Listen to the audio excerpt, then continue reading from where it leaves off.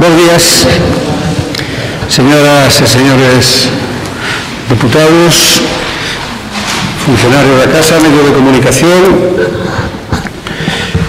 público que creo que nos acompañan no son de actos, tamén os de linguas e ensinos. Boas festas a todos e a todas. Imos dar comezo a sesión ordinaria, a última sesión ordinaria do ano 2020, que esperemos tamén que sexa o adiós a un ano que creo que non recordaremos moi ben. Dito eso, ven vostedes que teñen uns novos sistemas telemáticos e dicirlle que, por lo tanto, as votacións non se farán a man alzada, sino que xa teñen aí nos dispositivos, nos botonciños, pois si non a abstención, en función do que queira votar cada señor diputado ou señora diputada, e que a falta de, bueno, de ir perfilando estas cosas, de que las perfilando, pois nun tempo prudencial de 10 segundos temos que ter todos votado para recontar a votación. Entón xa están marcados, como digo, xa os servicios da Casa estiveron facendo este traballo e poñer ao lado cada botón polo seu sentido de voto. Así que con pulsar ese botón con cada un de xa está. Tamén dicirlles, para que se organice cada voceiro que vai a falar, que na primeira intervención de 6 minutos, que vai a poder ver nas pantallas, para cada lado de frente, para que non haya problemas. O meu amigo alcalde de Vicerro, que decía que non vía o que estaba aquí, pois agora xa non ten ese problema. E nos 6 minutos, digo, cando chegue a 2, cambiará a ámbar, e cando chegue a 1, pondrás en roxo. Cando sean 3 minutos, o tempo do segundo turno, pondrás en ámbar cando falta 1 minuto e en roxo cando falten 30 segundos. En os turnos de peche, os diputados teñen turno de peche, como é un minuto solo, cambiará a ámbar cando queden 30 segundos e a roxo cando queden 10. De tal maneira que se pode organizar o seu tempo e dicir aquilo que considere máis relevante en cada intervención. E creo que, a grosso modo, así son as cousas básicas que debería contarles para que ustedes estén informados.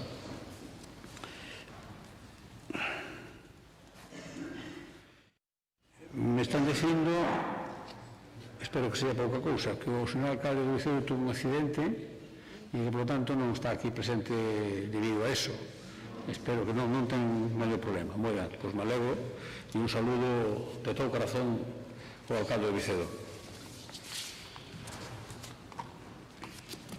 Bueno, pois comenzamos polo primeiro punto da orde do día, que é a aprobación da acta da sesión ordinaria celebrada o día 24 de novembro de 2020. Non sei se hai unha cuestión a acta. Non hai. Sometemos entonces a votación. Votos a favor. Activen o sistema de votación, por favor.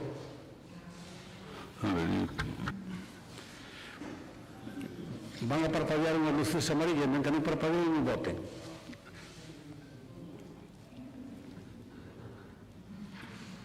Activen o sistema de votación.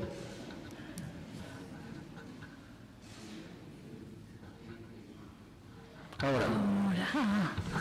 Sí, vota así. Sí. Hay que estar atento. Apaga el micro. Apaga el micro. ¿Está bien?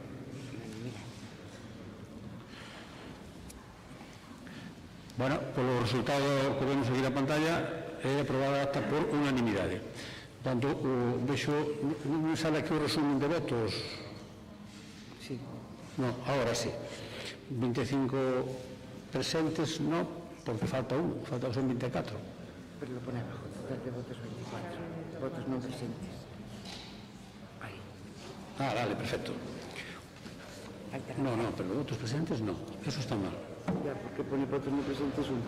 No. Y luego ahí, total. Esto seguro que tenemos que ir perfeccionando, pero non pode poden ser 25 presentes porque hai 24 presentes, por lo tanto non pode ser. Así que presentes a 24, ausentes 1, votos a favor 24, e así é como se contan os votos. Non podemos contar 25, porque non están. Entonces, se somos presentes 24, non podemos máis de 24. Vale, en todo caso, queda aprobada acta por unanimidade dos presentes con 24 votos a favor.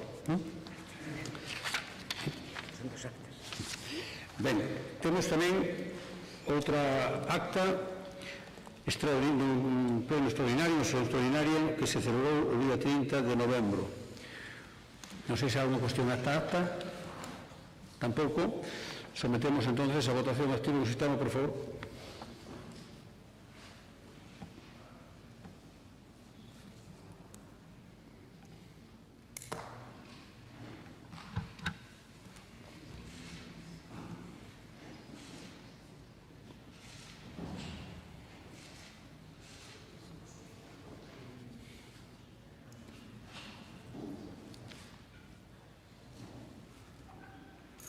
Bueno, tengo un problema que no caso anterior, presentes 24, un ausente, 24 votos a favor, por tanto, por unanimidade dos presentes.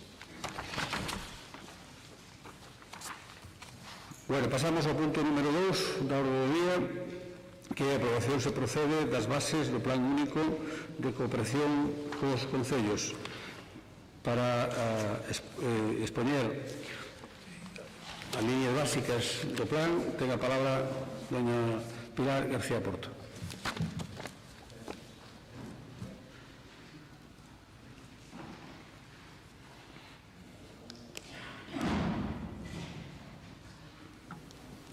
Pois moi bons días a todos e a todas. Gracias, señor presidente. E como vostedes saben, a aprobación do Plan Único, neste caso as bases do Plan Único para o ano 2021, sen dúbida é unha boa nova para os 67 concellos desta provincia e por ello tamén é unha boa nova para os veciños e veciñas da provincia de Lugo.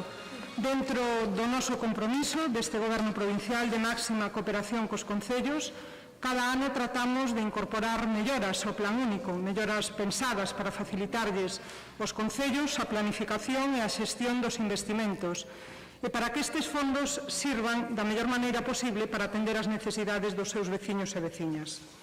Esta máxima de cooperación cos concellos combínase coa obriga de mellorar na xestión dos fondos públicos da Deputación de Lugo, realizando cada ano unha xestión máis eficiente.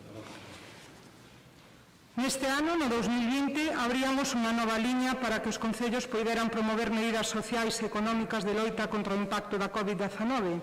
En esta ocasión, volvemos a incorporar melloras no Plan Único de cara a un ano no que os concellos necesitan maior colaboración para combater a crise provocada pola pandemia e favorecer a recuperación social e económica.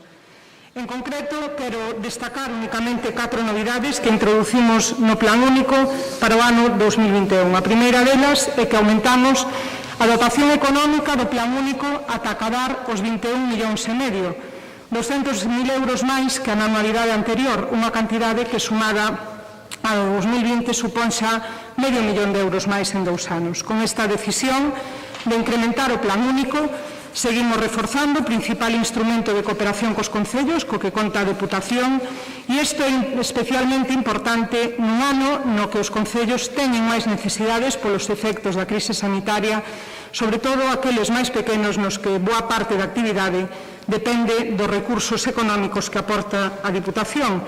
Nun ano no que, ademais, as particularidades de cada concello poden ser claramente diferentes das do concello do lado.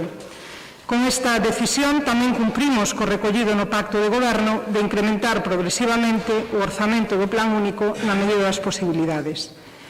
A segunda novidade que lles quero comentar é que o Plan Único da Deputación de Lugo non se aprobou nunca antes con tanta antelación. Por primeira vez, dende que existe este plan, aprobaremos as bases no ano anterior o seu período de vixencia. Creemos que isto é moi importante para os concellos porque lles vai a permitir traballar con moita maior previsión, poderán empezar antes as obras, nos meses de primavera ou de verán a época máis axeitada para facelo, pois poderán ter esas obras en marcha e tamén terán máis tempo para executar as actuacións que financian con cargo ao Plan Único. De feito, prevemos abrir xa a principios do mes de xaneiro o prazo para que poidan presentar os proxectos que queren desenvolver cos fondos do Plan Único, cando nos últimos anos o prazo viñase abrindo na primavera. A terceira cuestión é outra decisión que vai axudar os concellos a aproveitar mellor o Plan Único e é que poderán imputar con cargo a estes fondos os gastos de contratación de persoal dende principios de ano. Isto vai a favorecer a creación de postos de traballo e facelo dende primeiros de ano é unha medida que terá un carácter permanente no tempo, pero que o vindeiro ano será especialmente importante para contribuir á recuperación do mercado laboral.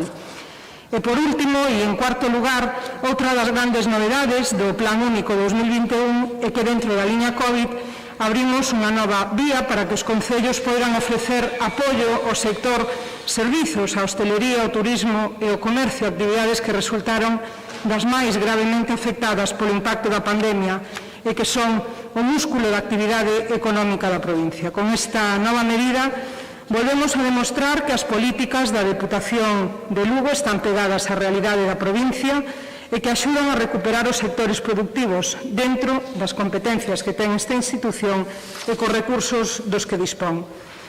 Estas son as principais novidades do Plan Único 2021, que, polo demais, mantén a esencia como é a distribución dos fondos en función de criterios públicos exceptivos, como son a poboación, a superficie, a dispersión territorial ou a taxa de envellecemento. E como en anos anteriores, fíxase un máximo de 500.000 euros para os concellos que teñen máis habitantes e de 200.000 euros para os concellos que teñen menos. É dicir, reparto de fondos públicos con criterios obxectivos, práctica, sen dúbida, desexable para poñer en marcha dende calquera administración e que se bota en falta nalgúnas e que redundaría, ao igual que pasa co Plan Único, na cohesión social, no equilibrio territorial que tanto demandamos e creo que todos estamos convencidos necesitamos nesta provincia. Moitas gracias. Gracias, doña Pilar. Comunicarles a señoras e señores diputados, como acaba de pasar a señora secretaria, un informe que contén dúas correccións de erros que son os seguintes. O primeiro é na base 11 relativa aos aforros no apartado do programa de investimentos da página 17. Indícase por error o seguinte, dice, executarase antes do 30 de setembro de 2022 e xustificarase antes do 15 de outubro de 2022. E debe decir, executarase na data límite do 31 de outubro de 2022 e xustificarase na data límite do 15 de novembro de 2022. E o segundo erro é na base 18 relativa á xustificación no apartado 18.3 do Programa de Fomento do Emprego, páxina 24, onde se indica agás os pagamentos correspondentes ao mes de setembro e debe decir agás os pagamentos correspondentes ao mes de outubro. Estos son os dous erros que se detectaron e que se corrixen, basicamente, non? Moitas gracias. Bueno, pues entonces continuamos co debate e ten a palabra polo Grupo Popular don Javier Castiñeira. Gracias, señor presidente. Felices festas a todos en nome do Grupo Provincial do Partido Popular. Non sería xusto iniciar este debate do Plan Único sin felicitalo antes. Ben certo, felicitámoslo con toda a sinceridade porque efectivamente o que dice a voceira do Partido Socialista é importante que isto se aprobe antes de que remate o exercicio, de que empece o seguinte, algo que lle pediríamos no anterior pleno de aprobación do Plan Único porque viñera moi tarde e iso traía moitas complicacións. Isto axudará bastante a xestionalo, sobre todo os trámites de plazos e de seguridade xurídica. Pero igual que felicitamos o equipo de goberno polo plazo, tamén é verdade que lle decimos que non poden estar satisfeitos. Podrían estar satisfeitos se viñeran aquí con un plan único consensuado con todos os grupos, pero especialmente tamén co grupo mayoritario desta corporación, que é o Partido Popular. O Partido Popular entérase de que se van a aprobar as bases pola prensa, non unha vez máis, prácticamente moi similar aos orzamentos, exactamente a mesma liña. Por lo tanto, esa é unha cousa que ten pendiente vostedes, señor presidente, o consenso, tratar de buscar acordos co partido mayoritario, que somos o 48% desta Cámara. Como fixo o seu antecesor, o señor Campos, que no seu día, a iniciativa do Partido Popular precisamente naceu o plan único con un acordo entre o Partido Socialista e o Partido Popular. Digo isto porque é o que vostede agora mesmo vota pouco, o sea, votamos en falta de vostede. Nos orzamentos afastounos desta posibilidade e o fai agora no plan único. Tampouco pode estar satisfeito porque incumple a súa promesa de subir o 25% o plan único. Conxelo, sube prácticamente o 1%, que son eses 200.000 euros. Cando esperaba subir o plan único, que mellor momento, o ano 2021, precisamente para facelo que é un ano especial, pero vostede sigue na súa continuidade. Entendemos que iso é malo para a provincia de Lugo. Podía aprender da Xunta de Galicia, que sube un 15% os seus orzamentos, ou ten moi fácil tamén dos seus compañeiros da Coruña, que suben un 37% este ano o plan único. Pasan de 47 millóns a 64 millóns na Coruña. Na Coruña o plan único significa un 35% con respecto aos orzamentos da Diputación. En Lugo, este plan único significa un 23%. Mire vostede onde está a diferencia. Xa non se compare xa tampouco nin con Pontevedra, que ten un 25%. Vostede non quere subir o plan único e nosotros entendemos que é por unha razón clarísima, porque lle gusta moito máis dar eses convenios á carta, eses convenios a dedos nos que gratifica os seus concellos e penaliza ou lle aplica a carta de racionamento aos concellos do Partido Popular. No seu día, o ano pasado, nosotros, este ano solicitamos para o anterior plan 700.000 euros de suba. Nos decían que non podía ser porque non se cumplía a estabilidade. Despois non foi certo, porque despois se aprobaron a posteriori uns convenios por 3,5 millóns de euros tamén a cargo do remanente. Nós o que propoñemos é precisamente que eses 3,5 millóns de euros que vostede usa precisamente para eses convenios extraordinarios, que os meta no plan único, sobre todo nun momento extraordinario. Yo decimos, a vostede gustalle máis o reparto discrecional que o reparto obxectivo que fai o plan único. A prova é que deses casi 5 millóns de euros que gastou en convenios discrecionales, o 50% foron para o PSOE, o 15% para o BNG, cando gobernan en 4 concellos, e o 3% para o Partido Popular. Ese é o reparto que lle gusta o presidente e o equipo de goberno. Tamén é ben certo que non nos gusta que eliminen as prórrogas. Cando se fixo o plan único había pactado 2 prórrogas con Elena Candia. O ano pasado xa suspendeu unha. Este ano suspende a capacidade dos concellos para pedir prórroga. Sabe cantos concellos pediron prórroga o ano pasado? 32 concellos que este ano non poderán facelo, e aí creemos que vai haber problemas.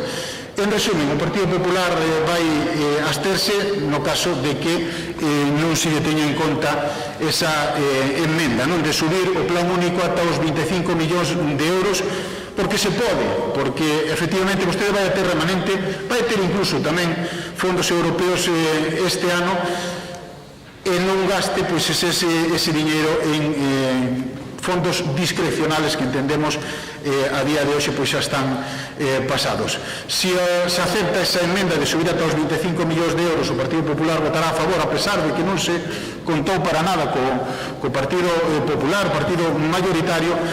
senón, en todo caso, o Partido Popular vaise abster, porque si entendemos que é un plan importante e, por suposto, creemos na autonomía dos concellos, e os concellos con este diñeiro van a poder facer unha serie de inversións que lle venen moi ben. Tamén é ben certo, remato, que sí entendemos que podía ser moito maior. Gracias. Moitas gracias. O grupo do BNG ten a palabra don Efraín Castro. Moi bo día a todas e todos.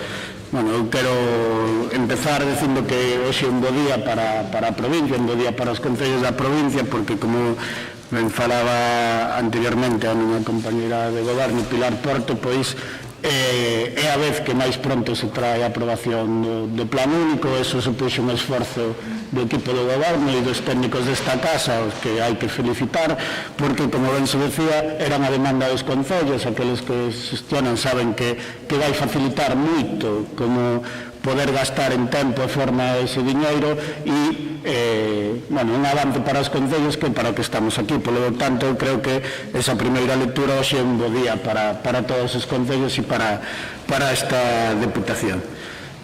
Despois de que quedeime un pouco sorprendido con a intervención do voceiro do Partido Popular, o señor Castiñeira, porque non sei, veu presumindo dunha paternidade dun plan único que xa lle dixen moitas veces. É curiosísimo.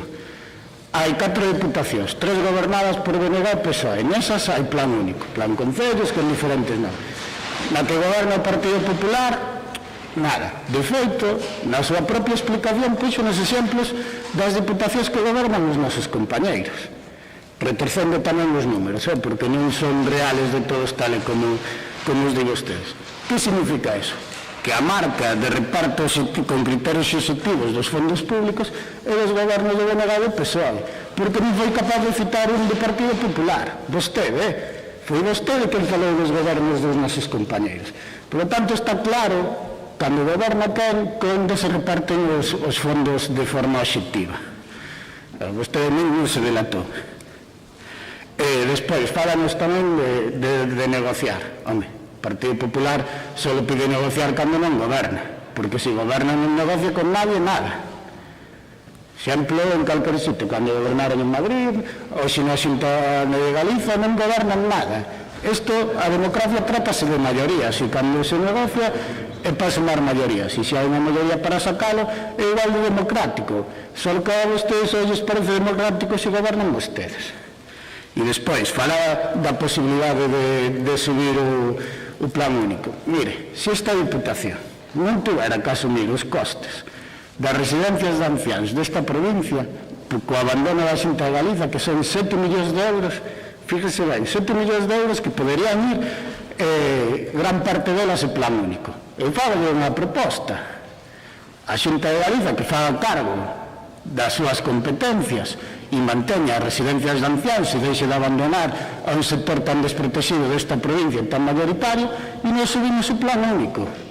Pero que non pode facer a Diputación é cubrir as eivas da Xunta de Galicia e subir o plan único de forma descabalada. 7 millóns de euros, e só falando desa, porque hai máis competencias da Xunta de Galicia que estamos a cubrir, como poderían ser a rede museística ou moitos exemplos máis dos leis da Xunta de Galicia. E vostede, claro, ven aquí predicando, pero onde están as propostas da Xunta de Galicia? Canto aporta a Xunta de Galicia ás residencias de ancianos? Nada. Eu fago da proposta. Según vaya collendo as competencias que son propias, imos subindo o plan único. Ora, o que non pode facer a Diputación é todo o traballo. Por lo tanto, volvo a decir, o plan único é marca dos gobernos do BNG e do PSOE, o reparto exectivo con criterios exectivos dos fondos públicos é marca dos gobernos do BNG e do PSOE, e a marca do Partido Popular é o reparto a dedo, tanto na Xunta de Galiza como na Diputación na que gobernan. Por lo tanto, eu creo que debería revisar a súa intervención, porque se pegou un tiro no pé. Pegou un tiro no pé porque se foi capaz de poñer exemplos de gobernos onde non está o Partido Popular. Neso concordamos toda esta parte do hemiciclo con vostede.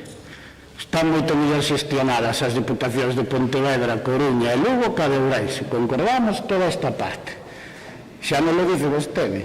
Por lo tanto, miren para vos e vexan que desde un lado se fan ben as cousas e desde outro o que fan é repartir os fondos públicos a dedo.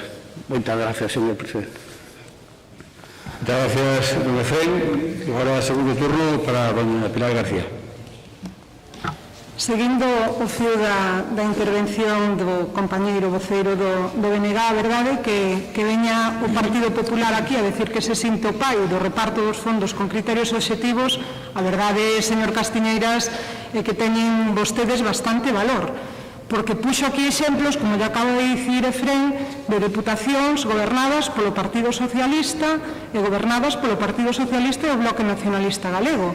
Podemos falar de outros exemplos, podemos falar da Deputación de Ourense, que sendo a única Deputación en Galicia que vostedes gobernan, é a única que non ten plan único. E, por certo, tamén a que menos fondos pon a disposición dos concellos con criterios obxectivos, 50.000 euriños para cada concello. É o que dispón a Deputación de Ourense con un orzamento similar a de Lugo, con criterios obxectivos a disposición dos concellos. Pero podemos poñer máis exemplos. Podemos poñer o propio exemplo da Xunta de Galicia, que nos vai a servir para máis dunha cousa. Para o reparto con criterios obxectivos, que, dende logo, non son ningún exemplo, e tamén nos sirve para ese punto que di vostede tan importante de incrementar o plan único. Porque se tomamos o modelo da Xunta de Galicia, nin criterios obxectivos, nin conxelar e moito menos incrementar, como fixemos. Eu recordolle que a Xunta de Galicia o que fixo foi reducir as transferencias a concellos nun 6,4% neste orzamento do que vostede presume que suben. 5,4 millóns de euros menos a disposición dos concellos por parte da Xunta de Galicia, igualito que a Diputación de Lugo, señor Castiñeiras. O mesmiño, un calco. E por outra banda, a min tamén me gustaría decirlle que no ano pasado, neste ano, perdón, porque como xa estamos a piques de cambiar, tamén reduciron o PEI nun 50%. Esa é a política do Partido Popular, da que vostedes non poden presumir, evidentemente, pero nos non nos comparen tampouco, porque o modelo non é o mismo. Eu dou-me conta, señor Castiñeira, de que vostede vive un tanto anclado no pasado. Eu digolle que correr detrás do pasado como a quen anda detrás do vento non sirve para moito. E, ademais, tamén me dou conta de outra cousa. Vostede escolleu ese pasado nesta institución do seu partido como un repouso para descansar como voceiro. E, dende logo, na miña humilde opinión, non é o mellor camiño, porque eu creo que, como vostede presume de ser o grupo mayoritario, podería traballar moito máis e facer aportacións ao plan único en lugar de sacar notas de prensa intentando desacreditar o presidente da Diputación, que, dende logo, non é o mellor camiño para unha oposición, pero, bueno, en fin, cada un escolle como quere. Moitas gracias. Moitas gracias, doña Pilar. Pero don Javier faino con cariño, hombre, que ten moito cariño. Así que, como ten tanto cariño, segundo turno, don Javier. Gracias, presidente. Eu creo que tenen moi poucos argumentos, porque se desde esa bancada aproveitan os 2 minutos para criticar a oposición que non foron capaces de chamar, a verdade é que non deben estar moi contentos co plan único. Vostede fala de que incrementa o plan único. Non incrementa o plan único, conxélano prácticamente. Subir menos de 1% non é incrementar o plan único. Falaban dun plan dun pacto de goberno. Nese pacto de goberno falaban do 25%. Non o dice o Partido Popular, o dicían vostedes mesmos, o dicía o presidente. Sí, non diga que non, porque o teño aquí, vicepresidente, vai a quedar moi mal. Falaban do 25%. Por outro lado, se vostedes queren apoiar os autónomos, poñan fondos para apoiar os autónomos. Non lle quiten aos concellos do plan único para que se os concellos queren que dos seus fondos que eran para inversións ahora subvencionen os autónomos. Eso está ben, pero efectivamente vaise a condicionar a que os concellos o podan facer ou non. Vostedes suplementen eses 3,5 millóns de euros que nosotros dicimos e digan isto é única e exclusivamente para os autónomos. E con eles resarciríanse de haber votado no seu día en contra o plan post-Covid que propuxo o Partido Popular. Señor Castro, vostede fala das residencias. Hoxe, casualmente, estuve dándolle un repaso un especial importante das residencias. A verdade é que son moitos especiales os que vostedes fan. Eu supoño que están bastante contentos precisamente con esa xestión das residencias, porque propaganda, dende logo, que afán. Creo que se lles quitan as residencias, pouco terían que vender nestes últimos anos. Fala da Xunta de Galicia, novamente volvemos á Xunta de Galicia. Mire, a Xunta de Galicia este ano incrementa a inversión por lucense. Chega a 4.750 euros por lucense. É a administración que máis invirte en cada lucense. Non se compárese con outros gobernos, compárese co goberno do Estado que os deixan sin estradas, o goberno do Estado que ningunea a esta Diputación e que non lles fai caso absoluto, pero coa Xunta de Galicia, dende logo que non. Nós creemos que agora un momento ideal, o ano 2021, precisamente para reforzar o plan único, van a poder facer, porque, o decimos, van a ter disposiciones en el remanente, o que pasa que o queren usar despois para eses convenios ad hoc que fan vostedes, e que despois, pois, bueno, o Partido Popular queda con un 3%, o BNG, tendo 4 concellos, pois lle dan 730.000 euros, e o PSOE pois colle a mitad deses fondos. Iso era moito máis interesante no plan único e seríamos moito máis xustos, e aí teríamos o Partido Popular. É claro que o Partido Popular apoiou no seu día, apoiou non, solicitou que se fixera un plan único, vostede estaba no pacto, señora García, vostede estaba nese pacto. Moitas gracias. Moi amable, para un turno de peche ten a palabra a doña Pilar García Porto. No, perdón, Efrén. Segundo turno, Efrén. Ben, señor Castiñeira, vostede hoxe tiña un papel difícil no debate do plan único e saiu perdendo, pegouse un tiro no pé na primeira intervención buscando exemplos de gobernos da mesma cor que desta Diputación e agora falando dos repartos a dedo. Home, vostede que lle gusta falar tanto da legislatura anterior, a señora Cambia, que vostede sustituye como voceira, creo que se non ten o récord do mundo en reparto de fondos a dedo en tempo, nos meses, eu creo que non sei, é que ven falando de unhas cousas que vostedes despois non aplican. É que vostedes, cando gobernan, fan todo o contrario que vostede está dicindo aquí. Todo o contrario. E despois xa, a desfachatez de que a Xunta abandone as persoas maiores desta provincia. E que a vostedes les parezca mal que tras ese abandono a Diputación toma a decisión de buscarlles un sitio lindo para pasar os últimos anos da vida, xa me parece claro, que como non ten argumentos ten que atacar. Que lle parece mal? Que esa xente teña as residencias onde está? Expliquen que lles parece mal dese sistema. Porque a mí, o que me parece mal é que sea unha competencia exclusiva da Xunta de Galicia e teñan que ser fundos da Diputación que o fagan. Pero, como é o máis importante que temos, decidimos invertir esos fondos nesas persoas. E se a Xunta fixera as súas funcións, pois habría máis dinheiro para outras cousas. Fálanos de medidas para os autónomos. Oiga, que a Xunta as faga tamén, porque máis alá de moita publicidade, fale vostede cos autónomos a ver canto dinheiro recibiron da Xunta. E despois ven tamén increíblemente dicindo que a Xunta de Galicia inverte máis dinheiro por habitante na provincia de Lugo que a Diputación. Home, é que se non malo. Estamos falando de dúas administracións completamente diferentes e de dous orzamentos completamente diferentes. O que eu dicía ao principio, vostede chegaba aquí con un papel moi difícil porque evidentemente en público teñen que defender os plans únicos, aunque despois cando gobernen non o fagan, e ten que buscar exemplos fora do Partido Popular. Por lo tanto, volvo a como comezaba a miña intervención. Hoxe é un bo día para os concellos da provincia, avánzase no plan único tanto na subida desos 200.000 euros e na aprobación anticipada do plan único. Polo tanto, os concellos van poder dispoñer moito antes deses fondos e vai ser un bo ano para poder sostenar despois dunha crise tan difícil como foi a do Covid. Moitas gracias, señor presidente. Moitas gracias, doña Fren. E agora sí, doña Pilar, ten usted un turno de peche de un minuto. Nos sí que asistimos a un especial sobre a Xunta de Galicia pleno tras pleno, señor Castiñeira. E voulle facer unha proposta, voulle dicir que cando vostede teña ocasión de ver ao presidente da Xunta de Galicia, lle diga que faga cos orzamentos da Xunta de Galicia un plan único como a Deputación de Lugo e que o conxele. Válenos. Sabe canto supón eso?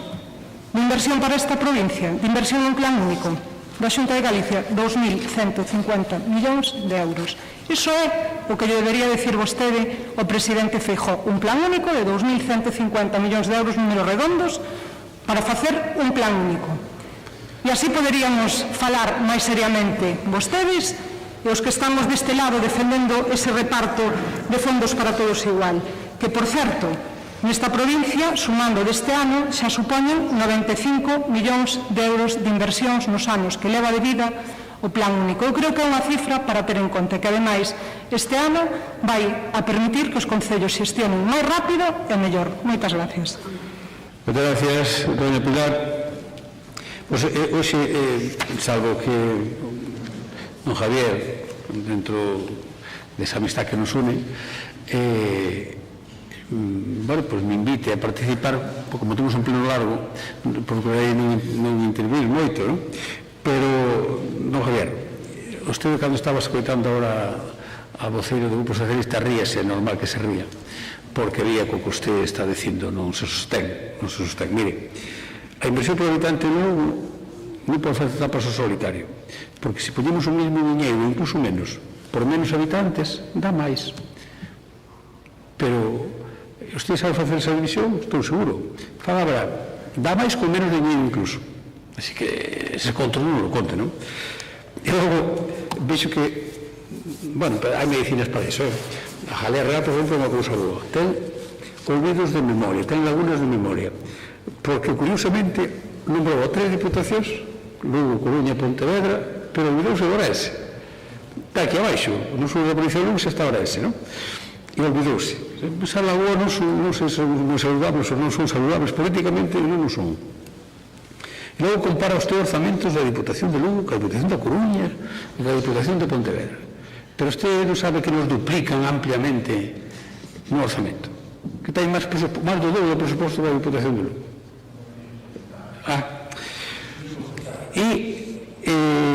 Mire, a Xunta dice que sube un 15% o presuposto este ano, non? Ben, pero onde ven eses fondos, señor Castiñeiras? 1.100 millóns do Estado, máis, 1.100 millóns máis do Estado.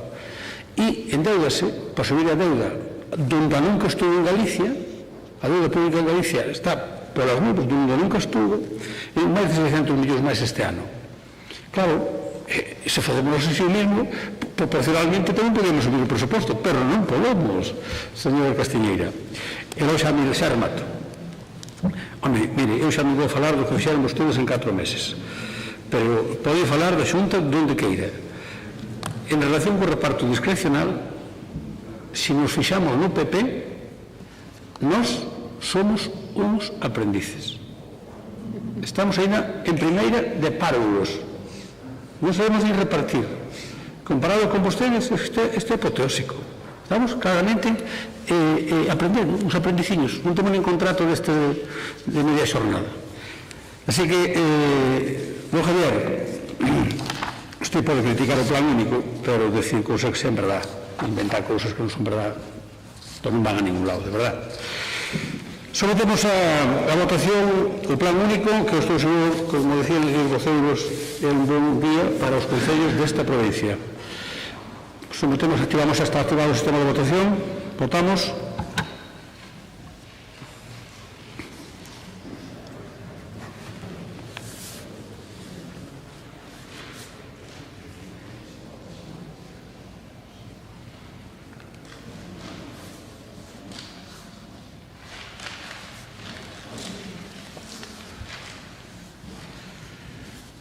Bueno, temos o resultado de 13 votos a favor e 11 abstencións. Queda, por tanto, aprobado o plan único para o ano 2021.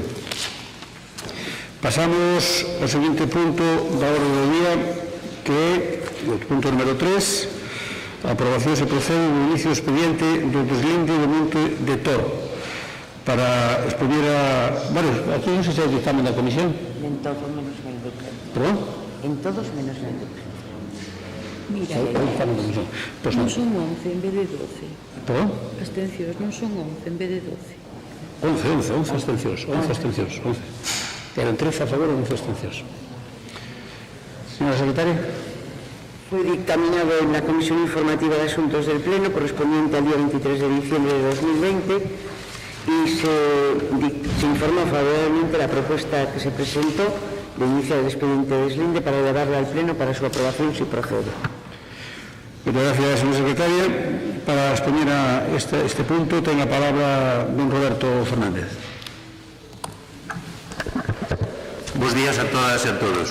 Traemos hoxe a pleno unha proposta para iniciar o expediente do deslinde do Monte de Tor. Como está reflexado no expediente, a Deputación de Lugo é titular de 3 parcelas catastrais ubicadas no concello de Monforte de Lemos, na parroquia de San Xoán de Tor.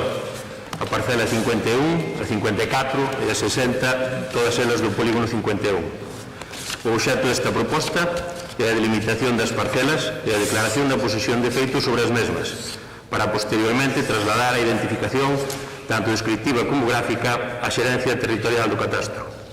Esta delimitación entendemos necesaria, dada a falta de concordancia entre os titulares, neste caso a Deputación Provincial de Lugo e o Monte Comunal de Veciños de San Xoán de Tor, sobre a delimitación das mencionadas parcelas e as discrepancias entre a cartografía que delimita os montes veciñais e un man común elaborada pola Xunta de Galicia e a delimitación catastral entre Tor e Ferroedo. É, por tanto, un procedimento necesario para clarificar as dimensións e os lindes das parcelas e todos os datos técnicos aos que me refiro están reflexados no correspondente expediente que hoxe traemos para aprobar inicialmente e que todas as deputadas e deputados temos a nosa disposición. Gracias. Muchas gracias, Roberto. Tengo la palabra polo grupo do BNG, don Efraín Castro. Renuncio ao turno. Señor Castiñeira. Moi brevemente, entendemos que é un documento técnico, pero como si ben dixo o señor deputado, existen os colindantes, esperemos que con ese documento se resolvan as cousas e se chegue a un acordo, non? Se un acordo polas boas para que non se abra unha fricción con esta comunidade. Polo resto, evidentemente, se hai documentos técnicos son favorables a esta aprobación, pois o Partido Popular vai a votar a favor. Moitas gracias. Non sei se hai alguna intervención máis, creo que non. Pouco máis que añadir, é unha proposta para iniciar un trámite a corrixir os datos incorrectos que figuran nunha finca que está no patrimonio desta institución e calquera aportación ou clarificación poderase facer posteriormente no período de exposición pública. Bueno, moitas gracias. Bueno, pues sometemos entonces a votación. Activamos a votación, por favor.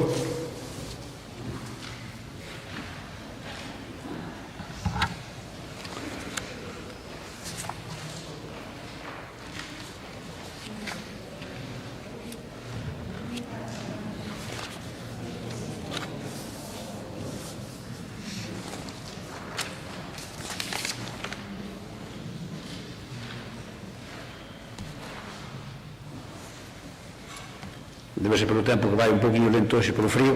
Hai que activarlo para outro día con máis gasolina.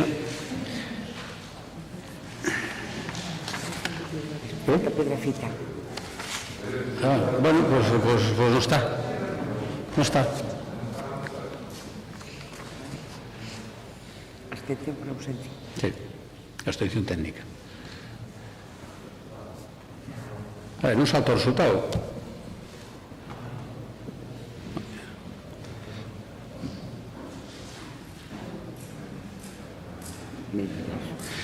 Bueno, 23 presentes, son 23, perdón, 23 presentes, 23 síes, neste momento hai unha ausencia do señor diputado, o señor Raposo, por tanto, unha abstención técnica. Por ausencia. Queda aprobado este punto do orde do día do deslinde do Monte de Tor. Pasamos ao seguinte punto do orde do día, que é o punto número 4, que é proposta para a homologación dos postos de traballo dos servicios visuais e a plena aplicación ao persoal subrogado do Convenio Colectivo Único de Persoal Laboral da Diputación de Lugo. Dictame da Comisión, por favor. Fue dictaminado en la Comisión Informativa de Asuntos del Pleno, correspondiente al día 23 de diciembre de 2020, y una vez informada favorablemente la propuesta presentada, le corresponde al Pleno su aprobación. Muchas gracias, señora secretaria. Y para exponer esta iniciativa, ten a palabra a doña Pilar García Porto. Pois moi brevemente, señor presidente, porque é un asunto que xa ven un tempo atrás, polo tanto todos somos coñecedor del, e os antecedentes que hai nesta institución para precisamente a homologación dos postos de traballo dos servicios audiovisuais e a plena aplicación ao persoal que se subroga ao convenio á institución provincial do Convenio Colectivo Único de Persoal Laboral da Diputación.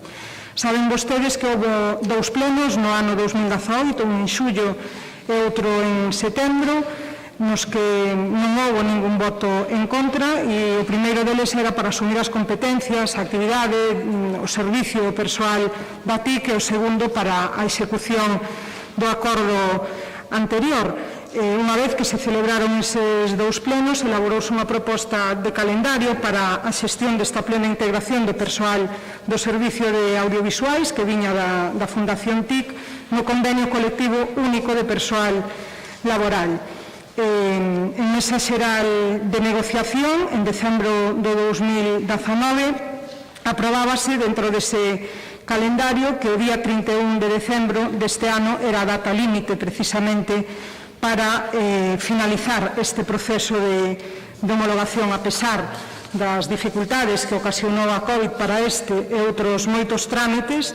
Pois o certo é que chegamos en plazo, chegamos a tempo para que isto este finalizado antes desa data, e por darlles alguna indicación, ainda que teñen toda a documentación os deputados, dicirlles que se tratou de que esta homologación fose o máis respetuosa posible cos traballadores que se integraban dende a Fundación TIC e tamén cos propios traballadores da Deputación. Básicamente se realizou unha análise da descripción de cada posto de traballo, determinábase a titulación necesaria e adecuada, ademais de requisitos para o seu desempeño, e encadrábase en cada un dos postos no grupo ou subgrupo de clasificación con base na titulación académica necesaria, que era axeitada tamén e ademais fora exixida nas bases da convocatoria e acreditada ao mesmo tempo polo empregado naquele momento. O proceso de homologación respetou as retribucións consolidadas dos empregados que os integran o servicio de audiovisuais. En ese sentido, os postos que non poden ser homologados, conforme ao que lles acabo de dicir, pois manteránse coas actuais retribucións como postos a extinguir. E, ademais, tamén o proceso de homologación faise ao grupo de titulación dos postos non singularizados, que na proposta veñen descritos cada un dos postos. Como consecuencia desta homologación, a plena aplicación do convenio colectivo, procede a adecuar tamén o cadro de persoal ás modificacións que se derivan desta homologación, e tamén se adecuará ao plan de funcionalización desta institución. Bueno, chegando xa a estas datas, nese calendario, como xa poden ver vostedes na proposta, isto foi sometido a consideración da Mesa Xeral de Negociación en dúas sesións que se celebraron o 15 e o 16 deste mes, no mes de decembro de 2020, e foi aprobada pola maioría das representacións das organizacións sindicais que estaban presentes na mesma. E isto é canto teño que dicir sobre esta proposta que hoxe traemos a pleno. Moitas gracias, doña Pilar. Agora ten unha palabra don Javier Castiñeira, polo Grupo Popular. Gracias, señor presidente. Bueno, o Partido Popular vai absterse neste sentido. Si é verdade que se regulariza unha situación de uns traballadores, concretamente os traballadores da TIC, pero sí que co pouco tempo que tuvemos estes días para analizar esta situación, bueno, pues falamos con varios traballadores e hai xente que está contenta e hai xente que non o está. Vostede o sabe perfectamente e dende logo nos respetamos a súa opinión. Pero sí que é verdade que votamos de menos que isto non se aplicara aos traballadores das zonas verdes de Suplusa. É unha pena, porque faise un agravio enorme, porque os traballadores da Fundación TIC tuveron a mesma situación que os traballadores de Suplusa. O que pasa é que o destino é totalmente diferente. Vostedes mandan subrogados aos traballadores de Suplusa, os que estaban nos xardines, a Traxa, e neste caso a Fundación TIC tamén no seu día ao Iludes con bo criterio, ademais, eu creo, o subrogan dentro da plantilla de Diputación de Lugo e agora ven esa homologación. Por lo tanto, votamos en falta que haxa un rigor para todos iguales. Unha institución deste tipo non pode facer unhas cousas con os traballadores e outra con outros. En este caso, vai a por encima o noso máximo respeto a todas aquelas persoas, dos traballadores de Suplusa, que tuveron que conformarse con ese ninguneo, esa subrogación a Traxa. Por lo demais, esperemos que en todo caso se vaya contentando a maior parte do personal. Se hai ese acordo coas entidades sindicais, evidentemente é un bo paso tamén. Moitas gracias, señor Castiñeira. Don Efrén. Ben, moi brevemente nos imos votar a favor desta proposta e só decirle ao señor Castiñeira que en situacións iguais tratarase igual a todos os traballadores desta casa. Por lo tanto, por aí pode estar vostede tranquilo e sempre se fixo con informes técnicos e hai situacións que poidan estar en estudio, pero en situacións iguais vanse tratar a todos iguais e en tanto punto imos votar a favor, porque o fin dun proceso longo que ven xa de outras legislaturas, independentemente de algún fleco que non sempre todo é a gusto de todos, é unha boa situación para os traballadores da TIC. Grazas. Moitas gracias, don Efrén. Doña Pilar, segundo turno.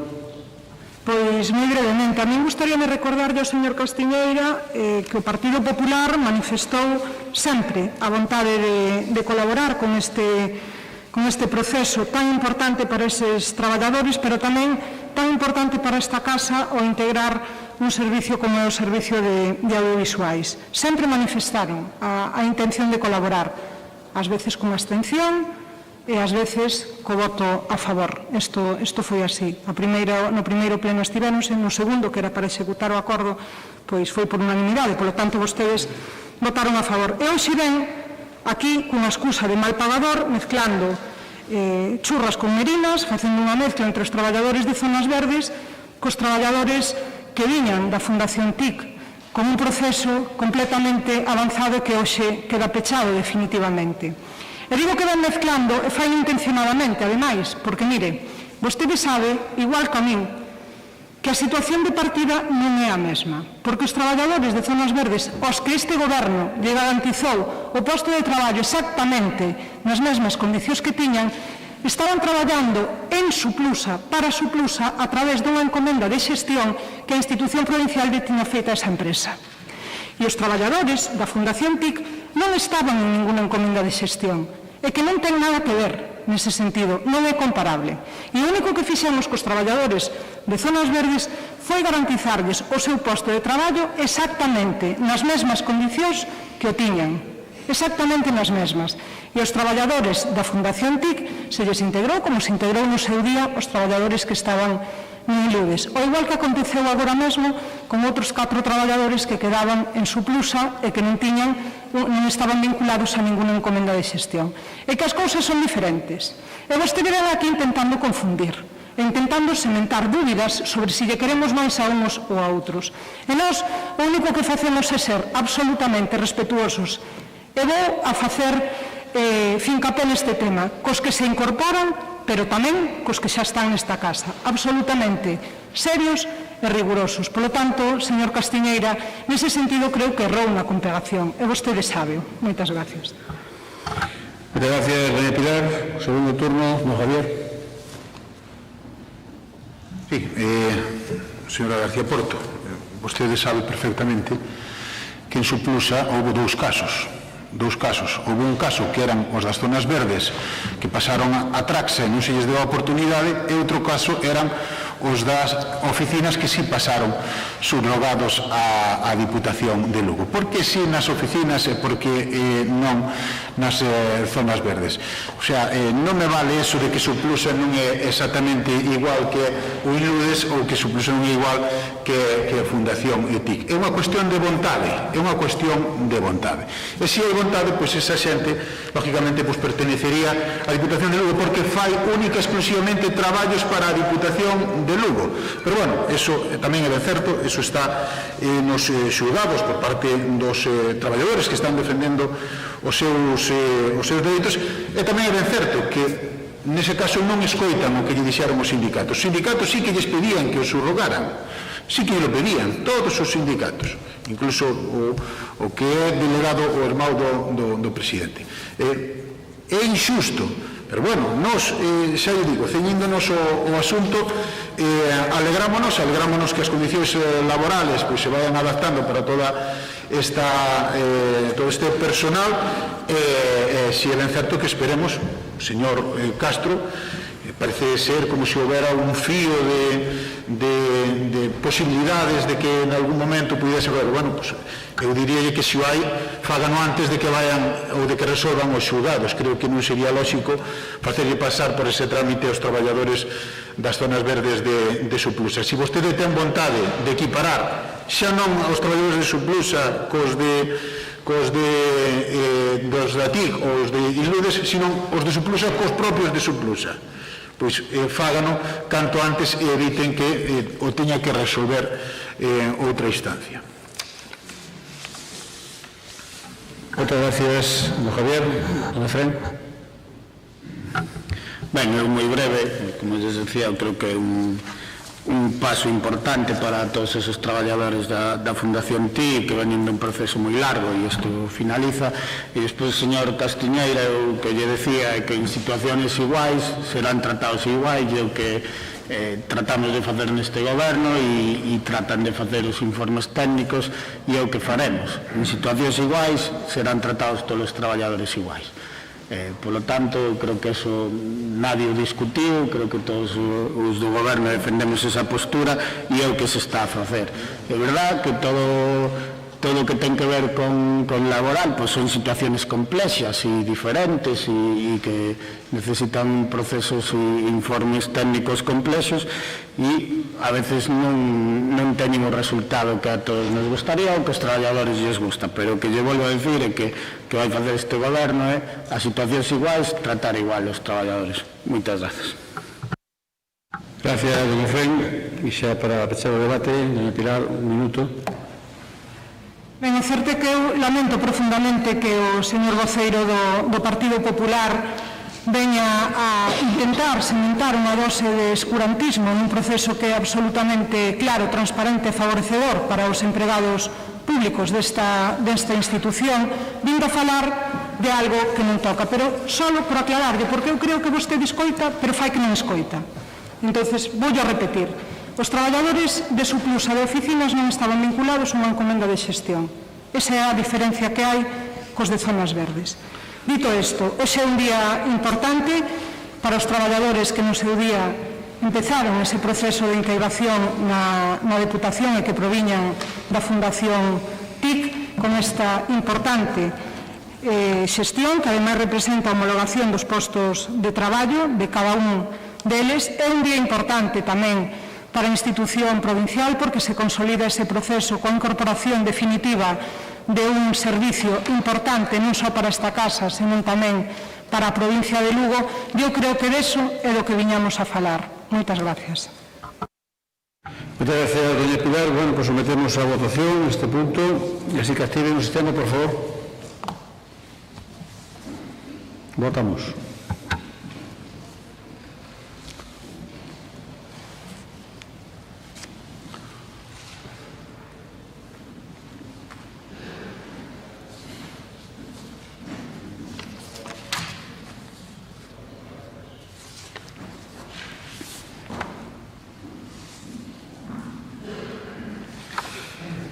Ben, son 13 votos a favor e 11 abstencións. Queda, por lo tanto, aprobada esta proposta. Pasamos ao punto número 5, que é a proposta de ampliación de prazo para desenvolvemento das edicións do curso específico da carreira profesional. Dictamen da Comisión, por favor. Fue dictaminado en la Comisión Informativa de Asuntos del Pleno correspondiente al día 23 de diciembre. Fue informado favorablemente la propuesta que se presenta y le corresponde al Pleno la aprobación de esta ampliación. Muchas gracias, señora secretaria. Para exponer esta proposta, ten a palabra a doña Pilar García Porto.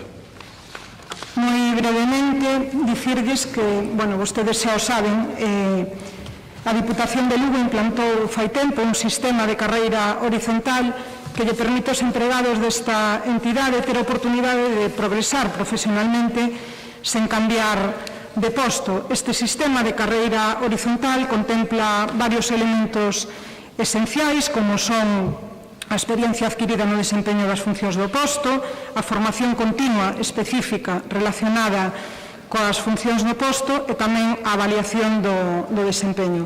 Dentro dese apartado da formación continua que se require para progresar, dentro do plan da carreira en o mesmo posto, pois está establecido que se ten que realizar polo persoal aspirante un curso específico dun mínimo de 30 horas de duración que vai a ser necesario para consolidar esa progresión. Estaba previsto que se poidera programar e executar dende as actividades formativas ao longo do ano 2020, pero a situación que a todos nos levou a pandemia do COVID-19 dificultou en extremo esta previsión, polo cual debemos adaptarnos a un novo calendario e este é o motivo polo que hoxe ven a pleno esta proposta para ampliación do prazo para o desenvolvemento dese curso específico para a carreira horizontal que é moi importante para un número considerable de traballadores desta casa.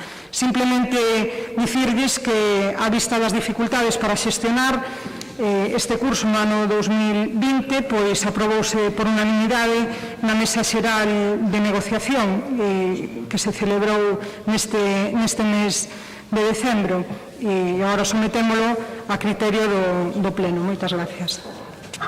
Gracias, doña Pilar. Agora, polo Grupo Provincial do BNG, ten a palabra don Efrén Castro. Nos pouco que engadir neste punto, imos votar a favor, se explicou técnicamente a señora Porto, polo tanto, nada máis que engadir. Gracias, don Efrén. E polo Grupo Popular ten a palabra don Javier Castiñeira. Grupo Provincial do Partido Popular votará a favor. Muchas gracias. ¿Alguna intervención más, doña Pilar? No, nada máis. Gracias, presidente. Muchas gracias a todos. Activamos el sistema de votación, por favor. Votamos.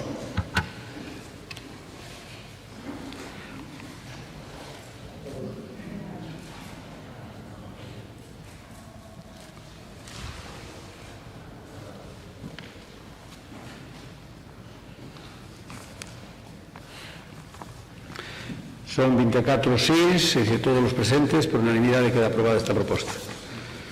Pasamos ao punto número 6, que é proposta de aprobación inicial se procede da Ordenanza Xeral de Subvencións. Dictamen da Comisión, por favor. Fue dictaminado en la Comisión Informativa de Asuntos del Pleno correspondiente al día 23 de diciembre y le corresponde al Pleno su aprobación inicial una vez informada favorablemente por la Comisión. Gracias, señora secretaria. Para exponer a proposta, ten a palabra doña Mayra García.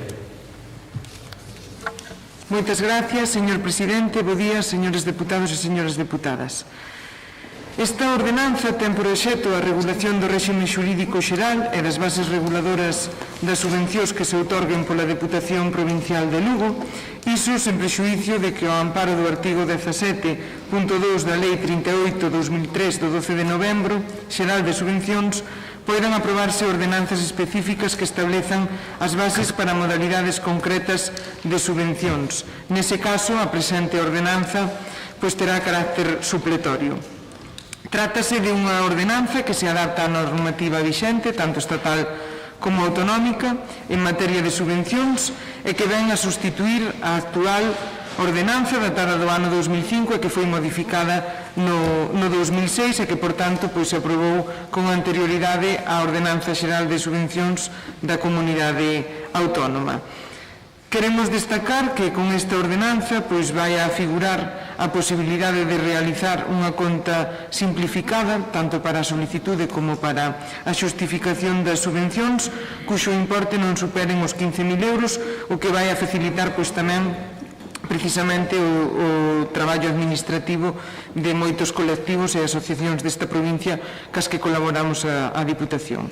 É meramente técnico, aquí o que vamos a facer é a someter a aprobación inicial, expoñerase 30 días ao público, se non hai alegacións quedará aprobada definitivamente, se non voltaremos a traela ao pleno para estimar ou desestimar as alegacións pertinentes. Nada máis e moitas gracias. Moitas gracias, doña Mayra. Polo Grupo Popular tengo a palabra don Francisco Malado. Sí, hola, bons días a todos e todas.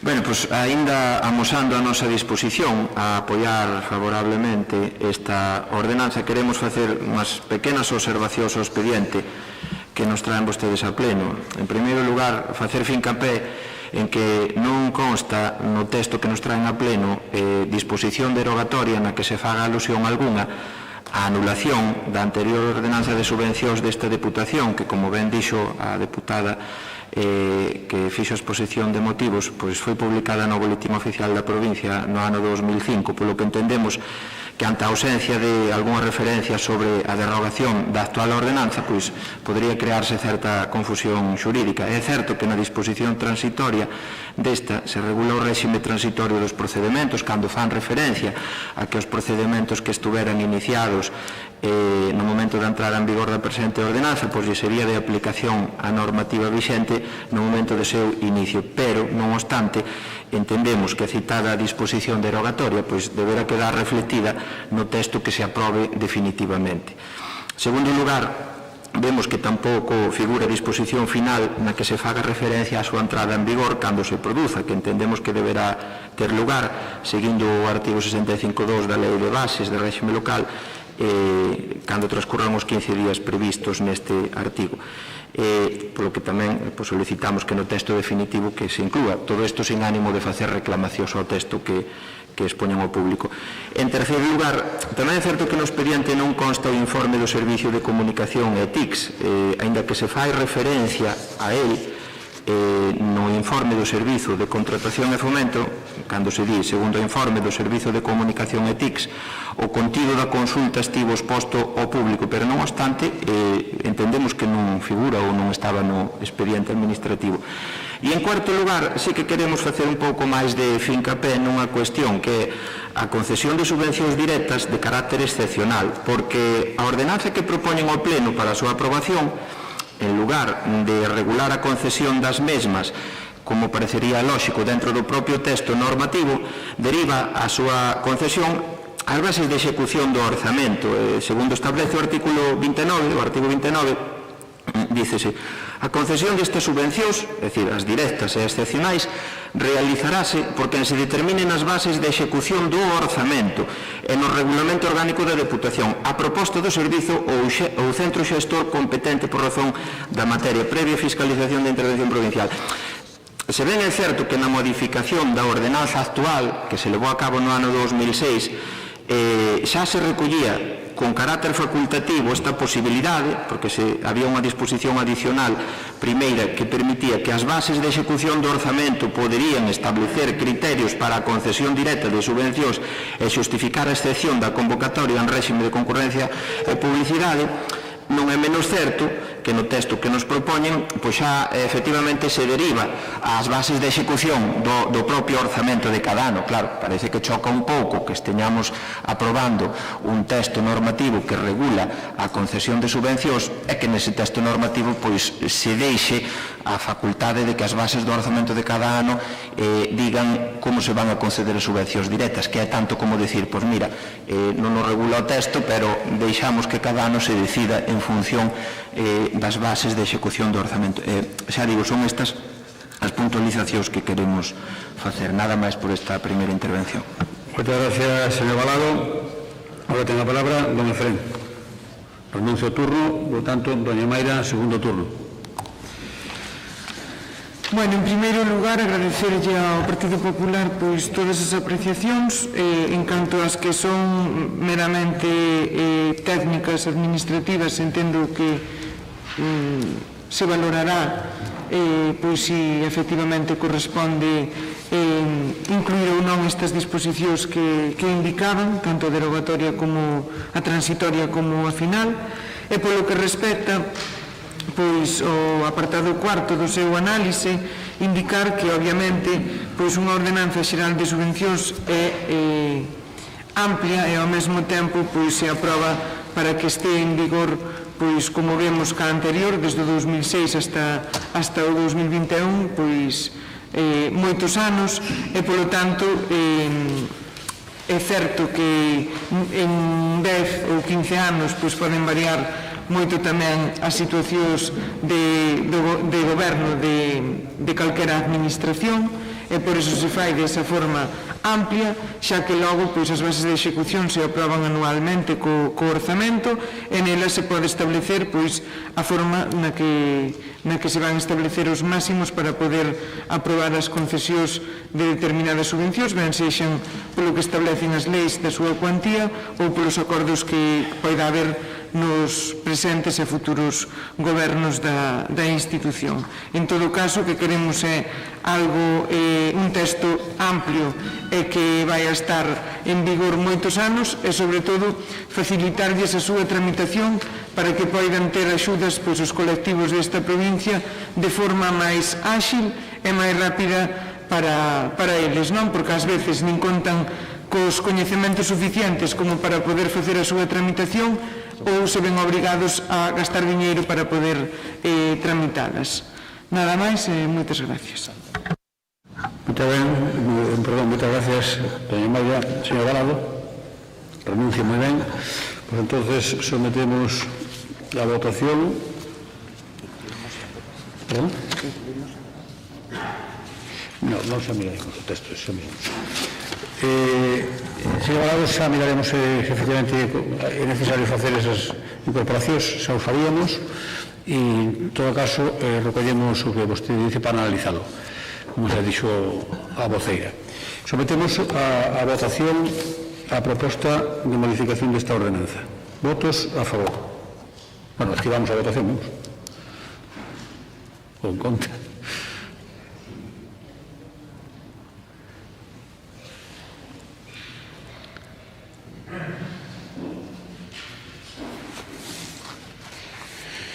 Sí, son 24 votos, a totalidade dos presentes a favor, por lo tanto queda aprobada esta proposta de ordenanza. Pasamos agora ao punto número 7, que é unha proposta de goberno que en demanda da mellora e do correcto mantemento das estradas do sur da provincia de Lugo. Esta iniciativa vai na expoñer ao pleno dun Efrén Castro. Ten a palabra. Grazas, señor presidente.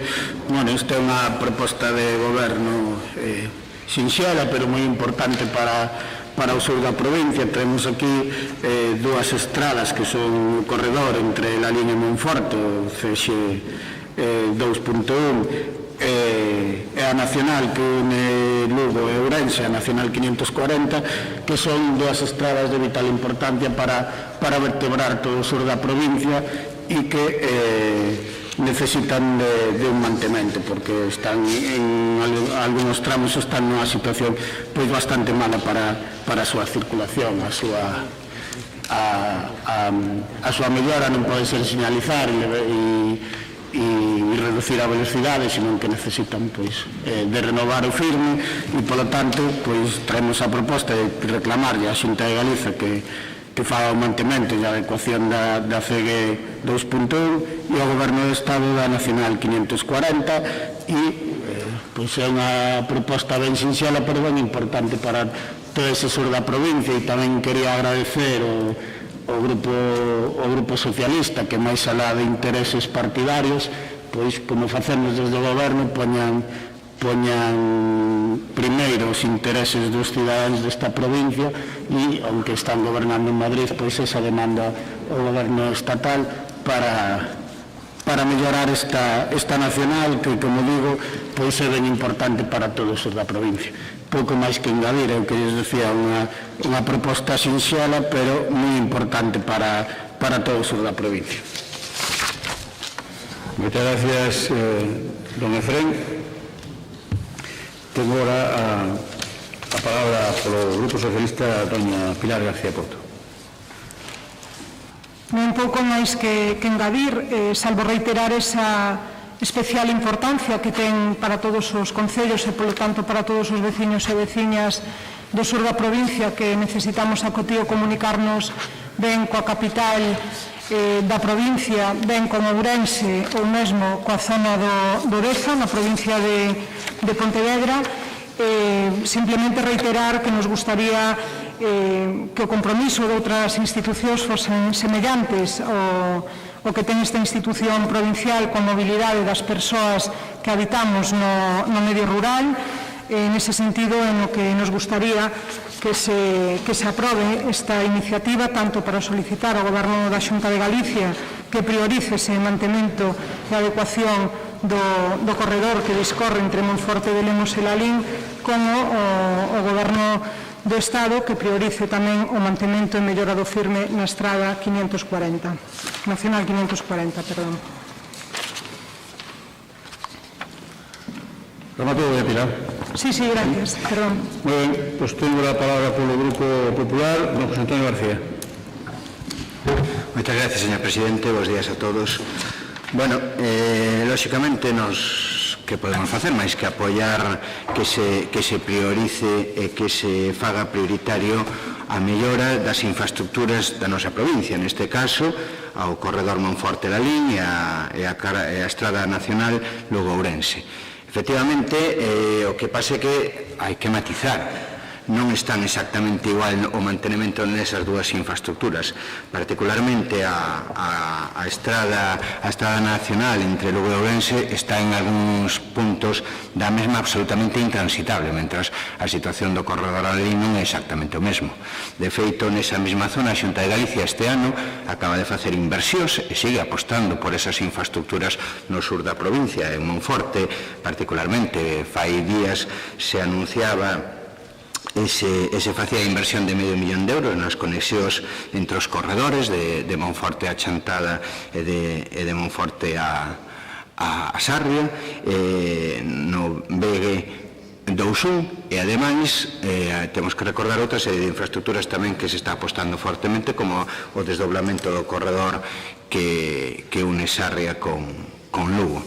En todo caso, está ben que pidamos, pero agardamos, vamos a ver o seu gran compromiso co rural e ca zona sur de Monforte na proposta que o Partido Popular trae este pleno. Porque está moi ben decirlle ao Estado que faga as súas estradas e que as manteña, está moi ben decirlle a Xunta de Galicia que faga as súas estradas e as manteña, pero non se ve o mesmo compromiso por parte da Deputación Provincial. Señora Porto, usted estará moi contenta, non sei en que país ou en que provincia vive vostede, porque non lle esa situación idílica da rede de estradas da provincia de Lugo, senón só ten que ir por moitos concellos incluídos próximos ao seu, e dende logo na zona sur, estradas absolutamente abandonadas desta provincia. E despois, se queremos apostar por o rural, por a provincia, aparte de poñerlle deberes aos demais, deberemos dar exemplo. E os orzamentos do ano 21 da Xunta da Deputación Provincial non son un exemplo. Nen inversión en infraestructuras, nen mellora de mantemento de estradas provinciais. Por lo tanto, benvidas sean as reclamacións a outros, pero fagámoslas nosos primeiros, para que alguén pense que esta Deputación sirve para algo, non só para mandarlle recados a Feijóo. Agardemos que sirvamos para algo, e vamos a comprobar ademais nunha infraestructura da que falaremos posteriormente, moi importante para o sur desta provincia, que une a veciños, alcaldes, concellos e unha opinión xeralizada da inseguridade que ten. Vamos a ver ese compromiso. Por lo tanto, pedirlle aos demais que melloren as infraestructuras desta provincia, de acordo. Priorizar as infraestructuras na zona sur da provincia, de acordo, non só na zona sur, na zona centro e na zona norte, pero facernos o mismo. Por lo tanto, nese sentido, pouco máis que engadir, simplemente anunciar o noso voto a favor nesa línea que acabamos de comentar. Muchas gracias, don José Antonio. Don Efrén, segundo turno. Ben, a bancada popular hoxe ten un pleno complexo, eu entendo, e, polo tanto, eu falaba de agradecemento ao Grupo Socialista de non facer partidismo barato e poñer por diante defender os veciños e veciñas desta provincia, e vostedes non son capaces. Calquer proposta que se traiga aquí teñen que levala a demagogia, presumir de cousas tan ridículas como facer un mini tramo de desdoblamento do corredor, que vamos falar outro día con veciño. O que non conozca a Xunta de Galicia virá de Coruña por unha autovía, sale, colle uns metros de corredor, despois 2 kilómetros outra vez de autovía e despois volve a salir. Esas son as obras das que ven vostede a presumir. E despois fala da seguinte proposta que van facer, que non se arranxe unha estrada. Fíxese ben do que poden presumir. Por lo tanto, que non sempre queren fazer ese partidismo barato e demagogia do Partido Popular e salelles mal, están tendo un pleno de pegarse tiros nos pés. Esta era unha proposta ben sinxela, que non tiñan que embarrala nin irse polos cerros de Úbeda, e non son capaces. Volvendo ao que ten que ver con a moción, eu creo que son dúas vías que vertebran o sur da provincia. Evidentemente, decía vostede que hai que invertir en toda a provincia, pero a nadie se nos escapa que o sur da provincia, se a provincia de Lugo está discriminada, pois o sur da provincia quizás non é a zona máis beneficiada por os gobernos que pasaron pola historia. Por lo tanto, eu creo que era unha oportunidade para deixar os partidismos baratos e defender as cidades da provincia, e vostedes non son capaces. Teñen que ir sempre a demagogia, a marca do Partido Popular, e arrimar a ascua en cousas tan ridículas como que lle digo, un mini tramo de desdoblamiento e unha moción que pide que non se arranxe unha estrada provincial, que eu non coñezo todos os plenos da historia desta Diputación, pero seguramente sea a primeira vez que se pide algo así. Por lo tanto, pois era unha proposta ben sinxela, pero ben importante para o sur da provincia, e esperamos que tanto a Xunta de Galicia como o Goberno do Estado fagan caso e melloren esas infraestructuras. Gracias, señor presidente. Muchas gracias, don Efrén. Doña Pilar, segundo turno. Sí, a verdade é que o Partido Popular hoxe está tendo un pleno no que caen constantemente na defensa a ultranza única e exclusivamente da xestión do Partido Popular na Xunta de Galicia. Pero mire, señor García, a min é que, de verdad, vostedes venden a bombo e platillo esa autovía que se refería ao compañeiro Efrén, e, home, é máis alá de irse facer a foto, o corredor Sarria Nadela Monforte, perdón. O que sí que lles quería decir era que dunha vez lle digan a Feijóo que traiga as máquinas e que se poña a traballar, xa desbrozaron, xa fixaron a foto, xa sacaron os achiños hasta para as ervas pequenas. Home, póñanse a traballar dunha vez. Non veñan a vendernos o que non están facendo, porque dende logo se un vive na outra esquina de Galicia e non coñece en profundidade o que aquí acontece, dá a sensación de que efectivamente temos unha autovía cando non existe siquiera. E mire, nós o único que pretendíamos era que vostedes se sumaran a unha iniciativa que creemos que non é complicada, porque é pedirle a dúas institucións con competencias en dúas estradas importantes para o sur da provincia que as melloren na medida do posible. E, ademais, queríamos tamén concienciar sobre a importancia que teñen as comunicacións e a mobilidade para as persoas que vivimos no rural. E eu vou a dicir que se a Xunta de Galicia, porque vostedes entran constantemente nese argumentario que lles mandan desde Santiago, incrementara nun 14%, como fixo esta institución para o ano 2021, os fondos para estradas, estaríamos falando dunha cantidade importantísima para a provincia de Lugo. Dende logo, seguro que tiñamos autovía dende Lugo a Monforte, pero en moi pouco tempo, se isto fixeran. E nada máis, decirlles que cometen outro erro cando abondan na necesidade de retirar inversións adxudicadas na provincia de Lugo, pero isto toca máis adiante. Xe vostedes empeñanse en falar en cada punto do que non toca e nos vámonos a guardar para cando toque falar desa retirada de inversións a que vostedes fan referencia. Moitas gracias. Agradece a doña Pilar. Tengo o segundo turno de José Antonio García. Non deixa de ser curioso como plantexan vostedes o funcionamento desta Diputación. Parecelles que é demagoxia falar de que a Diputación cumpla cos seus compromisos e coas súas infraestructuras. Xa o señor Castro fala de demagoxia e política barata. A política barata no Sabiñao, a política barata en Paradela, por iso lles vai a vostedes tamén eses concellos, señor Castro. Porque vostedes sí que están na demagoxia. Parece ser que falar de como están as estradas desta Diputación é demagoxia, e embarrar. Por certo, non sei por que creen que nos está resultando extremadamente complexo este pleno, porque non é a percepción que temos. Terán a vostedes. Terán a vostedes. E máis, o que lles dixemos, mire vostedes hasta onde chega a demagoxia, que lles vamos a apoiar ou solicitar a outras administracións que cuiden as súas estradas nesta provincia, e que vostedes non son capaces de cuidar as súas. Iso é demagoxia, iso é embarrar. Para que sirven ustedes, señor Castro? Se aquí falar das competencias desta Diputación é embarrar, que estamos nun salón no que falamos de Feijóo. A iso vimos.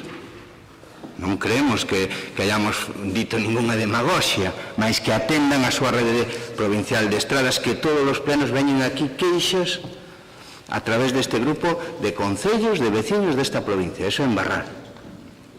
Falar de Feijóo, que é lo único do que falan vostedes, eso sí, veñen os galegos e pasanlles o cepillo a súa demagoxia.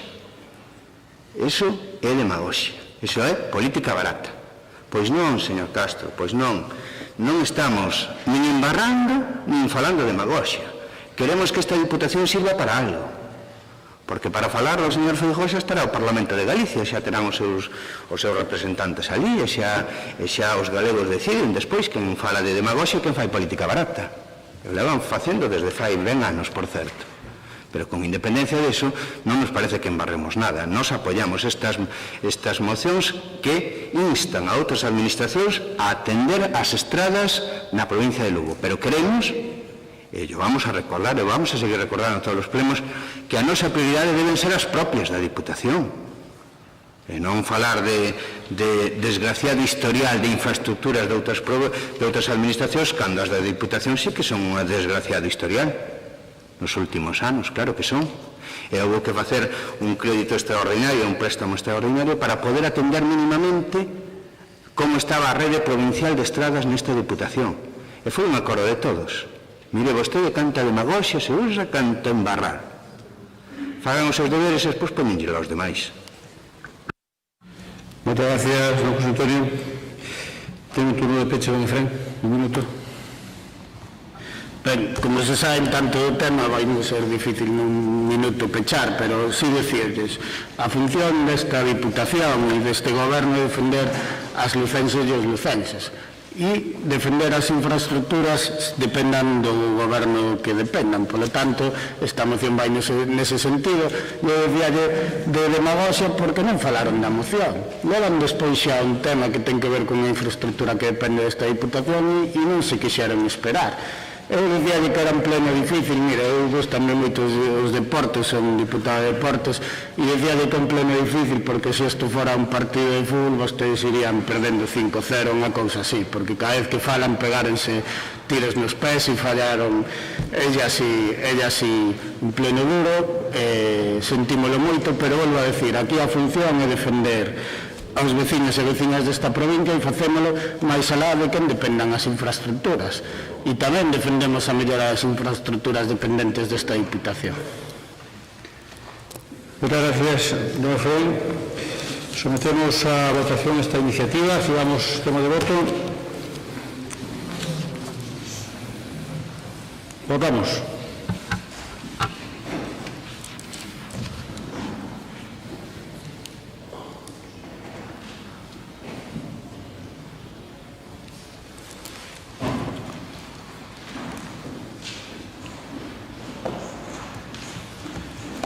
Votos 24, sí 24, queda por lo tanto aprobada por unanimidade a proposta. Pasamos ao punto número 8, que é unha moción do Grupo Provincial Socialista sobre a intención do Concello de Begonte de pechar o CEIP de Baamonde. Para expoñer a iniciativa, ten a palabra a doña Pilar García Porto.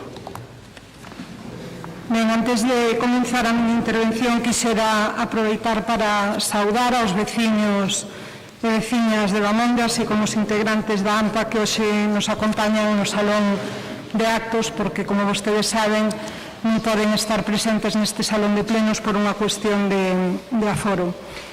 Despois de darlles a benvida, dicir que hai poucos días coñecemos a intención por parte do Concello de Begonte de solicitar á Consellería de Cultura a unificación dos dous CEIP, o de Bamonde e o de Begonte. Isto supoñía na práctica a desaparición do CEIP de Bamonde e o traslado dos alumnos a outro CEIP. Dende o Concello xustificaban esta decisión polo desexo de utilizar o edificio de Bamonde como sede dun conservatorio profesional de música que daría servicio aos concellos de Begonte, Outeiro de Rei e Rábade. Esta decisión, a día de hoxe, xa ten motivado as protestas dos pais e alumnos do CEIP de Bamonde que manifestaron nos medios de comunicación o seu descontento coa actitude do alcalde pola falla de vontade e de consenso e de diálogo.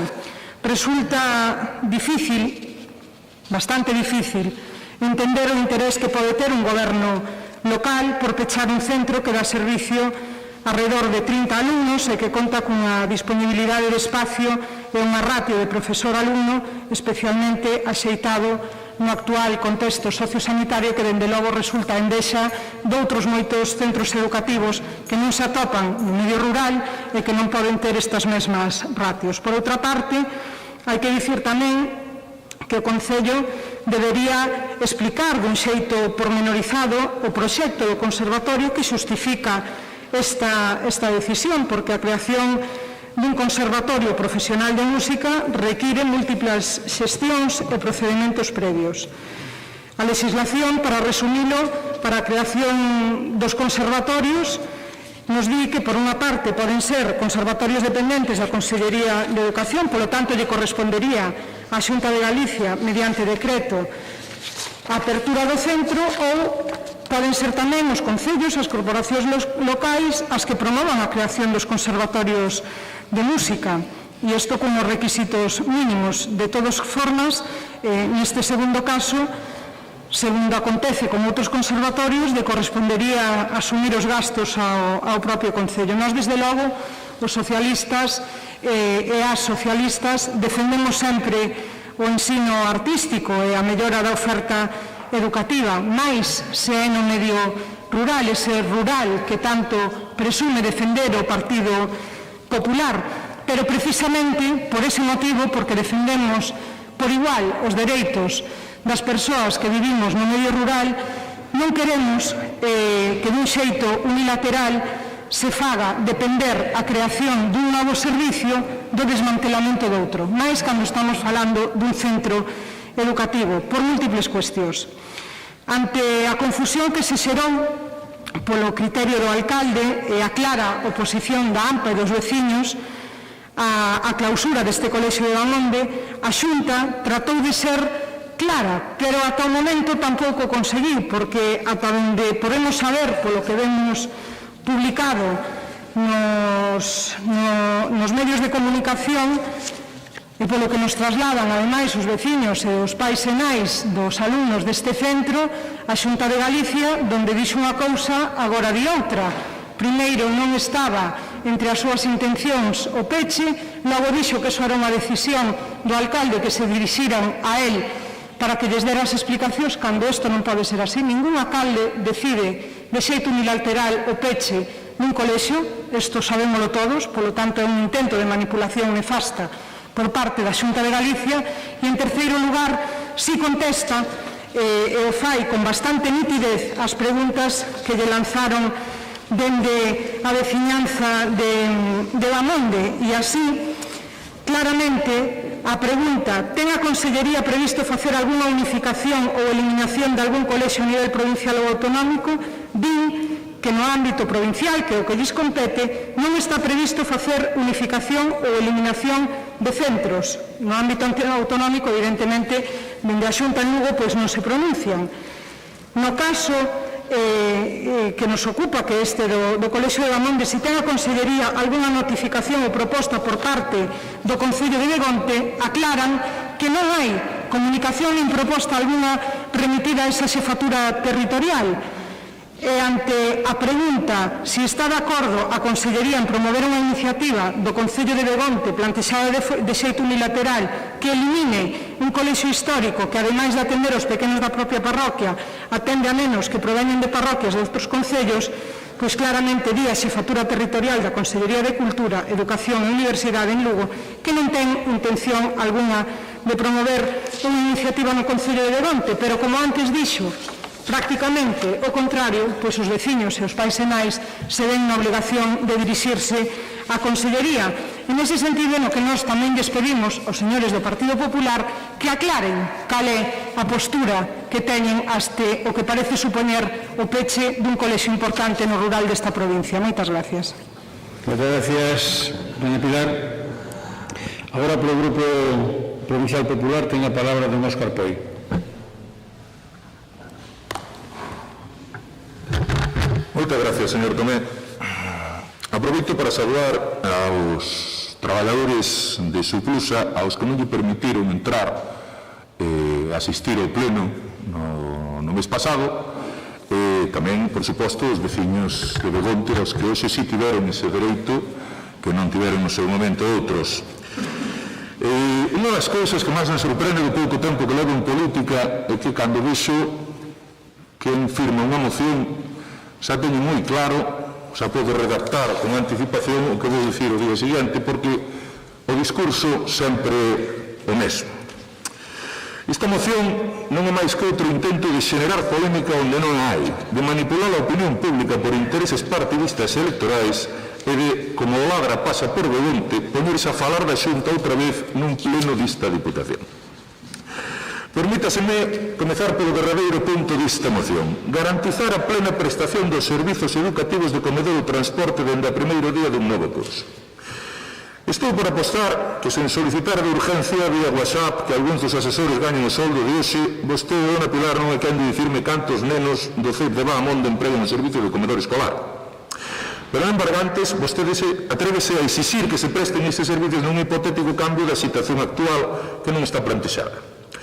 Séntase vostede no mesmo goberno con xente que eliminou exactamente 350 plazas de comedor escolar no Concello de Lugo, otorgando as que decidiu unilateralmente, sen justificación nin lógica alguna, manter por procedimentos tan democráticos, razoables e transparentes como un concurso. Un sorteo, como unha rifa. E vostede, dona Pilar, non pestanexa perante este recurte dramático dos servizos públicos na capital da provincia, pero síntese na obriga de exixir que en Bahamonde se manteña un servicio de comedor escolar en funcionamento que ninguén pretende eliminar. Fume. Pide vostede que a Xunta debe consensuar as medidas que se vayan a adoptar no CEI de Bahamonde cos pais. Vostede, que é do Partido Socialista. O mesmo Partido Socialista que vende sacar adiante unha lei orgánica de educación que non conta co apoio da comunidade educativa, que xenera o rexeitamento en miles de familias ao longo de toda a nación e que é tan mala que nin os seus cómplices habituais do BNG son capaces de apoiar. Non é o mesmo PSOE que afirma que os fillos non son dos pais. Pero resulta que en Bahamonde sí que queren vostedes que se escoita aos pais, pareceme, a min dende logo pareceme ben, e sí que queren vostedes que se lles teña en conta porque certo é que a educación a vostedes non lles importa. En goberna na Xunta en troques sí que é de moito interese para vostedes, e por iso vostede, dona Pilar, presenta esta moción en nin pestanexa. E pide vostede a presentación dun estudo técnico que garanta se o edificio do CEI de Bahamonde cumpre coas condicións aceitadas para coller un conservatorio. Precisamente vostede, que fai un ano enchía a boca a falar de estudos técnicos sobre ese catamarán que afundiu non polo río, senón pola pésima xestión económica que fan vostedes dos recursos públicos. E ainda estamos agardando por esos estudos técnicos mentras o catamarán segue nun prado precisamente no Concello de Begonte. E ademais pide estudos técnicos sen pestanejar. E xa por rematar, pide vostede que a Xunta aclare se o Concello de Begonte ten solicitado formalmente a creación dun conservatorio. Até ese punto de inutilidade real e práctica chegamos con esta moción que toda ela xa desmontou vostede mesma ao contarnos na exposición que fixo na súa primeira quenda que a Xunta xa dixo que non consta que o Concello de Begonte teña solicitado a creación dun conservatorio profesional de música. E aínda que o sabe, firma esta moción e non pestanexa. De certo, vostede non pestanexa nin cando no seu partido deciden poñer en evidencia os seus compañeros de Begonte, aos que presionan para que recúen no apoio aos plans do alcalde do Concello para o futuro dos seus veciños, ata o punto de que na primeira reunión cos pais do CEP de Badamonte, a portavoz socialista acudiu a dita reunión en apoio aos proxectos do alcalde ou votaron a prol dos orzamentos. Un alcalde que ten non solamente o dereito a desenrolar proxectos de futuro para o seu povo, senón que ten a obriga de facelo. E ambos os dous, dereito e deber, porque así o decidiu a veciñanza de Begonte de xeito totalmente palmario e evidente. Ten máis concellais o alcalde José Carlos Ullarrocha que a alcaldesa Lara Méndez. En embargantes, pensa vostede que ten dereito a prohibirlle ao alcalde de Begonte tomar decisións sobre o futuro do seu povo, mentras os cómplices das falcaturadas da miña querida alcaldesa atopan a cubillo pola porta de atrás nos servicios veterinarios desta institución. E de novo, nin pestanexa. Pregaría de don Pilar que retirase esta moción do pleno na súa seguinte intervención, pois sería o máis lógico e aceitado. Sei que, como que precisamente a intención desta moción é xenerar polémica, manipular a opinión pública e patear a autonomía municipal dun concello nun que non gobernan vostedes, farán o mesmo caso nesta petición que con calquera outra das que lle facemos. E ainda por riba, vai non facer sen pestanexar. Moitas gracias, señor Tomé. Moitas gracias, señor Poi. Ben, pues ten agora a palabra Núñez Frei. Gracias, señor presidente. Ben, señor Poi, vostede empezou a súa intervención justificándose en por que trae escritas as súas intervencións. Son a decisión súa. Se quere traelas escritas, traigas, non ten por que justificarse. E despois dedicou a intervención, como le van facendo no pleno, a non falar do tema en concreto. Falou de un montón de cousas que nada teñen que ver con isto. A moción do Partido Socialista o que ven é a poñer a alarma e a preocupación en que un alcalde saia pedindo que se peche un colexio público. Nada máis e nada menos grave que a petición de que se peche un colexio público. Colexio público que funciona e que ademais é o que debería ser o ensino público, que non só criterios de números e económicos, sino dar un ensino de calidade e de cercanía a todos os nenos e nenas do rural. Vostedes a legislatura pasada decían que era a legislatura do rural, non sei se o que consideran os seus alcaldes de legislatura do rural é pechar os colexios. Eu creo que unha diputación como esta, pois, que ten que asustarse cando un alcalde pide pechar un colexio. Eu creo que incluso a vostedes fíxense ben cando viron a noticia dixeron, oi, aquí que está facendo este home. E vostede, en vez de falar deso, de feito non sabemos que opina a bancada popular de pechar colexios públicos, porque non dixo nada deso. Dixo unha serie de... Despois non está agora señor García, pero dixo das demagoxias, fala da posición do BNG sobre a lei CELA como se fora a mesma que a do Partido Popular. Mire, nós non votamos a favor da lei CELA porque queríamos que fora máis aló, pero evidentemente mellora con moito, ou por non decir que a pon noutro hemisferio, con a lei anterior de educación do Partido Popular, que era das peores da historia do Estado español. Por lo tanto, vostede mezcla e quere facer así, non sei. E que falou de tantas cousas, eu, a ver se na segunda intervención, que a mellor non a trae escrita, nos di que opinan de pechar colexios públicos. Porque, ao final, é de que se trata isto. Queremos que se pechen colexios públicos do rural, estamos falando de números e de megaproxectos ou enseñacións dun alcalde, ou defendemos un ensino público e que haxa centros a unha distancia razonable para todos os nenos e nenas do rural. É do que vimos a falar hoxe, e vostedes non foron capaces. A ver se na segunda volta pois ten vostede oportunidade de aclararnos eso, porque non sei se vostedes están a favor de pechar colexios públicos ou non. Respondan na segunda intervención. Gracias, señor presidente. Moitas gracias, don Efraín. Segundo turno para doña Pilar García Porto. Ben, pois quedan varias cousas pendientes de aclarar. Sen dúbida, unha delas, o mellor non la pode decir o señor Poi. Están vostedes a favor do anuncio feito polo alcalde do Concello de Begonte para que se proceda ao peche do Colexio de Bamonde? O digo así de claro e así de directo porque el anunciou que se ia pechar ese CEIP, el anunciou que contaba co compromiso, creo recordar que de 400.000 euros ou algo así para a execución dese conservatorio, e de momento a incompetencia e a incapacidade da Xunta de Galicia, que quen ten as competencias en materia educativa, pois é acalada por resposta. Primeiro dixeron sí, logo dixeron que era cousa do alcalde e agora din non.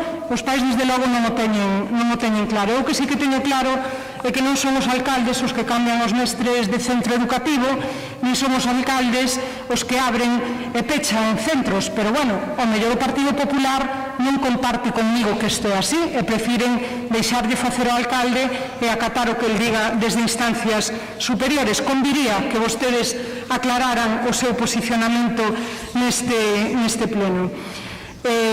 Polo que respecta á creación dun conservatorio, tampouco nos aclararon nada. Non sabemos se vostedes poden ter interés ou non. En todo caso, deixelles ben clara cal é a nosa postura. A nosa postura non é opoñernos á creación dun conservatorio. E máis, creemos que ambas as dúas cousas poden ser compatibles, sobre todo nun centro educativo que perdeu un amplio número de alumnos e que se podería seguramente habilitar para compatibilizar as dúas cousas, o eido formativo en educación primaria e básica e na formación artística.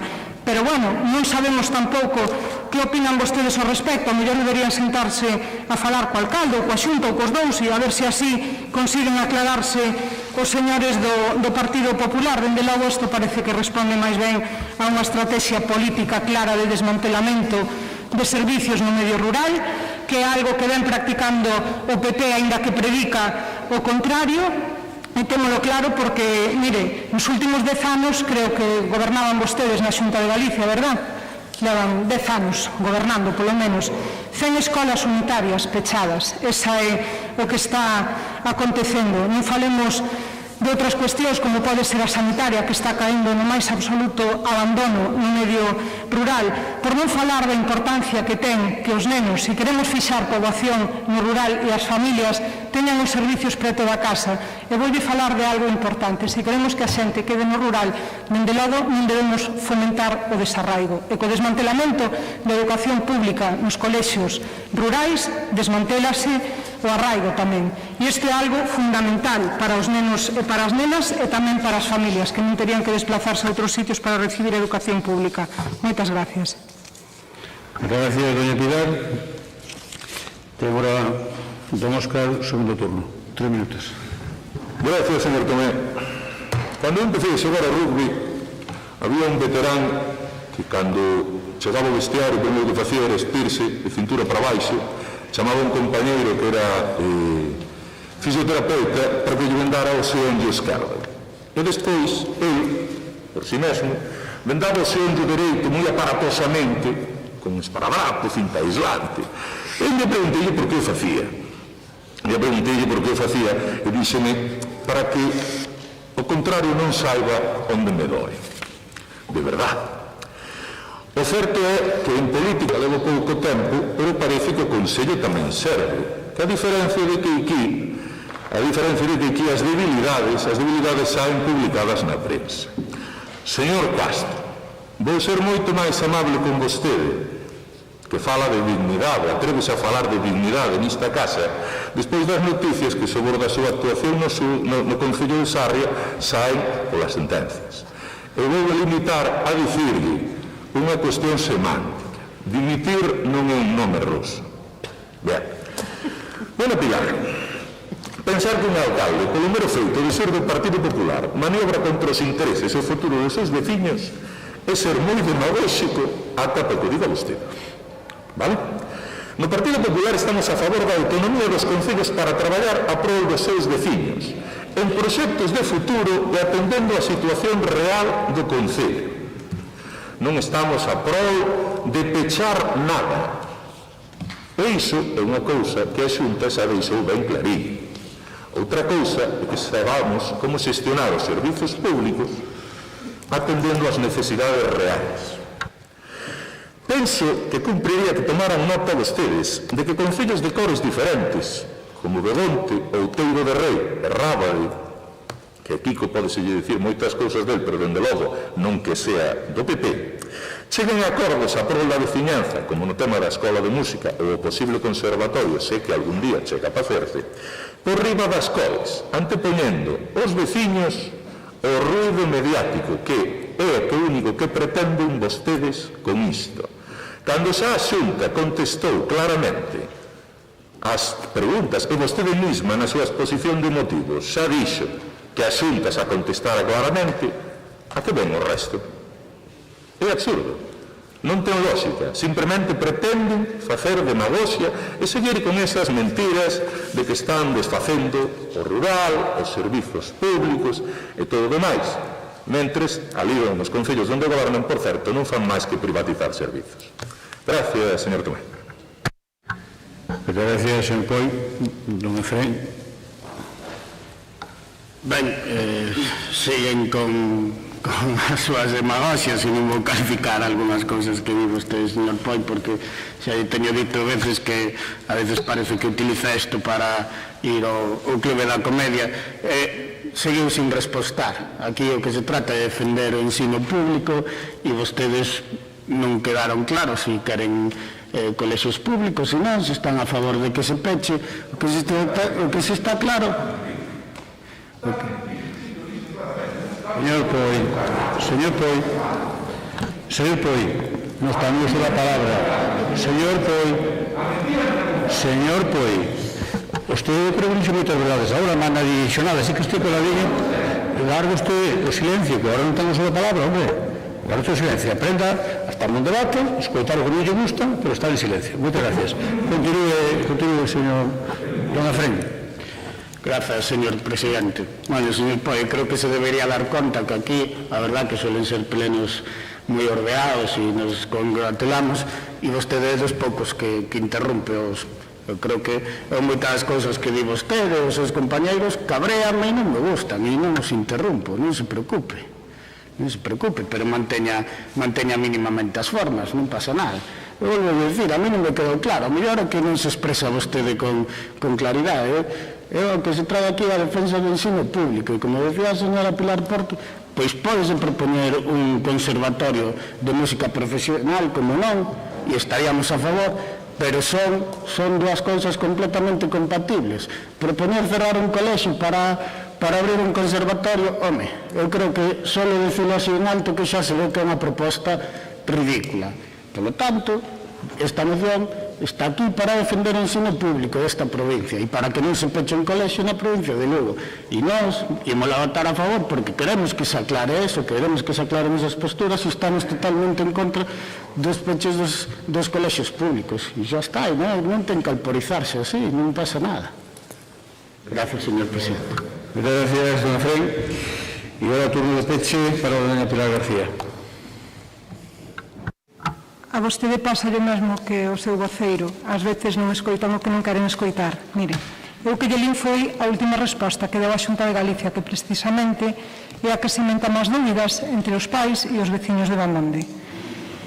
Porque a pesar da nitidez coa que intenta contestar, hai antecedentes a todo isto. E o certo é que despois de contactar o día 10, o día 12, o día 18, mesmo de dicir que o alcalde iba a decidir por parte da Xunta de Galicia, é lógico que os pais e as nais queiran dirixirse á Consellería de Educación para preguntar que vai a pasar. E a pregunta que lles fago aquí é que van a facer vostedes ante a proposta de peche de un colexio rural por parte dun alcalde, porque todos e cada un dos puntos de acordo que nos traemos na moción van encaminados a clarificar isto, a saber se ese peche se vostedes están a favor dese peche ou non, ou se están de acordo con nós en manter un servicio público que se está presentando e que se pode compatibilizar seguramente co Conservatorio de Música. Moitas gracias, señor Poi. Gracias, doña Pilar. Señor Poi, eu creo sinceramente que cando un está nun debate, gusto ou non lle gusto que este escoitando, por respeto, debe escoitar os demais sin interrumpir, porque non estamos no patio dun colexio. Igual que os demais teñen que escoitalo a vostede. con o mesmo respeto e non interrompindo. Por tanto, pregole que non o volva a facer, porque xa non é a primeira vez, e, home, non me gustaría ter que tomar ningún tipo de aviso. Non me gustaría, sinceramente non me gustaría, podeme creer. Así que, pediu, por favor, que se absteñan de facer este tipo de comentarios cando está intervindo calquer outro portavoz. E logo, tamén me quero dicir unha cuestión. Señores do Partido Popular, señor Poi, usted traicionou o meu subconsciente, porque eu tomei nota que me chamou a atención que vostede dixo literalmente, está grabado, por tanto se pode escoitar, o alcalde ten dereito a levar a cabo o seu proxecto.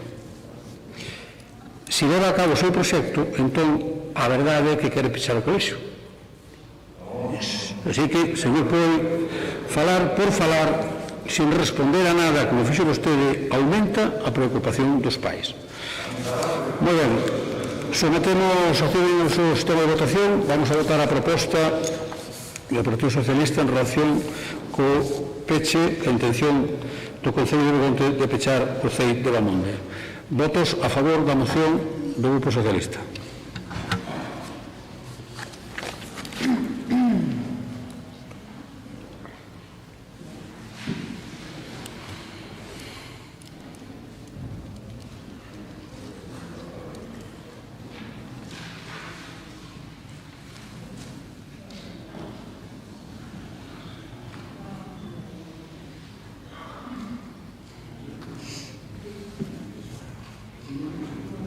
Que pasou? Non foi? Non poderon votar o qué? O sea, repetimos a votación, veña. Volvemos a activar o proceso de voto. Votamos.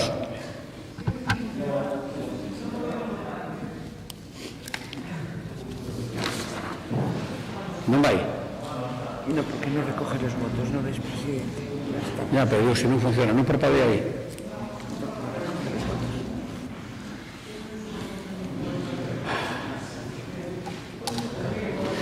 Bueno, pues entonces, como esto puede dar un problemilla, votamos a man alzada, así que non hai ningún problema.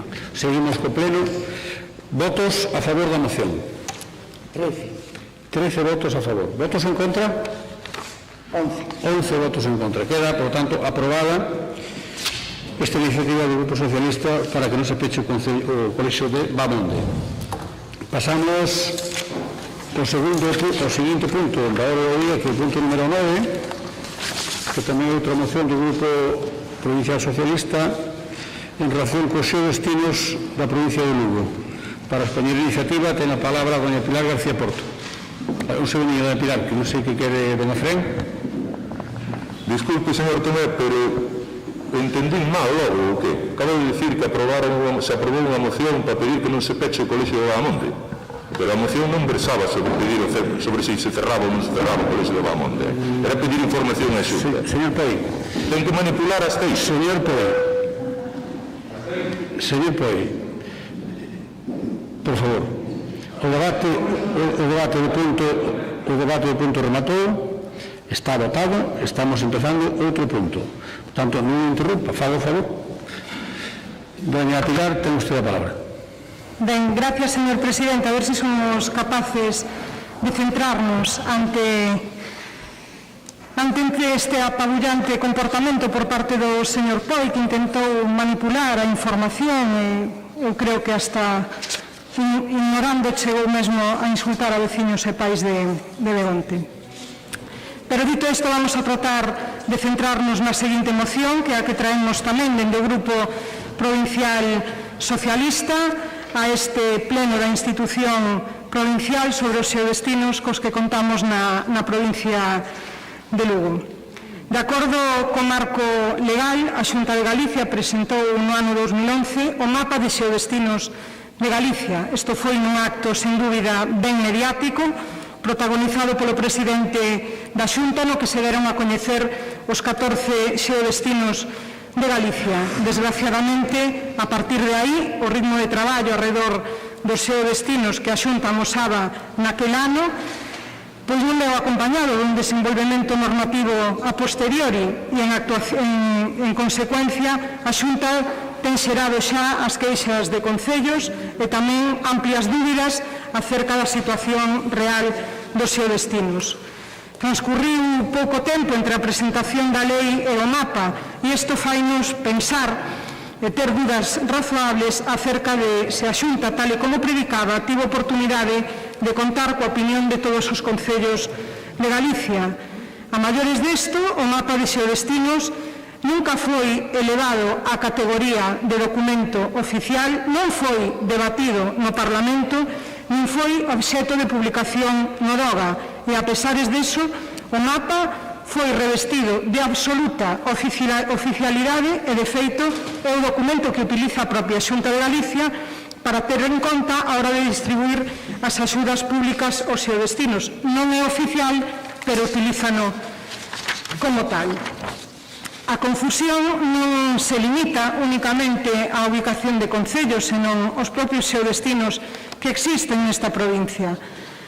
Dende a Xunta seguen reconhecendo na súa web o geodestino Ancares Caurel, na web de Turismo de Galicia, que foi presentado ademais no stand de Fitur neste ano, no 2020, pero logo, ao longo deste mesmo ano, a propia Xunta recoñeceu de feito a división en dous, deste geodestino en dous, o geodestino ou subgeodestino Caurel e de outra o geodestino ou subgeodestino Ancares Terras de Eurón.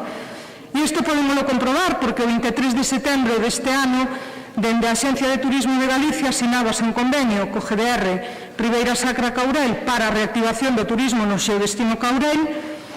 Caurel aparece mencionado neste documento indistintamente como geodestino e como subgeodestino, categoría, por certo, a de subgeodestino, que non existe na Lei de Turismo de Galicia, e este geodestino estaría conformado polos concellos de Triacastela, Samos, Oincio e Folgoso de Caurel, que terían iniciado, indicado ademais a Xunta de Galicia, o seu desexo de deixar de compartir o geodestino cos Ancares.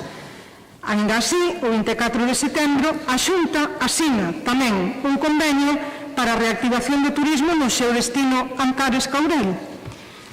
E pasado un tempo, o día 26 de novembro deste mesmo ano, os concellos de Baleira, Baralla, Becerreá, Cervantes, A Fonsagrada, Navia de Suarna, Negueira de Muñiz, As Novais, Pedrafita de Cebreiro e Ribeira de Piquín acordaron a denominación do geodestino Ancares Terras de Burón en resposta á saída dos concellos do sur. Esta asociación ten recibido tamén xa fondos da Xunta que recoñecería deste xeito a súa propia existencia. Eu creo que é necesario dicir que, a pesar deses convenios firmados, a páxina web oficial de Turismo de Galicia non recolle ningún deses cambios e segue considerando Ancares Caurel como un único geodestino. Nós dende aquí, dende o Grupo Provincial do Partido Socialista, a verdade é que ante isto lamentamos a confusión que se ten xerado pola Xunta de Galicia, sobre todo en torno ao concepto do que é un geodestino.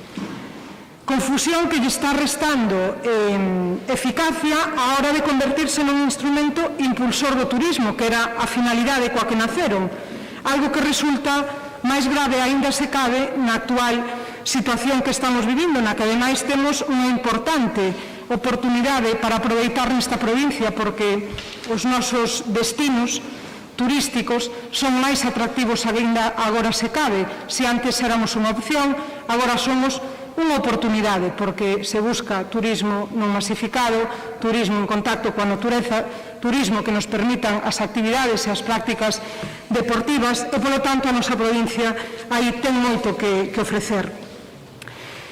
En ese sentido, no que nos traemos a pleno esta moción para que a Xunta de Galicia abra un proceso de diálogo cos concellos tamén, coas deputacións, para estudiar e redefinir os posibles cambios no mapa actual de geodestinos, que ese mapa que resulte do proceso, unha vez escoitadas as suxerencias, se oficialice, se debata no Parlamento e se publique no NOVA, e que se desenvolva un marco normativo para que definir con claridade o proceso de creación dos geodestinos, a definición dos seus órganos, funcións, competencias e os mecanismos para modificar o mapa. Moitas gracias.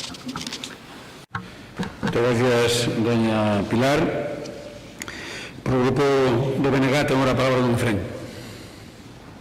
Gracias, señor presidente. Bueno, eu vou ser moi breve, nos imos apoiar esta moción. Eu creo que xa explicou a señora Porto todo eso que o Grupo Popular moitas veces trae mismo hoxe decía de que os deixaban aparte e non se consensuaban as cousas. Bueno, a Xunta despois de prometer consenso cos concellos, cos afectados, pois como ela ben explicou, deixounos aparte e ahora están así as cousas como nun limbo que non saben moi ben caterse varios dos concellos e persoas afectadas polos seus destinos. Polo tanto, creemos que ven a conta esta moción e que é importante aclarar eso para un sector como é isto e, polo tanto, imos votar a favor. Gracias, don Fren. E agora, por o Grupo Popular, ten a palabra a doña Dolores Castro.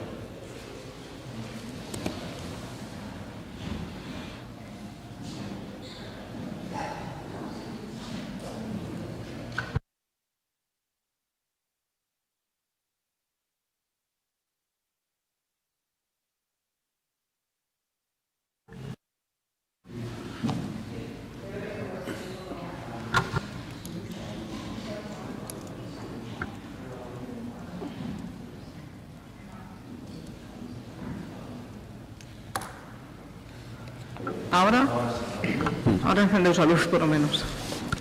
Escoítase, verdad? Sí. Bueno, señor presidente, deputadas, deputados, personal, medios de comunicación, público en xeral, pois moi bons días a todos. Bueno, traen aquí vostedes unha moción pois na que xa se leva tempo traballando dende a Xunta de Galicia co tema dos xeodestinos. A Xunta sempre foi a que liderou estas iniciativas para animar aos concellos a impulsar ou a crear os seus xeodestinos para, sobre todo, aproveitar as axudas que chegan ata un 90% da súa inversión total.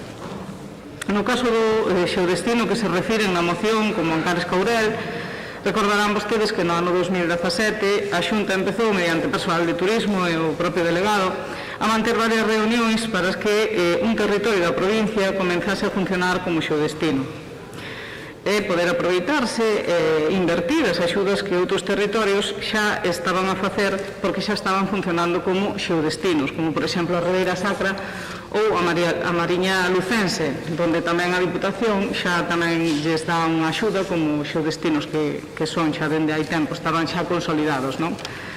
Foron días e horas de negociacións, uns que sí, outros que non, en ese ir e vir, pois 4 concellos, é dicir, o Courel, Samos, o Incio e Tiracastela, pois decidimos ir xuntos, como naquel momento nos indicaron, dixeronnos que podíamos ir como un subxeodestino.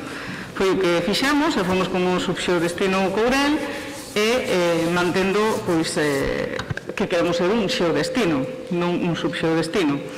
Está formado por estes 4 concellos, onde nos iba a xestionar o GDR Ribeira Sacra ou Courel, posto que esos 4 concellos pertencemos a este GDR. Feita esa consulta, por parte da Xunta non se opuxeron e procedemos desa maneira. Eles querían que se ordenase un territorio de acordo cos concellos, pois faltaban 14 concellos sin esa figura e sin recibir, polo tanto, axudas como os outros xeodestinos. Entendemos que non debe ser un motivo de discordia nin malos entendidos, senón todo o contrario. Un territorio tan extenso como dende o Courel a Fonsagrada dá para ter 2 xeodestinos perfectamente.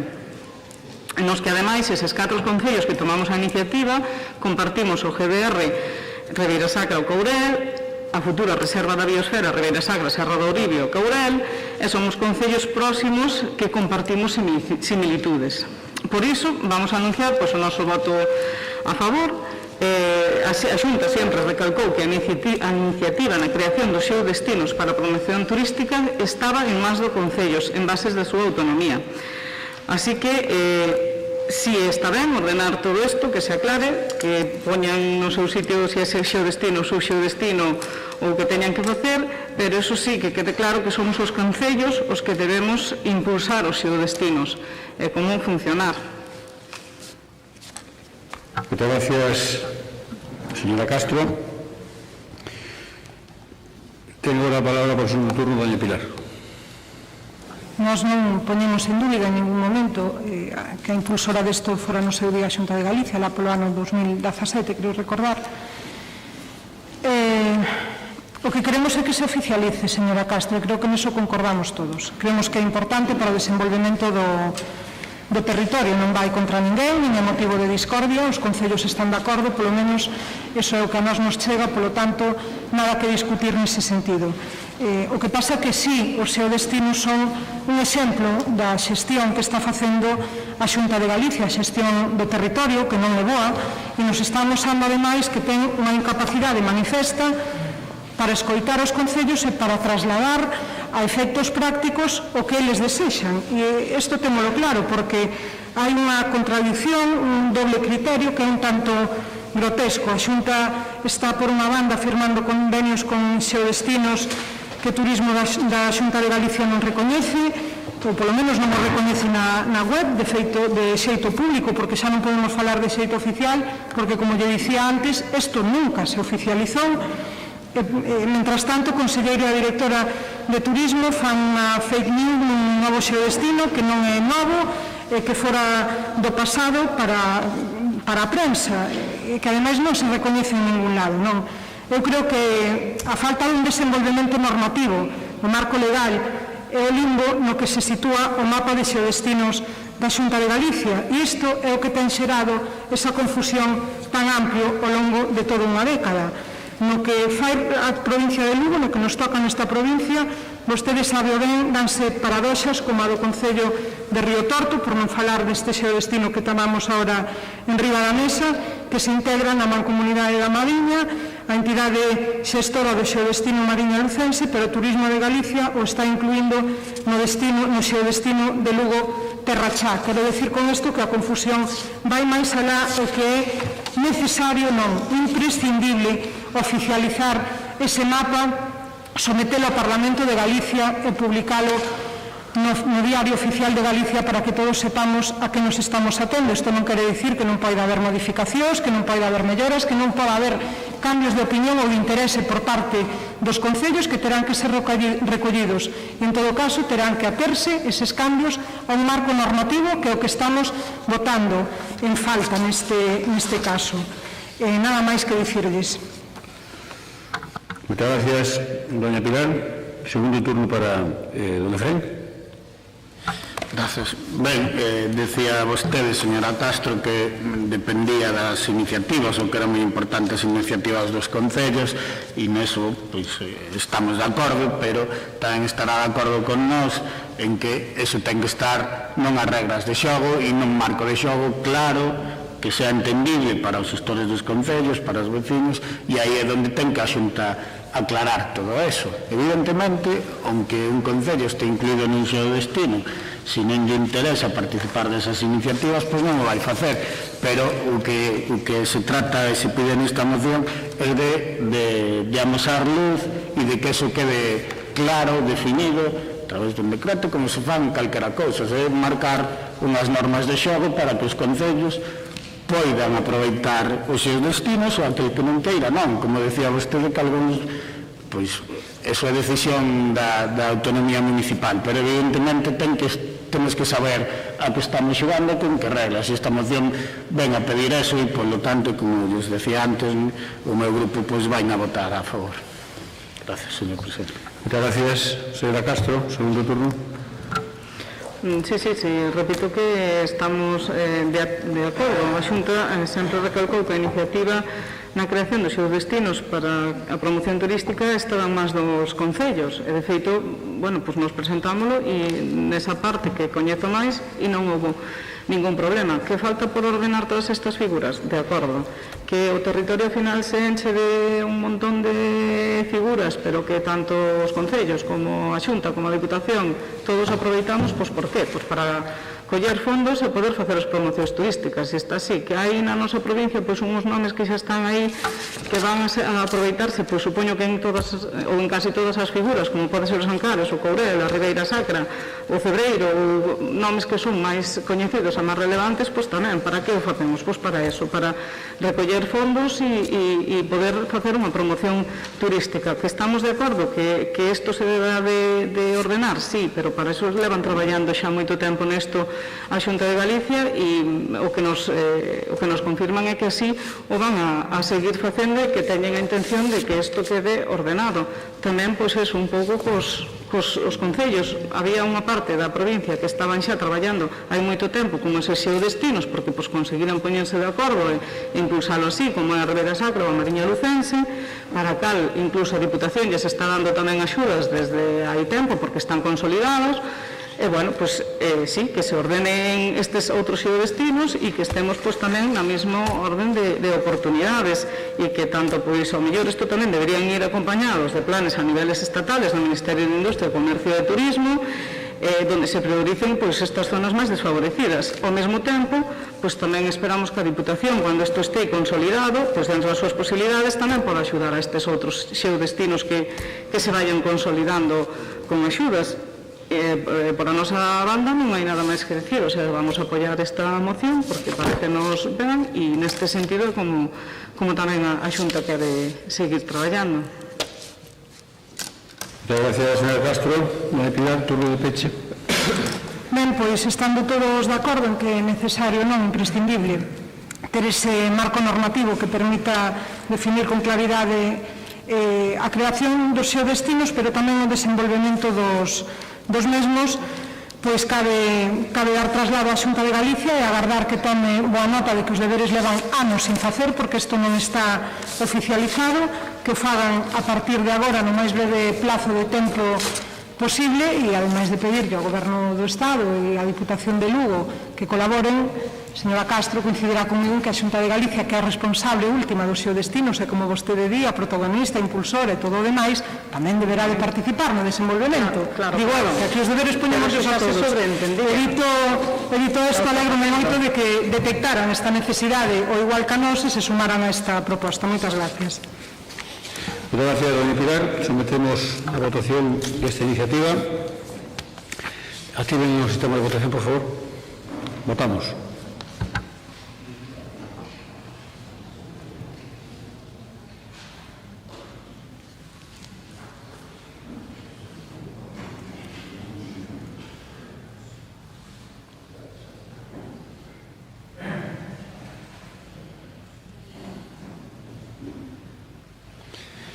Votos 25, no, perdón, votos 23, síes 23, por tanto queda aprobada. ¿Alguna abstención? ¿Qué abstención? La vice. Perdón, sí, falta Maite. Por tanto son 23 presentes, todos ellos a favor. Queda, por tanto, aprobada a iniciativa. Pasamos ao seguinte punto do día, que é o punto número 10, unha moción do Grupo Provincial do BNG en demanda da aplicación de coeficientes reductores para a xubilación de persoas traballadoras do sector da extracción e transformación da pedra e o recoñecemento da incapacidade permanente se son diagnosticados de silicose. Para expoñer a iniciativa ten a palabra don Efraín Castro. Grazas, señor presidente. Ben, pois temos aquí unha iniciativa para tratar de defender a uns traballadores e traballadoras que teñen a demanda histórica nun sector que ten a súa importancia na nosa provincia, como é o da extracción da pedra, nomeadamente o granito e a lousa, e que, bueno, temos datos no 2019 en Galiza foron detectados 92 casos de silicose, 67 desas persoas eran traballadores en activo e 25 eran pensionistas. Ben, está explicado na moción, é unha moción longa e bastante técnica, pero ao final o que se resume esta demanda é que os traballadores ou traballadoras que son diagnosticadas de silicose en grado 1 pois non é considerada enfermidade profesional, polo tanto, o que obriga as empresas a cambialos de de posto de traballo nun posto que non estén expostos ao pó, e se non existe ese posto de traballo, pois hai un despido regulado por esas e quedan pois na rúa con a súa indemnización, pero sin a xubilación. Por lo tanto, aquí o que se pide é que esos traballadores declarados con silicose de grado 1 teñan acceso a incapacidade plena e tamén equiparar o subsector da transformación da pedra, porque ali onde se transforma pois están expostos de igual maneira ou parecida, os estudios din que é moi parecida a onde se extrae a pedra, pois tamén o polvo e tamén sufren esa enfermidade tan grave como a silicose, e con a legislación actual pois non teñen os mismos, nin poden acceder aos mismos beneficios de xubilación e de coeficientes de reducción. Por lo tanto, nos pedimos instar ao Goberno a adoptar as medidas necesarias para dar solución aos problemas do sector da extracción e transformación da pedra, revisar os actuais coeficientes reductores asignados de modo que se equiparen os das categorías da minería de exterior cos da minería de interior regulados por o Real Decreto 2366 de 1984 sobre a reducción da idade de xubilación de determinados grupos profesionais incluídos no ámbito do Estatuto Mineiro aprobado por o Real Decreto 3255 de 1973, estender ao sector da transformación mineral e a asignación de coeficientes reductores para a idade de xubilación, xa que os niveis de pó e ruido son similares aos da industria extractiva, como queda reflectido en diversos estudios de medición realizados por diferentes institucións, como o Instituto Nacional da Silicose, a Consellería de Traballo da Xunta de Galicia, e sendo, ademais, un dereito reconhecido pola xurisprudencia. Asinar dentro do sistema da Seguridade Social un código identificador das empresas que desenvolvan a súa actividade no sector da extracción e transformación de pedra, como son o granito e a lousa, para que os informes de vida laboral se identifique automáticamente esa actividade, de modo que o traballador únicamente acredite o posto de traballo desempeñado e non a actividade da empresa a hora de efectuar o cálculo da idade de xubilación. Trátase de evitar, como se fede na actualidade, que o traballador teña que recorrer a solicitude individualizada de asignación de coeficientes de reducción empresa por empresa.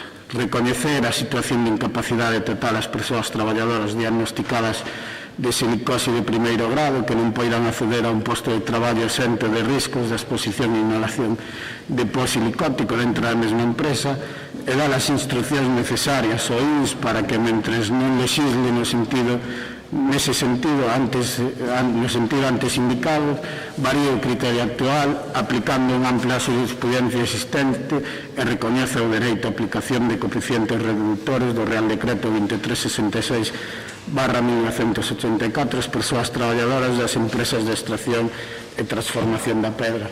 Ben, eu creo que é moi entendible que é unha reivindicación histórica dos traballadores e traballadores dese sector e que, como ben di na moción, incluso é unha reivindicación recoñecida individualmente por a xurisprudencia e, polo tanto, nós creemos que se a xurisprudencia está fallando nese senso, o máis normal e o máis acaído é que se adapte a legislación para que eso non teña que ir por a vía judicial, senón que os traballadores teñan directamente dereito a esos beneficios ou a esos despois de sufrir unha enfermidade tan grave como é a silicose. Nada máis que no ir, gracias. Muchas gracias, Efraín. Agora, polo Grupo Popular, ten a palabra don Agustín Bamonde. Moitas gracias, señor presidente. Moi bo día, señoras e señores diputados. Lévase falado moito neste pleno de complexidade e a moción que trae hoxe a colación o señor Castro, a parte de técnica, claro que é tremendamente complexa. É unha moción de cara e cruz, unha moción onde se contrapón o deber ser co ser. O mesmo que pasaba co plan único, onde o señor presidente presumía de ter un bo plan, e nosotros entendemos que por que ter un bo plan cando se pode ter un millor. Comparen o señor presidente cos que están millor e non cos que están máis abaixo. En este caso, señor Castro, desde o punto de vista ideal, estamos de acordo que é unha moción razoable. Unha moción, eu diría que incluso xusta, por tanto trata de resolver unha reivindicación histórica de un sector importante en Galicia como é o sector da pedra. Sector importante, que ben sabe vostede, que incluso ten un idioma propio, o idioma dos canteiros, moi estendido na miña comarca da Terra Chan. Pero se desde o punto de vista ideal é razoable a súa proposta, no plano práctico choca abertamente coa dificultade de aplicación. Non é casual o feito de que teña xa unha traxectoria moi longa, dende o ano 2009, como se refire na súa moción que xa se presentou a debate no Congreso, hasta hoxe en día segue sin resolver.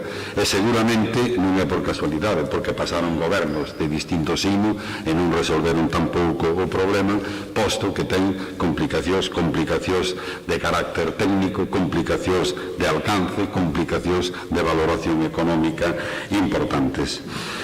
Eu, para facelo así máis rápido, dividiría a súa moción en dous grupos.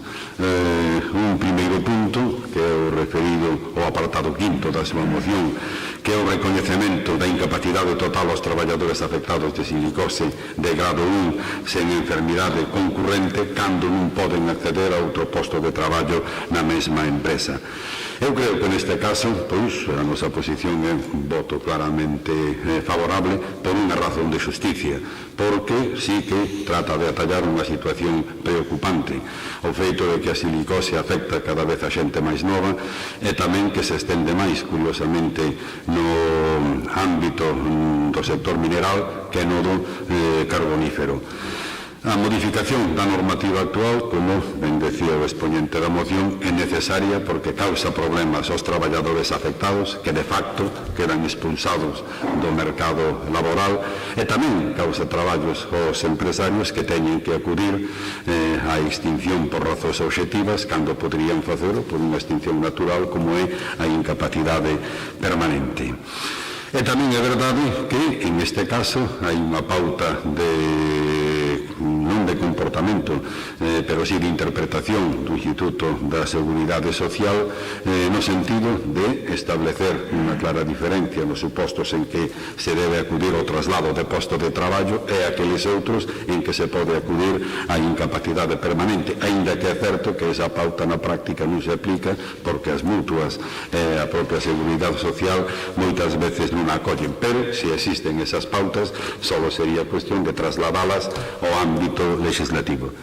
Pero ten tamén dificultades, fundamentalmente dúas dificultades. Unha, o financiamento que podría atallarse pola vía da modificación das cotizacións á Seguridade Social e outra, non menor, que é de técnica legislativa. A modificación da normativa actual posiblemente non chega porque está recollida nunha orden ministerial, a de 15 de abril de 1969, é unha orden ministerial que é de rango inferior á Lei Xeral da Seguridade Social, donde se recolle a definición o concepto de incapacidade permanente total que habría que revisar ou modificar, pero a técnica legislativa requiere únicamente ingeniería legislativa e podría solventarse.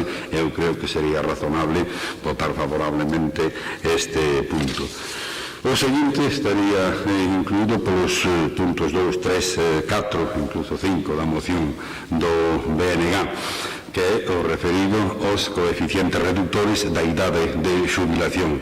En canto ao punto segundo, a equiparación da minoría interior e exterior, xa se establecen esos coeficientes no Real Decreto 2366 de 1984 que establece as diferentes escalas para unha minería. Podría facerse, pero ten un problema, que é que ese decreto establece os coeficientes con carácter xeral para toda a minería do exterior sin distinguir nin material nin mineral, co cual a posible revisión dos coeficientes recoñecidos habería que estendelo a toda a minería do exterior do territorio nacional coas implicacións económicas que ese aspecto requeriría. Estender o recoñecemento tamén aos traballadores do subsector da transformación, pois tería o problema que esa extensión seguramente habría que facelo a outras moitas industrias de ámbito nacional que o veñen reclamando insistentemente, singularmente cementeiras, industrias do formigón. O código identificador ten un problema, que unha empresa con código, se se fai a aplicación automática a todos os traballadores do coeficiente reductor, podría dar lugar a circunstancias curiosas, como que administrativos, oficionistas, personal directivo recibiran ese coeficiente sin estar expostos á penosidade e peligrosidade dos traballadores que traballan no exterior. En definitiva, é necesario un traballo técnico e un traballo económico importante que, lógicamente, en función de que usted nos responde, condicionarán o noso sentido do voto, e me referirei ao último dos apartados que é moi indicativo desta moción. Moitas gracias. Moitas gracias, Agustín. Ben, temos a palabra para o Grupo Socialista don Pablo Rivera.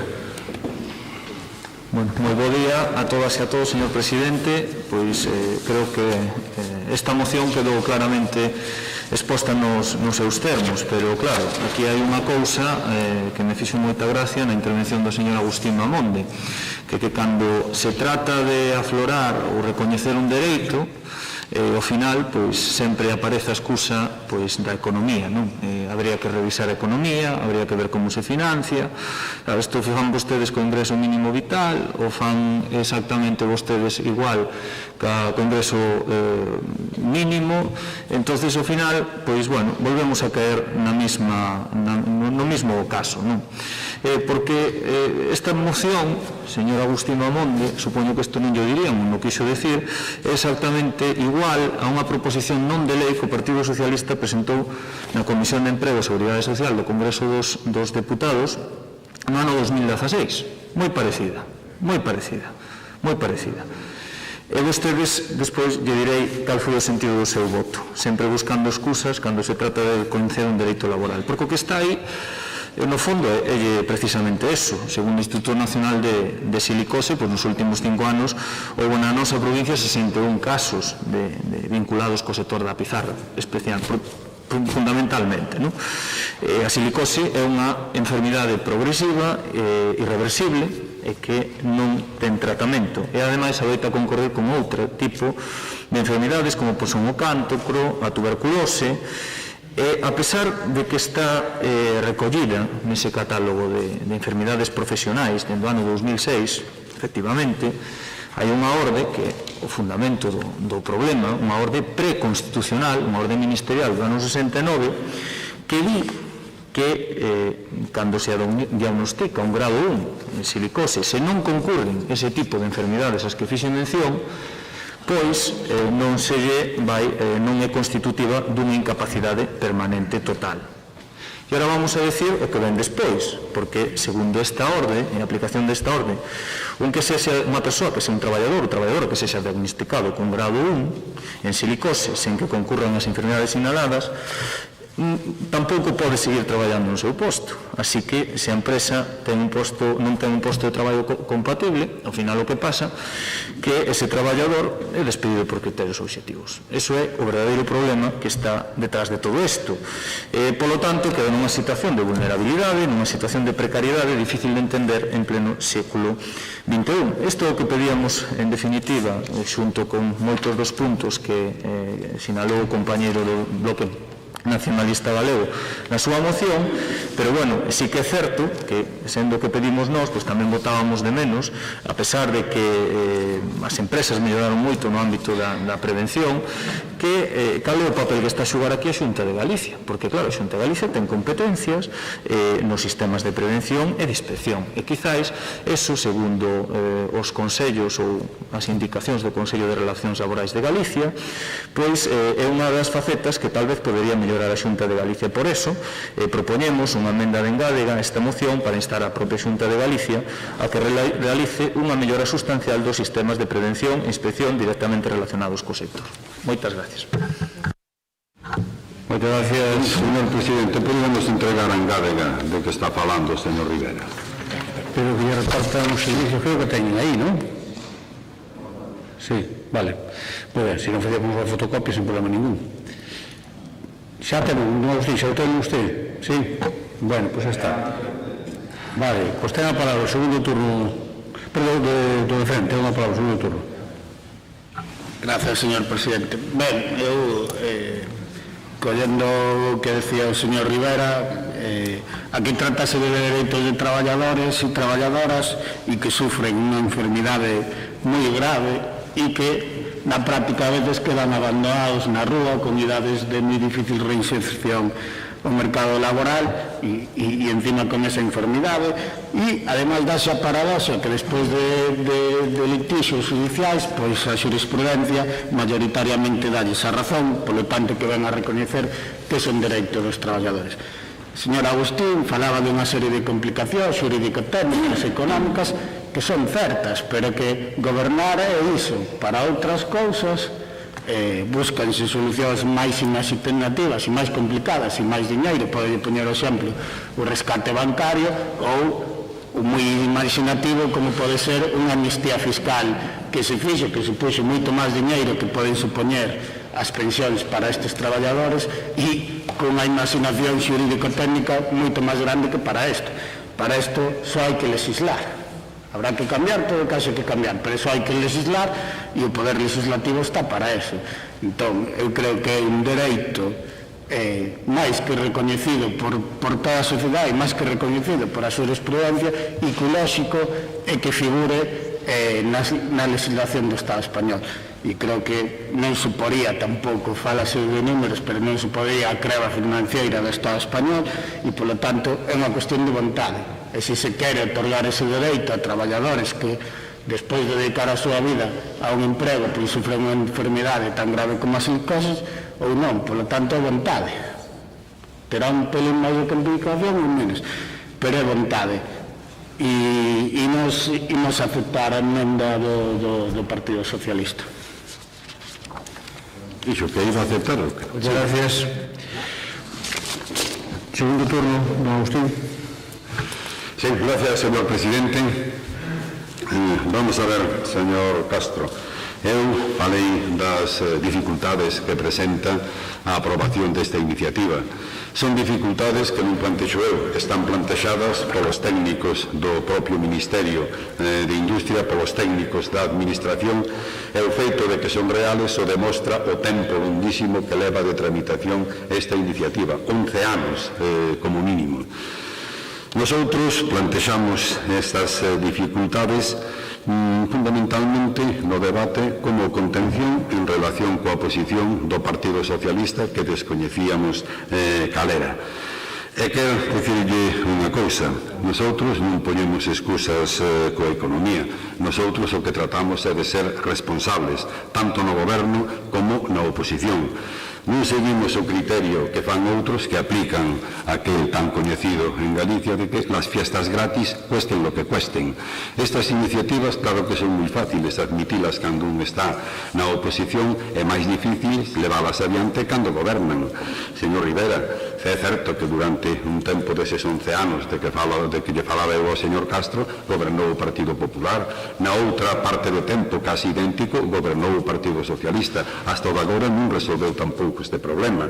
Aquí vostede me fala de que presentaron unha moción idéntica, non é verdade, solo coincide nun punto que é outra silicose coa que presenta o señor Castro. Os coeficientes reductores non dice absolutamente nada. Ainda non lle acabo de entender cal é a posición que vai a ter en relación con esta cuestión, pero, señor Castro, eu xa lle faigo unha prevención. Como decía un célebre campo de concentración, además un letreiro que na entrada poñía pierdan toda esperanza los que entren aquí. Con esta engádega que presenta o Partido Socialista, metida así de penalti, señor presidente, perda vostede toda a esperanza de que esta iniciativa sexa aprobada no Congreso dos Diputados. Vostede dirixe a donde ten que dirixir, que é quen ten a competencia. O Partido Socialista contraataca co criterio eterno en esta Diputación. Mezclar a Xunta de Galicia en todo tipo de debates, calquera que sexa o problema de que se fala e que se trae. Non sei que é o que pinta a presencia aquí da Xunta de Galicia, pero sí sei a donde apuntan que moitos destes problemas, concretamente o da silicose, claro que teñen moito que ver coa prevención antes da asignación e a calificación de postos de traballo, porque efectivamente a incapacidade permanente non depende únicamente do tipo de enfermedade, sino de outros moitísimos fatores. E xa están buscando a disculpa para ir retrogradando e para ir confundindo e para non levar adiante en Madrid, que é onde o teñen que facer, facer a aplicación da medida que propón. Nosotros, señor Castro, estamos dispostos a votar favorablemente todos os puntos da moción que vostede presenta, pero evidentemente se inclúe esta referencia á Xunta de Galicia que non pinta nada en este enterro, a nosa posición sería de abstención. Gracias. Porque pure simplemente un escapismo do Partido Popular. Gracias, señor Bamonde, muchas gracias. É o seu turno agora, don Pablo Rivera. Bueno, mire, eu xa sei que vostedes prefieren rescatar bancos, nos preferimos rescatar as persoas, señor Bamonde. Si quere explícolle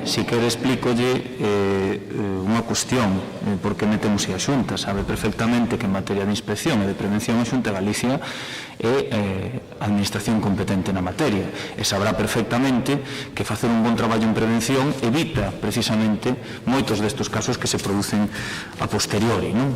Así que, insisto, isto é moi fácil. A nosa moción xa lle dixen que non era a mesma, que era moi parecida, prácticamente idéntica. E se o mellor non se incluen esos puntos, tamén saberá que para chegar a esa conclusión, ese cambio legislativo, mellor hai que incluir algunhas destas cousas que se incluen nesa moción. Vale? Dito isto, decía na miña intervención, isto é do ano 2016, que non lle de hai 11 anos, como dice vostede. Sabe que votaron vostedes? Sabes que votaron vostedes nesa proposición non de lei? Votaron en contra.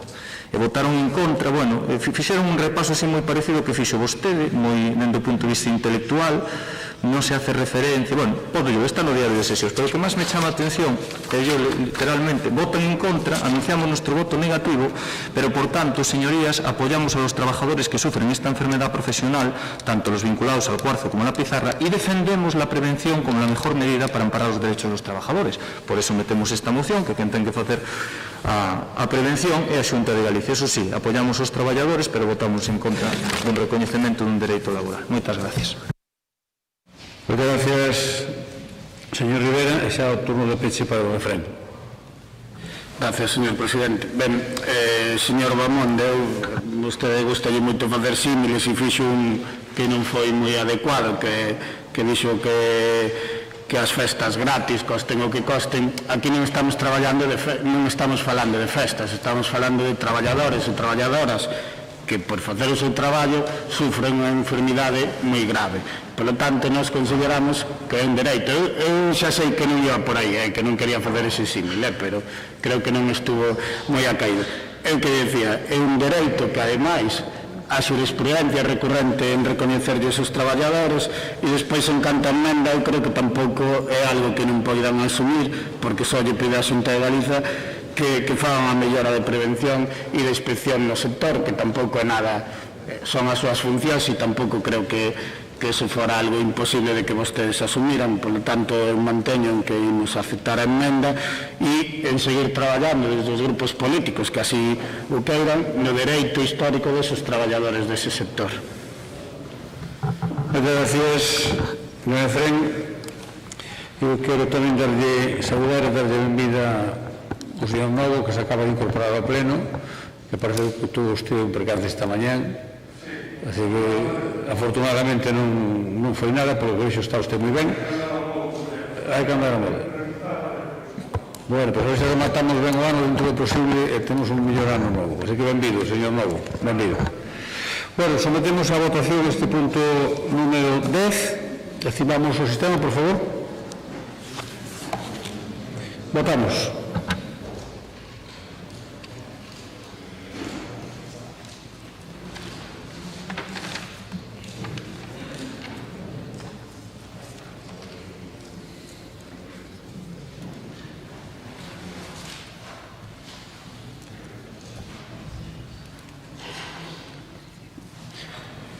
Presente 25, votos a favor 13, votos en abstención 12, queda por lo tanto aprobada esta iniciativa do Grupo do BNG.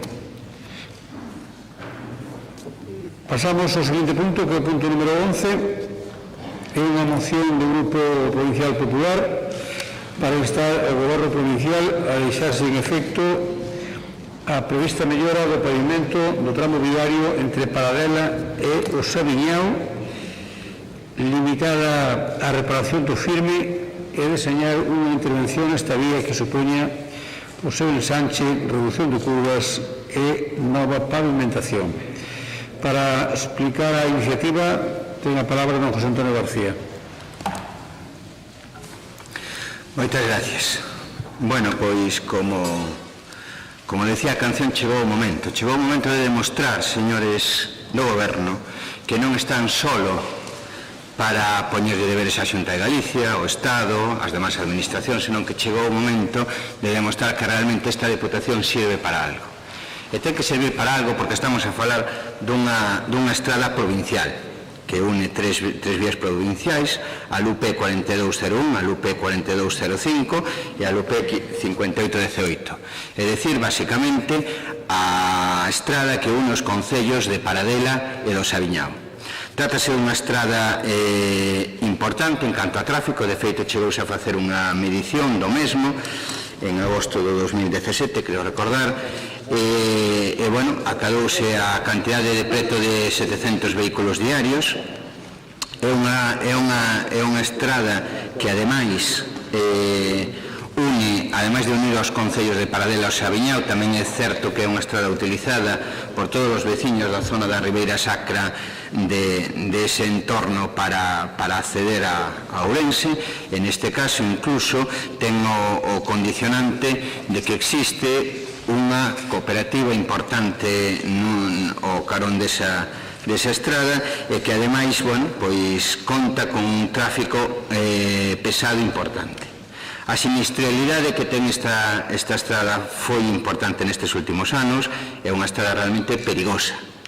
Por lo tanto, xa que estamos falando non de ningún luxo, non de ninguna cousa estratosférica, senón estamos falando da seguridade da xente que vive nesa zona, e particularmente da zona rural, da que tantas veces se nos enche a boca ao decir que estamos aquí para apoialos. Son os propios veciños os máis coñecedores do perigo que esta estrada ten. Ten unhas curvas que realmente en determinados tramos afan dunha sinistralidade alta, e creemos que é o momento de non facer un parche solo co firme, de non solo mellorar o firme de dita infraestructura, senón realmente de solucionar o problema de seguridade que tan. Para iso é preciso e ineludible, non o decimos nós, o dicen todos os vecinos, o dicen os alcaldes de todos os concellos afectados, é necesario eliminar unha serie de curvas e proceder en determinados tramos a un ancheado da mesma, porque eses precisamente eses vehículos, tanto camións de madeira ou vehículos gandeiros pesados e grandes, a fan moi peligrosa. Por lo tanto, aproveitando esa intención de licitar un proxecto no que só se vai a facer un proxecto cativo de mellora do firme, no que a Deputación fai unha aportación pois realmente moi modesta de pouco máis de 200.000 euros, encima conta coa financiación dita actuación dunha empresa que no seu momento foi a responsable e a propietaria da instalación do parque eólico que existe naquel entorno, que é a empresa Enel, que ademais aporta a esta obra 330.000 euros e que ademais configúrase dentro dun escenario de acordo que existía desde fai anos entre os propios alcaldes, nominativamente o alcalde de Paradela, esta empresa e incluso o anterior presidente do Goberno, o anterior presidente da Deputación, o señor Campos. Creemos que é o momento de facer unha obra que sirva para as necesidades que ten a Ribeira Sacra naquele entorno, nestes concellos, e que sirva tamén para eliminar esa sinistralidade antes e para facer unha obra segura e que realmente a Deputación, fora desta cativa aportación de 200.000 euros, vaya un pouquiño máis alá. Coincide ademais que neste período temos ao presidente da Deputación, que é un presidente da Ribeira Sacra, por o cual somos claros coñecedores de que el será bon coñecedor, de que o señor tome usted bon coñecedor dese tramo. Por lo tanto, o que lle pedimos é que paralicen ese proceso, que non son as obras que precisan os veciños, nin son as obras que precisan eses concellos, e así o manifestan abertamente, e que fagan as melloras necesarias nese proxecto para eliminar precisamente ese risco que existe, e que non cheguemos tarde despois cando teñamos que coñecer accidentes ou que teñamos que que coñecer de outras circunstancias realmente tristes que non queremos baixo ningún concepto. Porque hai moitas veces que, lóxicamente, son situacións imprevisibles ou imprevistas, pero neste caso está denunciado por os veciños, está denunciado por os concellos que esta non chega a actuación que se vai a facer.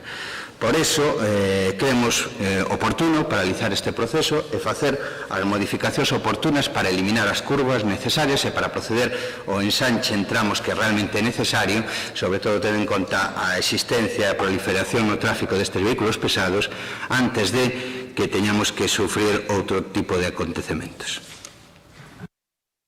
Moitas gracias, señor García. Tengo agora a palabra polo grupo de BNG, don Efraín Castro. Gracias, señor presidente. Ben, xa le decía ao principio do pleno que era un pleno complicado para vostedes e mostra a complexidade esta moción que traen. A mí que me deixa de sorprender e decía antes, cando trouxeron a colación, creo que é a primeira vez que calquer grupo político, non sei, habría que revisar os diarios de sesión, que trae a petición da paralización dunha obra moi demandada para os veciños.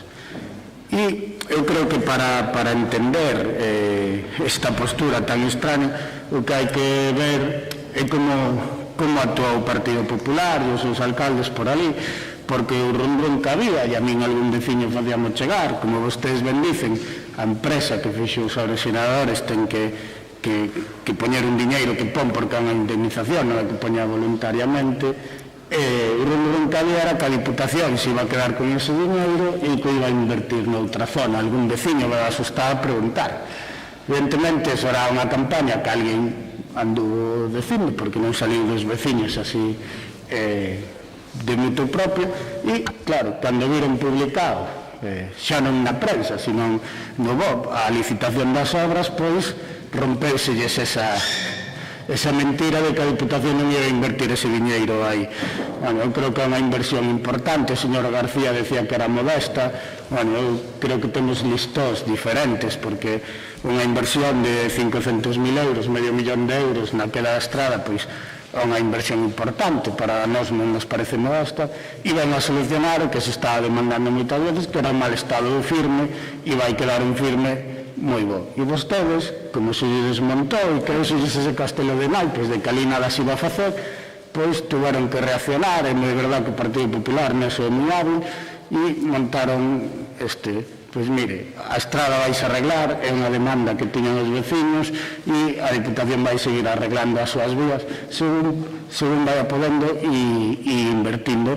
E é verdad que esta era unha das que tiña prioridade porque dá servicio para aquela zona, é unha vía moi importante e vai ser con aglomerada e vai quedar unha vía espectacular. E vostedes, é o que lles digo, primeiro non se vai a facer e cando se fai quedanse fora de xogo e teñen que reaccionar, e polo tanto nós evidentemente imos votar en contra de paralizar unha obra. Nós o que queremos é que se sigan arreglando as carreteras, e o noso voto claramente en contra desta moción, e o noso asombro por traer unha moción que pida que non se arranxen as estradas da Diputación. Non dá para moito máis. Moitas gracias. Moitas gracias, don Efraín. E agora toca o turno do Grupo Socialista, don Pablo Rivera. Bueno, decía o señor García que chegou o momento. Pois claro que chegou o momento, señor García, porque despois do que aconteceu no anterior pleno, coa súa moción estrela da Ponte Duriz, pois pensei que cando menos tomarían nota. Chegou o momento, e volta la burra al trigo, como din ali por a miña terra, porque ao final son o partido das ocurrencias. Mira, dixo vostede, ahora mismo, aproveitando que se vai a licitar, aproveitando que está licitado, aproveitando non sei que, ao final, eu creo que non saben nin por onde anda. O que pasa é que viron que non fixemos unha mesa de contratación e montaron el circo. Había ali 37 cabezas, que eu non sei, algúns digo das cabezas, porque a un se lle vía todo o corpo, ali situados en semicírculo, non sei moi ben pa que. Si verdad, non sei moi ben pa que. Porque despois, con todo isto que lle estou dicindo, ademais, hai que engadir que cuestiona unha inversión. Non que cuestiona, que deixa sen efecto. Fíxese a cantidade de barbaridades que acaba de decir en 3 minutos. Fíxese a cantidad de barbaridades, aproveitando que se vai a licitar algo que xa está licitado.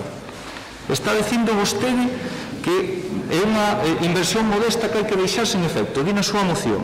Deben ser, eu decía o compañeiro, a primeira vez na historia, bueno, na historia, ou no tempo que por lo menos levo aquí, que escoito a un partido político pedir que se deixe de facer unha inversión nun concello, donde ademais gobernan vostedes.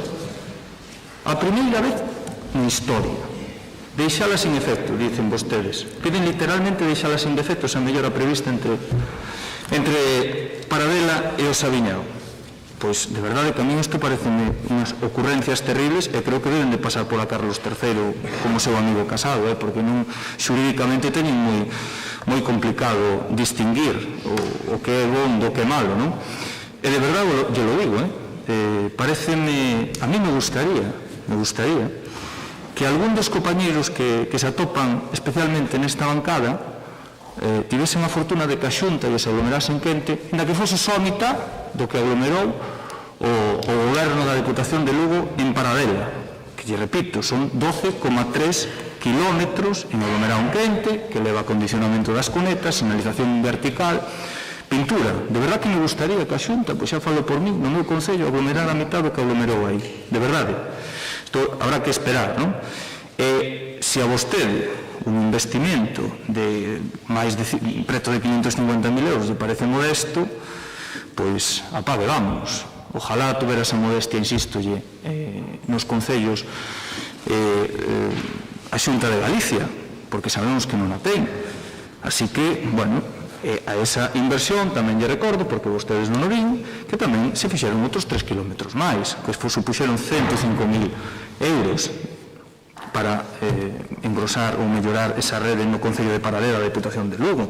Entón, eu creo que o compromiso da Deputación é incuestionable. Incrementas un 14% de máis nos orzamentos os fondos destinados a estradas ata os 16 millóns de euros. Bueno, pois parece que tendo a rede provincial de estradas máis extensa da provincia, pois creo que a intervención que se fai no Concello de Paradela é unha moción, é unha inversión suficiente e razonable. Que, por certo, din vostedes aí na moción que en paz descanse, Francisco Cacharro se había pasado ese proxecto, había plantexado ese proxecto. Eso sí, pero ten que ser o señor presidente que está na actualidade quen culmine e execute esa obra. Así que, leccións axustas, señor García.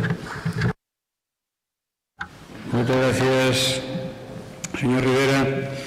Non, José Antonio, vexo que non lle escoitou a última parte que dicía o voceiro do Grupo Socialista, pero ten un segundo turno. Bueno, realmente a resposta non podía ser máis decepcionante. Coñecendos non é sorpresiva, pero sí decepcionante. Que o señor Castro diga que van facer unha vía espectacular, señor Castro, usted da comarca, vaya a falar cos 200 cooperativistas que viven ali, e que traballan ali e que pasan ali a súa vida, porque halle caer a cara de vergonza cando escoita.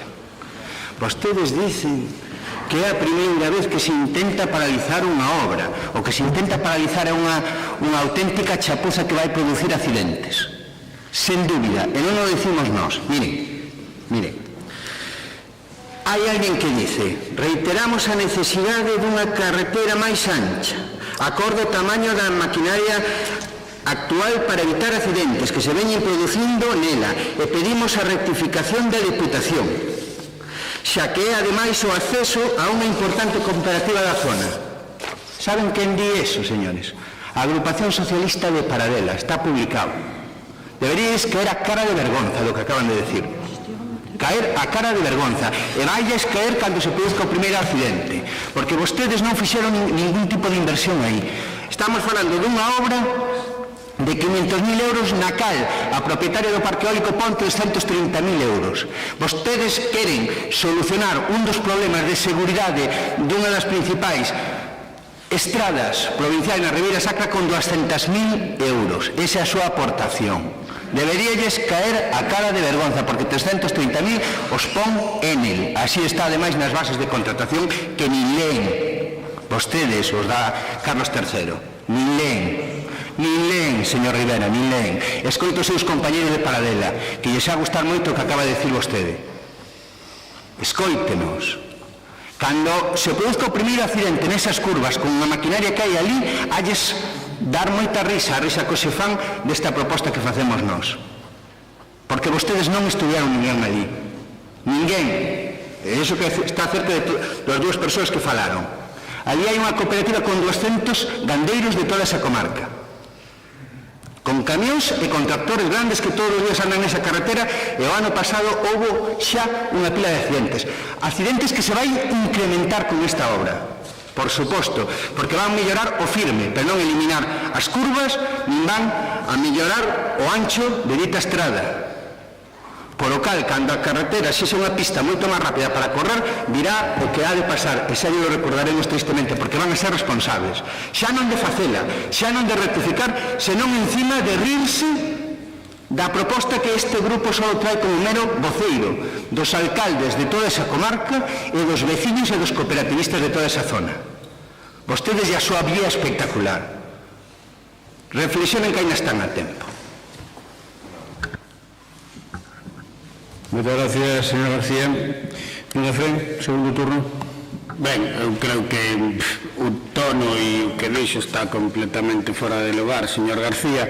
Eu non me gusta traer a siniestralidade ao debate político, pero vostedes construíron o corredor na Vela Monforte e vexan as estadísticas. Quero dicir, veñen ahora por unha carretera rural que vai ser con de non sei cantos accidentes que di vostede. Home, sexan realistas. E despois volvo a decir, dice que parte da inversión a fai unha empresa. Eso é diñeiro público que esa empresa, a cambio do que fixo, ten que poñer. Ou pensan que é unha donación así altruista. Non fagan trampas ao solitario. Non fagan trampas ao solitario, que eso é diñeiro público que hai que invertir. Sale dunha empresa porque ten que pagar eso. Non veñan aquí como se fora agora un acto altruista de que as empresas non son así altruistas. Por lo tanto, eu volvo a dicir, non utilicei a palabra espectacular, como dice vostede, pero vai quedar unha pista aglomerada en Quente que, por certo, moitos concellos querrían ter as súas pistas nesas condicións. Despois, vostedes que teñen un nivel de exigencia só cando son as outras administracións. Pero, onde estará? Cal é para vostedes un ancho razoable? Cal é para vostedes un número de curvas que pode ter unha pista rural? Díganme, porque... E outra cousa máis que se me olvidou na primeira. De onde hai que recortar para facer ali ese megaproxecto que vostedes propoñen aquí? Sexan realistas. Sexan realistas. Vai de quedar aquela carretera moi ben, pero que moi ben. E moitos concellos, decía o señor Rivera, quixeran que calquera administración ou a Xunta de Galicia 15 kilómetros aglomerado en Quente. Moitos. Peleaxarías. Eu creo que calquera dos alcaldes que hai aquí levantaría agora mesmo a man. E vostedes, eu que lles decía, fixeran a campaña de que aquelo nunca se iba a facer, e cando se chega a facer, pois teñen que reaccionar, porque se quedaran fora de xogo, e teñen que montar esta opereta de que aquelo vai ser perigoso. E despois vou dicir unha cousa, señor García, eu creo que todos temos carné, pero as estradas teñen unha limitación de velocidade e aunque teñan bon firme hai que respetalo. O que digo, os conductores se hai bon firme non respetan a velocidade, estará limitada de acordo con a pista que hai, como todas as pistas, que será a 60 km por hora. Non?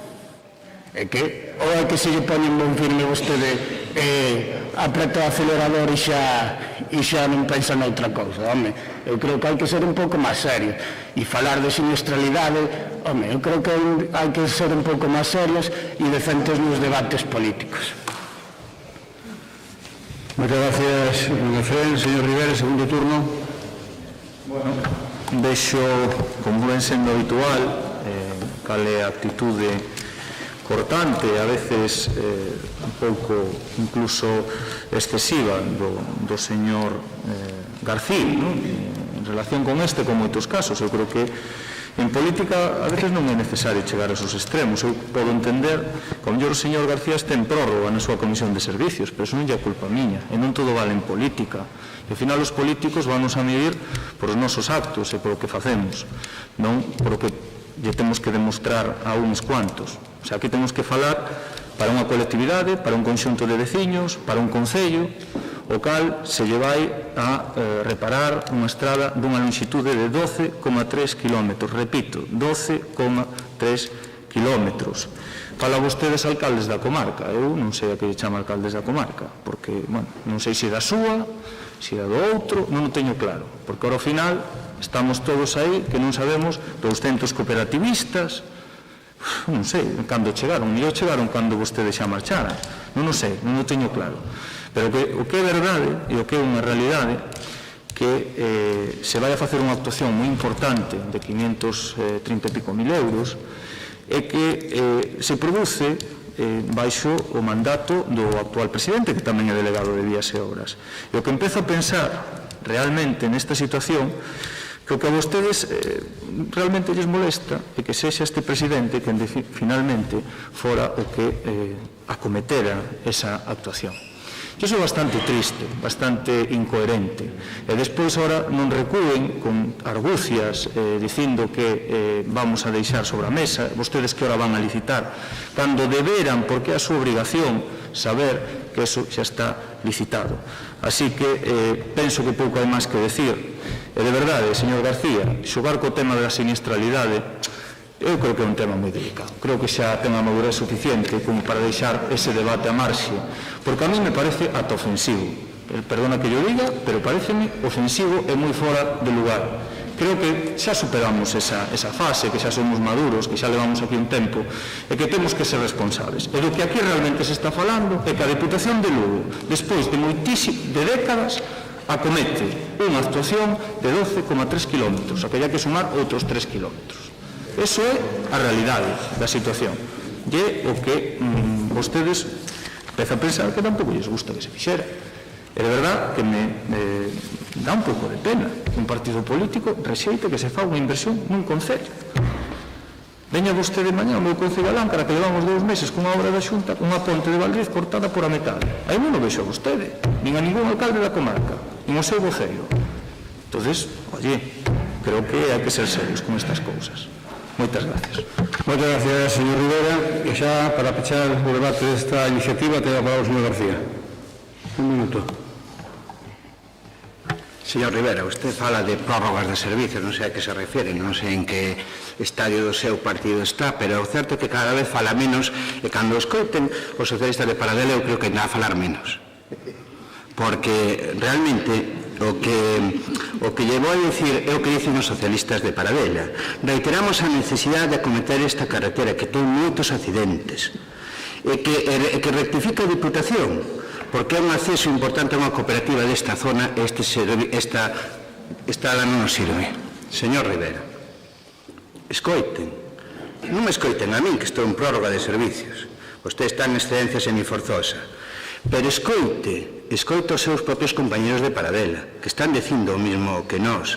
E o mismo está dicindo o alcalde de Paradela e os veciños, o mismo está dicindo o presidente desa cooperativa que representa 200 cooperativistas. E ustedes van a ser responsables da chapuza que ali se produza. E sí que se lles advertimos, responsables tamén dos accidentes que nese tramo tan perigoso así se... Gracias. Moitas gracias, señor García.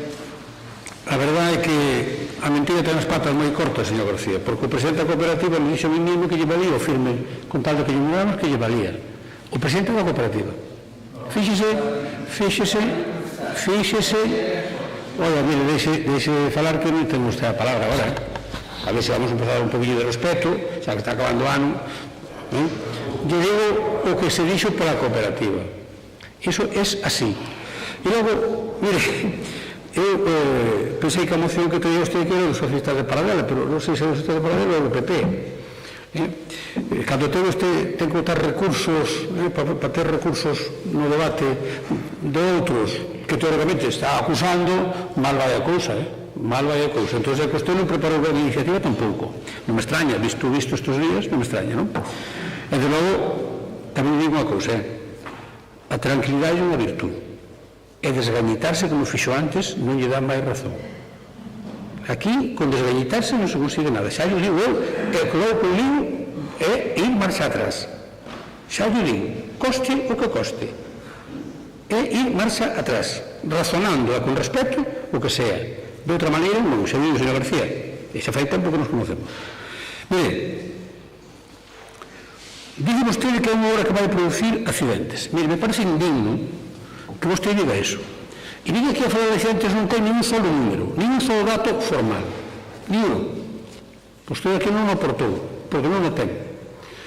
E me parece indigno que vostede venha aquí dicindo que se hai un accidente vai ser a culpa nosa. Eu non serei o que acusa vostede de que todos os accidentes que se dan nas carreteras da Xunta son culpa do señor Feijóo. Non o vou acusar. Non vou caer na indignidade que cae usted. Porque eso non é de recibo, señor García. E mire, eu que vin o que ocurriu en Paradela estes días e que conozco esa zona, incluso conozco os veciños desa zona, non piden o que pide vostede, e o que piden é un bon firme. Non piden o que piden vostede, non piden unha autovía por ali, como dice algún, eu non quero unha autovía, eu quero un bon firme. E eso é así porque eu falo coa xente tamén, señor García, eu falo coa xente. E mire, digo ao señor alcalde de Paradela con todos os respetos, como alcalde que o merece, que nos atendemos a razóns, pero non imos atender caprichos. E pelas voltas que está dando as maniobras, os contactos, os avisos, os recados, e a que manda recado, e que eso xa pasou á historia. Os caprichos do colexio pasaron á historia. E se é un tema de máis clara de 20 anos, que intercalou desde que ese proxecto, suposto proxecto don Francisco Cacharro Pardo, onde gobernou, en paz descanse, gobernou varios anos, se leva 20 anos, porque non o fixeron. Todos, os que estuveron antes que a mí, todos, pero que non lle fixeron nin a ampliación, nin a mellora do firme, nin unha das duas cousas. Señor García, usted como lo ve? Como lo valora? 20 anos, tiene bemoles. E mire, eu direi que non manipule a xente, porque a xente non o sigue. Eu tuve unha ocasión de ver nos medios de comunicación o que ocurriu nesa presunta manifestación de autoridade en Paradela. Porque ali, contado na imagen, na foto fija, había 37 cabezas de personas, porque non se veía o corpo de todas, e mitad delas eran de fora, entre eles usted, que sabéis, usted seguro que pasa moitísimo por esa carretera. É impresionante as veces que pasa. E claro, usted ten un riesgo de ter un accidente nesa carretera porque pasa moitas veces, claro. Xa entendo eu o seu problema, porque trae aquí esa iniciativa. Así que mire vostede, cando de todo o Concello de Paradela, ustedes foron, levaron xente de Porto Marín, xente de Rei da Sacra, xente de Sabiñao, xente de Sarria, oiga, van 37 personas, usted, a que ven aquí? Non se dá conta que o abandonaron, que non consigue nada, pero usted que va. Se quere facer unha chirigotada, pues parece ben, pero ainda non estamos no carnaval. Ainda non estamos no carnaval. Por tanto, señor García, sinceramente, se tuviera un poquillo de coherencia, retiraría isto e nos someteríamos a votación. O que sí que digo é que esta disposición é moi rigurosa. E, desde logo, vamos a cumplir o noso compromiso. Porque usted, se fixéramos o que usted está dicindo, sabe o que temos que facer? Indemnizar a empresa adjudicataria e non facer a carretera. E nós non vamos a querer ser responsabilidade. Claro que a responsabilidade hai que tela. Hai que tela. Isto é como na milia, a veces se presume, pero non sempre é así, señor García. Así que, de verdad, faga vostede o que queira, como vexo que non vai a retirar, vamos a someter a votación, con todo o seu respeto, xa lle digo, pero nós continuaremos co follo de ruta para que os veciños de Paradela, do Sabiñao e todos aqueles que queiran utilizar esta vía teñen un bo firme nesa vía de comunicación. Activen o sistema de voto, por favor. Votamos.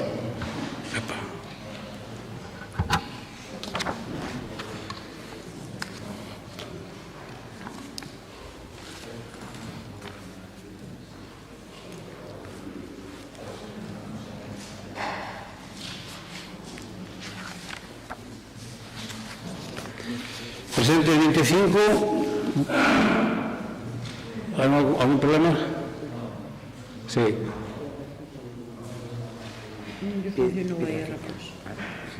Perdón. A ver, o sistema informático que pasou porque salía aquí algo raro, borrouse. A ver, repetimos a votación. Mira, activen a voto a primeira vez.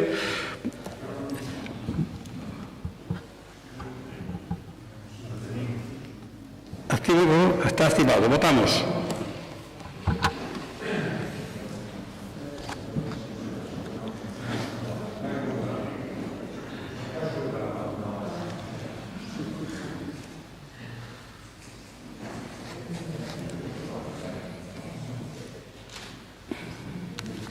Digo, presentes 25, votos a favor da iniciativa 12, votos en contra 13, queda, por tanto, rexeitada esta iniciativa. Pasamos ao seguinte punto da orde do día, que tamén é unha moción do Grupo Popular, que é unha moción para instar ao Goberno Central a que adopte medidas en relación co precio da enerxía para as empresas electrointensivas. Esta iniciativa vai expoñela o conxunto da corporación, don Javier Castiñeira. Ten a palabra. Gracias, señor presidente. Antes de empezar a nosa intervención, queremos mandar un afectuoso saúdo aos traballadores de Alcoa e a súas familias e felicitados pola súa loita que deu o resultado que todos estimábamos que a modo de sentencia favorable que declara nulo o ERE plantexado pola empresa. Bien, o 17 de decembro deste ano aprobouse, despois de 2 anos e incumprindo as datas prometidas reiteradamente o Estatuto Electrointensivo das empresas electrointensivas. Meses despois de estar aquí neste propio pleno pedindo un estatuto electrointensivo, primeiro non se podía facer con un goberno en funcións, despois cando formaron goberno decían que iban a facer inmediatamente despois, tampouco o fixeron. Chegado o verán e chegadas as eleccións autonómicas, decían que iban a aprobar en verán, e baixo as presións que aquí tamén vivimos nesta propia sala do propio comité, dixeron que iba a ser durante o verán. O final, pois, foi a finales de ano. Mire que casualidade, xustamente 2 días antes de que se soupese esa sentencia. Por lo tanto, pois, a verdade é que 2 anos para este estatuto, encima, pois, non contemplar as alegacións que aquí pedimos que se fixeran, a verdade é que é unha moi mala valoración. Mire, leemos algúns dos titulares que xerou esa noticia. El periódico de la energía. El gobierno no mueve coma en el estatuto del consumidor electrointensivo y las ayudas se mantienen igual, insuficientes para la gran industria. La Nueva España, Asturias, gobierno do PSOE. Decepción con el estatuto electrointensivo, que casi no rebaja la luz de la gran industria. El Principado califica la norma que beneficia a Cataluña y a Valencia de poco favorable. A CIGA. Comunicado da CIGA. A CIGA entende que o estatuto electrointensivo chega tarde e resulta insuficiente para dar unha solución definitiva ao sector. Comunicado do UGT, ao que pertence vostede ou perteneceu, non sei, a súa filiación ao sindicato. O UGT ve insuficiente el estatuto electrointensivo porque non soluciona el problema. El Progreso, máis cerca de aquí, el Comité de Alcoa avisa, el estatuto de empresas electrointensivas no será la panacea. ZAN lamenta que el estatuto electrointensivo, que llega casi 2 años después de que se iniciaran los trabajos para su desarrollo y tras haber sido una reclamación permanente de la gran industria electrointensiva para abaratar el precio de la energía, no incorpora ninguna de las alegaciones que trasladaron los sindicatos. Señor Tomé, usted sabe quién es el señor ZAN. Eu creo que si o sabe. Estuvo aquí con vostede e vostede mesmo lle prometeu que iba a velar polas alegacións que presentaron aquí mesmo. Vostede se comprometeu. Mire, Tomé traslada a la ministra de Industria las alegaciones de los trabajadores de Alcoa. E dice vostede, estamos facendo xestións para que o estatuto se cambie. Nada de nada. E que lle fan nulo caso en todo. Mira, hai uns días estamos aquí debatindo os orzamentos do Estado e volta outra vez ao mesmo, non lle fan caso, levamos as estradas e lle dicen que non. Vostede non pinta absolutamente nada, nin o señor Caballero, porque ao final todos estes ataques a Galicia, especialmente a provincia de Lugo por parte do Goberno de España, de Sánchez e de Iglesias, pois verdadeiramente non son capaces de combatilos, non? Pero que nin vostedes nin o BNG, que dice que chega a pactos co goberno, pero que despois ven un estatuto electrointensivo que non nos gusta a naide. A electrointensiva galega está en serio peligro por as empresas electrointensivas de Galicia siguen pagando 20 euros máis megavatio hora que os seus competidores directos en Francia e en Alemania. Como é posible, despois de 2 anos, aprobar un estatuto que veña sin contemplar as peticións que fixo o Goberno da Xunta de Galicia xunto cos sindicatos e co Goberno de Asturias, repito, do Partido Socialista e co Goberno de Cantabria? Estamos perdendo o tempo, non o dicimos nosotros, o dicen toda esta xente. E si é certo que dicen os asturianos, este estatuto só convence a industria catalana e valenciana. Este sistema de axudas que antes supoñía casi 120 perceptores, aumentase casi a 600 perceptores, con la cual as empresas galegas perden, única e exclusivamente porque se seguiron criterios políticos de territorialidade e non para facilitar a competencia. Miren, o seu ataque xa veu tamén aquí a este mesmo pleno.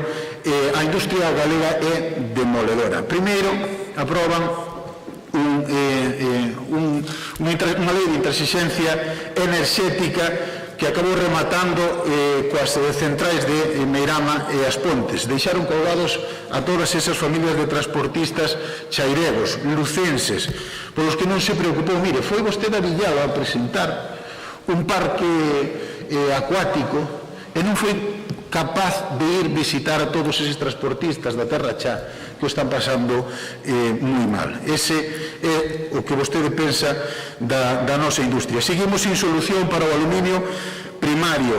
En Coruña, en Avilés, aí está un fracaso absoluto. En San Cibrao estamos prácticamente sin garantías de futuro. Había unha oportunidade importante para aprobar o estatuto e desaproveitarna. Dende o Partido Popular pedimoslle nesta moción ao Pleno da Diputación Provincial de Lugo que inste ao Goberno de España a adopción das seguintes medidas: completar a contía das compensacións por custes indirectos de CO2 ata o máximo permitido pola Unión Europea, que é o que lle piden tamén todos os sectores. Segundo, modificar o Real Decreto 1106 do 2020 do 15 de decembro polo que se regula o Estatuto Electrointensivo de Consumidores, para incluir todas as alegacións presentadas pola Xunta de Galicia, marcando así a folla de ruta para dispor a medio plazo de medidas similares ás que a industria disfruta en Alemanha e en Francia. Terceiro, eximir dos cargos de financiación das renovables e da coxeneración ás industrias con un gran consumo enerxético. Cuarto, implementar no menor tempo posible os mecanismos que sustitúen as poxas de interrompibilidade como a reserva estratégica de resposta rápida, contemplando as singularidades da industria altamente consumidora en enerxía e procurando unha pronta apertura dos prazos de convocatoria. E quinto, reducir as peaxes eléctricas para as industrias electrointensivas. Entendemos que isto é fundamental precisamente para que o sector... Gracias. Muchas gracias, señor Castiñeira. Por o Grupo Provincial do BNG ten a palabra dona Fren Castro. Estaba escribindo a Tometina. Non se deu conta de que pasaba o tempo e vou empezar a contar. Hasta que levaron que o seu grupo levou ao Parlamento Galego e no que o BNG fixo unha emenda, nos traemos unha emenda similar, ali fomos capaces de chegar a un acordo, espero que aquí tamén hai unha parte da súa intervención na que lle teño que dar a razón e na valoración sobre o estatuto das electrointensivas. Nós sí que consideramos que chega tarde e consideramos que é insuficiente, ou máis que insuficiente, como vostede decía, abriuse o campo e abrir tanto campo deixa fora de xogo as realmente electrointensivas ou a que algúns definiron como hiperelectrointensivas, que son pois nomeadamente Alcoa, pois a empresa do aceiro e do aluminio. E polo tanto, pois, é un estatuto que para esas empresas que eran as que realmente estaban en risco, pois que non ven a solucionar nada ou moi pouco. Aí o meu grupo publica a súa opinión sobre ese estatuto, coincidimos con a CIGA, con outros sindicatos e eu creo que está claro. Aí tamén é verdad que non só é culpa do Partido Socialista, porque o Partido Popular gobernou en Madrid e xa había este problema e tampouco se solucionou. Vostedes ahora están moi ao fronte desa reivindicación, pero non estaban tanto cando gobernaban, pero xa lle digo que nos nese análisis temos que estar de acordo, porque a realidade chegou moi tarde e chegou que non era o que esperaban esas empresas e eras que realmente tiñan en xogo. Eu non sei se esas outras que se incluíron deberían estar ou non, pero cando menos ten que haber unha diferenciación para solucionar o problema desas hiperelectrointensivas ou como se queira definir. Por lo tanto, nunha parte do seu análisis nos estamos a favor. Na nosa emenda, vostede fala da emenda da Xunta de Galicia, nos incluímos tamén a dos sindicatos porque se complementan e faltan algunhas cousas, e xa lles digo que no Parlamento Galego conseguimos chegar a un acordo. Eu creo que hai que reaccionar. É certo que non só os traballadores da Alcoa non só dependen destas medidas, eu creo que tanto Xunta de Galicia como o Estado español están reaccionando tarde e siguen tomando a Alcoa como un socio de boa fe, cando demostrou que non é, están pedindo que reaccione, e nós xa dixemos que a única salida que está deixando a Alcoa é a intervención. Pero, bueno, esta moción non só vai da Alcoa, vai de cousas moi importantes e nas que se incluyen, por exemplo, algo tan injusto como para Galicia como os peaxes da luz. Para que entenda a xente, Galiza produce máis enerxía da que consume, envía a outras zonas do Estado e paga máis de peaxe que os que non producen, de peaxe de transporte, que hai outros peaxes que o mellor, e incluso ten unha peaxe, unha contraprestación por producir, e esta moción tamén vai nese sentido e nos creemos que é de xustiza para os galegos e as galegas. Por lo tanto, presentamos esa emenda, esperamos que a valoren e coincidimos no que é no análisis sobre o estatuto das electrointensivas. Noutras cousas que no ten o debate, pois non estaríamos de acordo, pero na nosa moción pois creo que temos unhas visións diferentes en algúns puntos, pero creo que no análisis importante, que é un tema moi importante, que estamos preto e esperemos que podamos ter unha postura conxunta. Gracias. Muchas gracias, don Efraín. Ben, por o Grupo Socialista temos a palabra a doña María Loureiro. Boas tardes xa a todos e a todas, presidente, diputados e diputadas. Bueno, rematamos o ano como comenzábamos, o PP aproveitando a mala praxis empresarial da Alcoa para atacar o goberno. O dixemos ao principio de ano e o tempo de nosa razón. O problema da Alcoa nunca foi o precio da enerxía. O problema da Alcoa foi a práctica especulativa dunha multinacional que emprega os seus activos industriais como pezas nunha partida de intereses que, resumida, se basea no chantaxe aos gobernos. Quedou de manifesto ao longo deste ano que a Alcoa non quixo negociar. A Alcoa tratou de levar adiante unha que era ilegal, como dixo unhas semanas o Tribunal Superior de Xusticia. Non quixo vender as súas instalacións ao Grupo Liberty House e tampouco venderlles ao goberno a través do SEPI. A Alcoa está aplicando noutros lugares do mundo solucións que non quere aplicar á Mariña. Cando a Xusticia tumbou o ERE da Alcoa, o conselleiro Francisco Conde dixo que a decisión supoñía volver ao día 1, que facía falta reactivar o diálogo e encontrar puntos de entendemento e lograr un acordo. Eu creo que estamos noutra fase. A sentenza falar a mala fe da compañía é que a Alcoa se sentaba a negociar non era para chegar a acordos, senón con posicións predeterminadas. Con estes antecedentes, como imos voltar ao día 1? Que se pode negociar con quen non quere facelo ou fai de mala fe? Estamos xa noutra fase, nunha na que a Alcoa ten que vender a compañía e dar conta do uso das axudas recibidas. E se hai que falar do estatuto das electrointensivas, haberá que facelo con alguén que queira de verdade manter a actividade industrial, non cunha multinacional especuladora que non busca axudas para producir e manter o traballo, senón como movimentos nunha estrategia global na que o futuro na provincia de Lugo lle importa moi pouco. Agora volven a utilizar o estatuto para tratar de agochar a súa incapacidade de xerar actividade no noso país e de facer algo en materia de industria dende as competencias que se lle atribúe o Estatuto de Autonomía. Antes a acusación era de que o goberno non ia sacar o estatuto, agora que o estatuto é insuficiente. Señor Castiñeira, 7 longos anos de goberno de Rajoy sin ser capaces de legislar e estes anos, esos 7 anos con remendos e con parches. Sabedes de sobra que non depende do goberno só a aprobación do estatuto, que existen organismos independentes de control como a Comisión Nacional de Mercados e da Competencia que ponen os seus topes para un sistema que considera axudas de Estado e as limitacións que pon a Comisión Europea por este tipo de axudas, que o fácil é o que fai o Partido Popular, esperarse ante anos e despois criticar. Nosotros sempre que houve que pedir ou solicitar ao Goberno centrales, sobre todo con respecto ao alcohol, sempre o fixemos neste pleno. Sempre estivemos ao carón dos traballadores e das traballadoras. E ademais creemos que debemos de estar e que quen goberna ten a responsabilidade. Pero xa está ben, parece que temos amnesia. Non vos recordades no 2012 o Soria, o ministro de Industria daquela, que se comprometeu a aprobar o estatuto.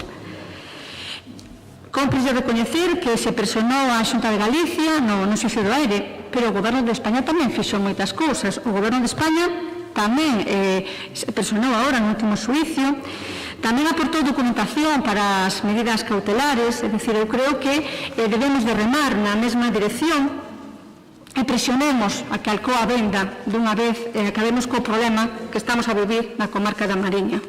Moitas gracias, presidente. Gracias, señor Olvego. Tengo un segundo turno, don Javier. Señora Loreiro, creo que se equivocou de debate aquí. Estamos falando do Estatuto Electrointensivo. O Estatuto Electrointensivo prometeron vostedes e prometeron precisamente aprobalo como unhas alegacións, además o dixeron aquí. Mires, todo o que estamos pedindo non é nada novo para a competencia, si é que precisamente noutros países si teñen estas circunstancias e por iso, e por outras cousas máis, teñen enerxía moito máis barata que en España. Non escoiten ao PP, xa non lle pedimos eso, escoiten os sindicatos e escoiten a propia industria electrointensiva.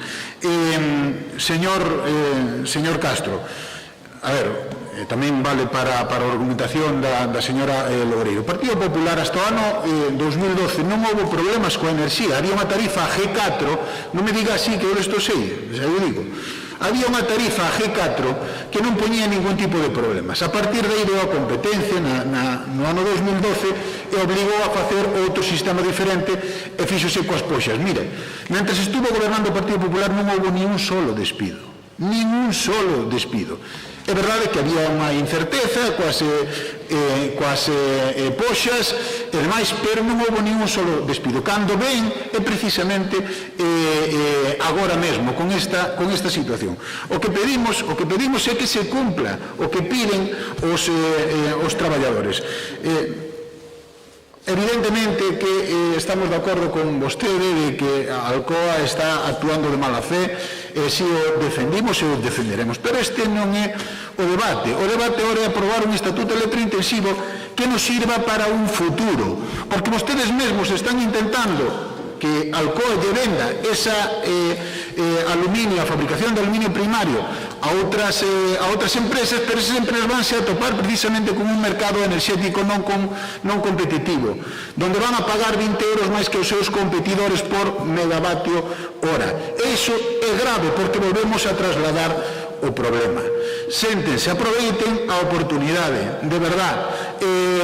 Creo que estamos a tempo. Simplemente, ahora mismo é necesario, despois de tanto traballo que fixemos aquí de debate político neste pleno, despois de traer aquí o Estatuto Electrointensivo, despois de falar da enerxía a solución, de todo o que lle pedían aquí os traballadores, Ahora que ven o estatuto e ven mal e que non convence a ninguén, sino que simplemente se adopta esa decisión de estatuto por unha serie de compromisos políticos que ten o goberno con outras autonomías, pois eso dende logo que non nos vamos a admitir.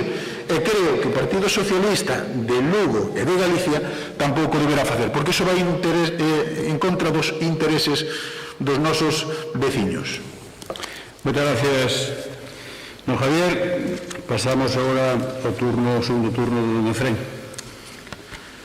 Ben, señor Castiñeira, eu creo que me expliquei ben. Eu decíalle que cando gobernaba o Partido Popular xa empezaba a haber os problemas e xa se empezaba a cociñar toda esta traxedia que teñen encima agora as traballadoras e traballadores da Alcoa, e neso, aunque me quixo rebater, tamén me deu a razón que empezaba a haber incertidumbre, cada un podeme chamar como queira, e gobernar é anticiparse a esas catástrofes laborais, cando menos, non? Por lo tanto, bueno, creo que non fixen unha visión que non fora realista. O meu propio partido leva moitos anos dicindo que íbamos chegar a estes extremos, e oxalá, yo digo de corazón, nos hubiéramos equivocado, pero non nos equivocábamos. Volvo a dicir, aquí hai no debate saliron dúas cousas, na moción non, está ben clara, que fala do Estatuto das Electrointensivas, e aí o que eu decía, temos visións non iguais, pero moi similares, o Partido Popular e o BNG hoxe, e creemos que é moi millorable. É verdad que nós sempre dixemos que ese non era o principal problema da Alcoa, e seguímoslo dicindo. Na Alcoa hai outros factores que influían, e o máis grave é unha empresa que se quere ir, sea con as normas de xogo que haxa. Pero isto ten a súa importancia non só para Alcoa, sino para toda a industria galega e para todos os consumidores, porque o tema das peaxes afectanos a todos e todas as veciñas. Por lo tanto, nos na moción xa decía que presentamos unha enmenda e que estamos con posturas cercanas, e nos se nos acepta a enmenda apoyámola. Estamos cerca, e é moi importante, aí sí que estamos de acordo. Verdad que o debate da Alcoa é máis complexo, e aí se empezamos a lanzarnos as culpas, todos os gobernos non fixeron todo o que tiñan que facer. E, de feito, este balón de oxígeno que teñen os traballadores e traballadoras non é gracias a ningún goberno de ninguna cor, senón gracias a súa loita e aos xuíces, porque a acción non foi nin da Xunta nin do goberno do Estado. Aproveitemos os dous gobernos este balón de oxígeno que deu esa resolución judicial. Pero o reloj vai se volver a votar, e Alcoa, volvo a decir, recurriu esa sentencia e Alcoa quere seguir. Por lo tanto, nós sí que estamos de acordo que no problema da Alcoa isto non é o único importante, podería axudar, pero non é o único importante, pero tamén é certo que é un estatuto de electrointensivas que a nos non nos sirve. O BNG este estatuto non lle sirve, e creemos que é moi millorable e que ten que poñer o foco nesas que algúns denominaron como hiperelectrointensivas ou realmente electrointensivas. Por lo tanto, esperamos poder chegar a unha postura común e poderlles apoiar esta moción. Muchas gracias, don Efrén. Segundo turno, señora Loureiro. Sí, gracias, presidente. Bueno, eu vou comenzar como rematei a miña primeira intervención, que rememos na mesma dirección. Todos os meus esforzos e toda a nosa presión agora debe recaer sobre a Alcoa para que venda. A mala fe, volvo a decir, desta multinacional, que non podemos esquecer, xa non só foi recoñecida no seu momento polos sindicatos, polo comité de empresa, polos traballadores e traballadoras, senón tamén polo propio Tribunal Superior de Xusticia. Deixemos de malmeter co estatuto. O estatuto está aprobado, se hai que modificar ou calibrar alguna cosa, o documento xa existe, e ademais hai medidas para a industria de alto consumo e se poden articular máis. Por tanto, eu creo que non podemos mezclar os temas agora mesmo, pois Alcoa acaba de recurrir ao Tribunal Supremo. A Alcoa non lle vale nada, xa o decía un membro dun comité no seu momento, ao principio de todo este proceso, que ainda que a enerxía fose regalada, a Alcoa non lle valía, e, por tanto, deixemos de malmeter, seguimos na mesma dirección de remar todos xuntos e dunha vez resolver este problema que que temos na comarca da Mariña, que levamos moitísimo tempo que xuntase coa pandemia sufrindo. Moitas gracias, presidente. Moitas gracias, señor Oureiro. E agora xa un turno de peche. Javier. Pois teñen unha oportunidade ahora estupenda para remar todos a favor. Podemos votar a favor que efectivamente que se complete o estatuto electrointensivo precisamente entendendo as alegacións presentadas polos sindicatos por Galicia, Asturias e Cantabria. Iso que queremos todos, simplemente para asegurar o noso futuro. É certo que ora Alcoa está noutras circunstancias, o tema da Alcoa está noutras circunstancias, pero é certo que o futuro non só de Alcoa, sino de moitas industrias depende deste estatuto. Si vamos a aceptar a emenda do BNG, xa se presentou no Parlamento de Galicia, xa se chegou a un acordo nese sentido. Nesto entendo que estamos todos na mesma línea.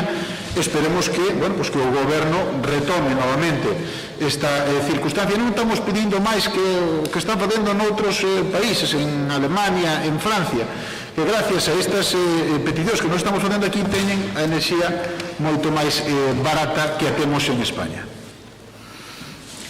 Moitas gracias, don Javier. Don Javier. Ascendiche, don Javier. Eu non podo facer as súas críticas cada a miña persoa, como presidente ou como goberno da Diputación, como fala o señor Feijóo, que atreveuse a dicir no Parlamento, isto xa é panota, isto vai a salir algún día, xa verás. Dice, o que critique a xestión de Xunta métese cos galegos. Aí que ves. Como o veo? Fantástico. Pero mire, vostede aquí en toda a intervención que falou a Alcoa, señor Castiñeira, olvidouse das fotos do señor Feijóo antes das eleccións, non volveu despois das eleccións. Olvidouse de que prometeu que o día siguiente, se ganaba as eleccións, arranxaba Alcoa. Non sabemos nada disso. E mire, dicía vostede que se conoceu ao señor Fan, claro que sí. Ele estuvo aquí, eu fui ali, por tanto, sí que o coñezo, a ele a máis. E hai un comité de empresa da que vostedes o mío queren dar protagonismo a unhas persoas máis que a outras, pero iso xa é cousa súa, non é cousa miña, non? Pero eu cumprín o compromiso, cando eu aquí, de remitirle ao Ministerio as alegacións que ele me entregou. Por certo, estaban pactadas con vostedes. E non me dieron prendas a mandar as alegacións da Xunta, máis do señor Fan ao Ministerio. Mandei as dúas. Por tanto, nós cumprimos, non pretenderá que falle o estatuto. Xa sería moito, non? E, claro, o tema da memoria, en fin, eu recomendo Jalea Real para todos, incluído para mí, porque usted non se acorda do ministro Soria, non se acorda dese ministro, si a lese nos papeles de Panamá, que en 2012, nunha visita que fixo a Alcoa, xunto co actual alcalde de Cervo, prometeu o estatuto electrointensivo en 2012 e non quedou ningún borrador, nin cando se foron non quedou ningún borrador en papel, digo, porque nos equipos informáticos xa ustedes son especialistas en borrar outras cousas, non? E logo fala, me dice a mí que non pinto nada. Eu nunca dixe que pintar algo. Para pintar xa está vostede. En todo caso, agradecería que cando vendo os cuadros me diga cal son o precio, non? E sobre as visitas, digo, home, agora me está que dicir vostede que teño que visitar ou que non teño que visitar. Estou pensando, levo un cacho pensando, a ver se vostede me pode levar a xenda e se arranxamos ese problema sin ningún inconveniente. Así que, don Javier, a verdade é que eu reconozco a vostede certa habilidade para ocupar o tempo, non decir nada e tratar de quedar ben. Sometemos a votación a iniciativa do Grupo Popular con esa emenda de engádega do BNG. Así que activamos o sistema de votación. Perdón? De sustitución, sí, de sustitución, correcto. Pues sometemos a iniciativa de votación con esa emenda. Activamos o sistema de votación, votamos.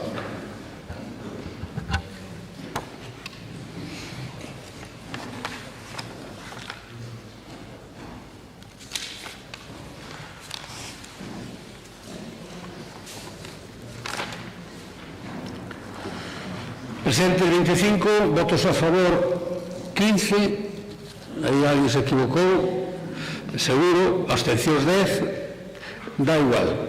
Queda aprobada esta iniciativa e eu diría aos señores e señores diputados que se fijen na tecla que pulsan. Non se confundieron. Non se confundieron? Voto el Venera a favor. Perdón. Está ben. Retiro dito. Pensei que... Retiro dito. Por tanto, efectivamente, son 15 votos a favor, 10 abstencións. Queda aprobada a iniciativa.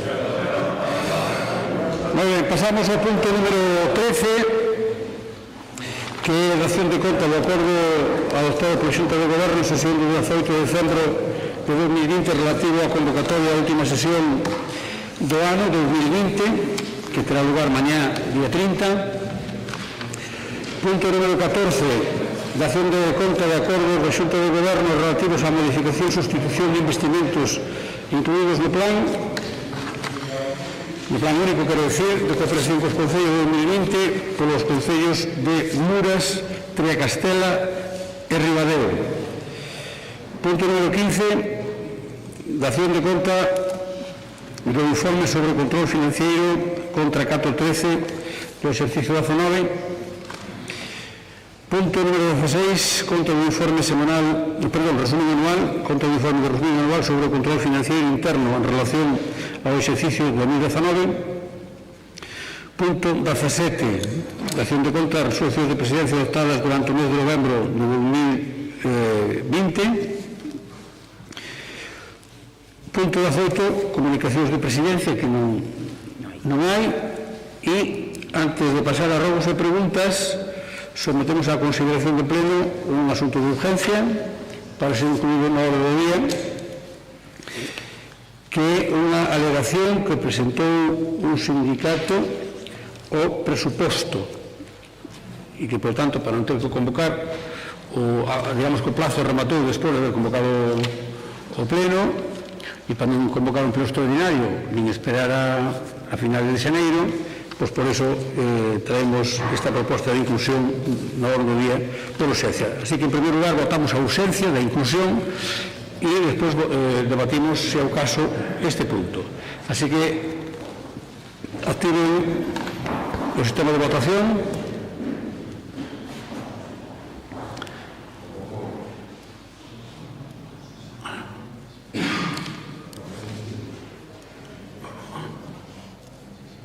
Votamos.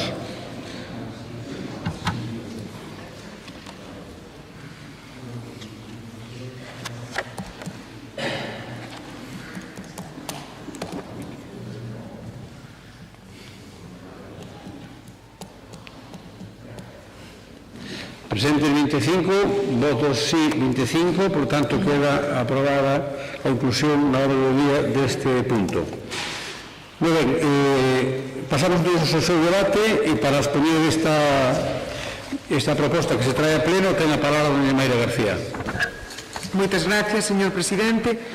Pois moi brevemente, porque xa o explicou, aprobamos o proxecto de orzamento xeral nun pleno extraordinario o pasado mes. Se presentou unha alegación polo sindicato Unión Síndica Obrera Uso, na cal pois o que plantexaban pois era que non estaba previsto o crédito suficiente como para garantir o teletraballo. Consta un informe de intervención polo cal se entende desestimar a reclamación. Pouco máis, este sindicato non ten representación nesta institución nin na provincia, a súa sede está na Coruña. É certo, polo que me din compañeiros, que en concellos, cando menos nos que goberna o Partido Socialista, se interesaron ou presentaron alegacións, no caso do Concello de Trabada, pois se interesaron e finalmente non presentaron alegacións, noutros concellos si o fixeron, o que nos xera tamén pois un pouco de desconcerto, non sabemos se estas alegacións pois veñen da mão de algún partido político ou non. Dito isto, o que vamos a proceder a aprobar aquí pois é a desestimación para aprobar definitivamente o Orzamento Xeral da Diputación tal e como se plantexou inicialmente. Moitas gracias. Gracias, señora Mayra. Doña Mayra. Señor Efrén, don Efrén, ten a palabra. Sí, pouco que engadirnos. Imos votar a favor de desestimar o recurso, os orzamentos, o informe técnico tamén é claro, por lo tanto, o noso voto. Moitas gracias. Por o Grupo Popular, que non intervén, don Javier, ten a palabra. Eu non iba a intervir, o Grupo Popular vaise ester, pero bueno, esas sospechas, señora Mayra, dentro do lado do Partido Popular, que seña sumiso de algún sindicato, eu creo que non se pode decir. Igual vostedes si o teñen que decir, o BNG, pero o Partido Popular non que non. Tamén é certo que respetamos evidentemente pois todas as accións. En este caso, se hai unha alegación, pois hai que respetala, e demais hai un informe técnico que propón denegalo, por lo tanto, pois o goberno sabe o que ten que fazer. O Partido Popular pois apenas participou nos orzamentos porque non lle deron opción. En estas alegacións pois acabamos de vela agora mesmo, ben de urxencia, e por lo tanto pois vámonos a ester. Muchas gracias, don Javier. Doña Mayra, segundo turno. Renuncia ao segundo turno, don Efrén. Don Javier, moi ben, por todo sometemos a votación e a proposta de denegar esta alegación. Así que activamos o sistema de votación, votamos, proposta de denegar.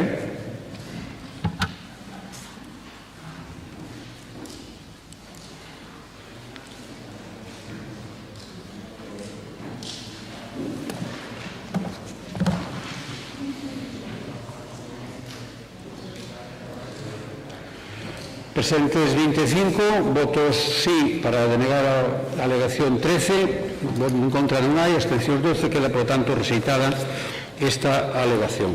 E aprobado definitivamente o presuposto da Diputación de Lugo para o vindeiro ano 2021. Pasamos agora a rogos e preguntas. Se non teño erro, hai 3 rogos do Grupo Popular. O primeiro deles é un rogo que quere plantear o deputado don José Pardo. Óscar Poi, cambiamos por Óscar Poi. Moi ben, ten a palabra, señor Poi. Gracias, señor Tomé. Dona Pilar, a verdade é que por fin parece que chegamos ao futuro e por fin vamos a ver o compromiso do Goberno da Deputación ca mobilidade dos que viven no rural. Presentamos este rogo para que o equipo do Goberno da Diputación proceda a dar unha solución á ponte sobre o río Narla, ubicada na Lupe 2905, ben sexa mediante a contratación dunha asistencia técnica e mediante os propios servizos técnicos da Deputación. Sabemos que o tema das pontes non é de moito agrado nestes rogos, nestes plenos, ou das estradas tampouco, pero unha estrada que une os concellos de Lugo e o concello de Outeiro de Rei, que ten bastante tránsito, e a situación, é bastante triste, bastante penosa, por iso solicitamos que se poda amañar a maior brevidade posible. Moitas gracias. Moitas gracias, señor Poi. Queda formado o seu rogo. Pasamos ao seguinte, que por orden que teño aquí, no longo día, é un rogo que formulará o señor Castiñeira sobre unha estrada de Lindín a Santa María Maior. Ten a palabra. Gracias, presidente. Parte do filme da estrada provincial LUP 3103 Lindín Santa María do Maior LU 124 foi reparado no seu momento, pero o estado do tramo que non foi rehabilitado é moi deficiente e mesmo en determinados puntos concretos perigoso para os seus usuarios. Por lo anteriormente exposto, polo Grupo Popular presentamos o seguinte rogo. que por parte do Goberno provincial se leve a cabo as xestións oportunas para que no primeiro trimestre do ano 2021 se execute a última fase das obras de mellora da LUP 3103 entre Lindín, Santa María Maior, completando así a súa mellora dita infraestructura, que ten unha longitude de 8,2 kilómetros. Muchas gracias, don Javier. Y finalmente, o último rogo, que creo que tamén lo vai a formular don Javier. Gracias, presidente. Os motoristas fixeron oír en toda España ao longo de varios anos a súa reivindicación para a sustitución dos quitamedos ou viondas máis perigosos para a súa seguridade en caso de accidente. Tanto a Administración Central como a Autonómica sustituíron moitos dos quitamedos perigosos por outros de modelo que resultan moito menos lesivos para os motoristas. A Diputación Provincial de Lugo tamén adquiriu o compromiso de intervir neste sentido nas estradas provinciais. Efectivamente, así se fixo en algún caso, pero queda ainda moito traballo por facer neste terreo. Basta con recorrer algunhas das estradas dependentes da Diputación para comprobar que é así. O Grupo Provincial do Partido Popular formula o presente rogo para que a Diputación de Lugo proceda a sustituir paulatinamente, pero sen demora, os quitamedos perigosos por outros dos modelos xa utilizados por outras administracións, incluso pola propia institución provincial, nalgúns tramos das súas estradas. Igualmente, o Grupo Popular considera necesario que en todas as obras novas que se leven a cabo nas estradas provinciais se teña en conta a seguridade dos motoristas a efectos do modelo de quitamedos a instalar. Moitas gracias. Muchas gracias, señor Castilleira, señoras e señores diputados. Boas festas, bon ano novo, levantamos a sesión de saúde.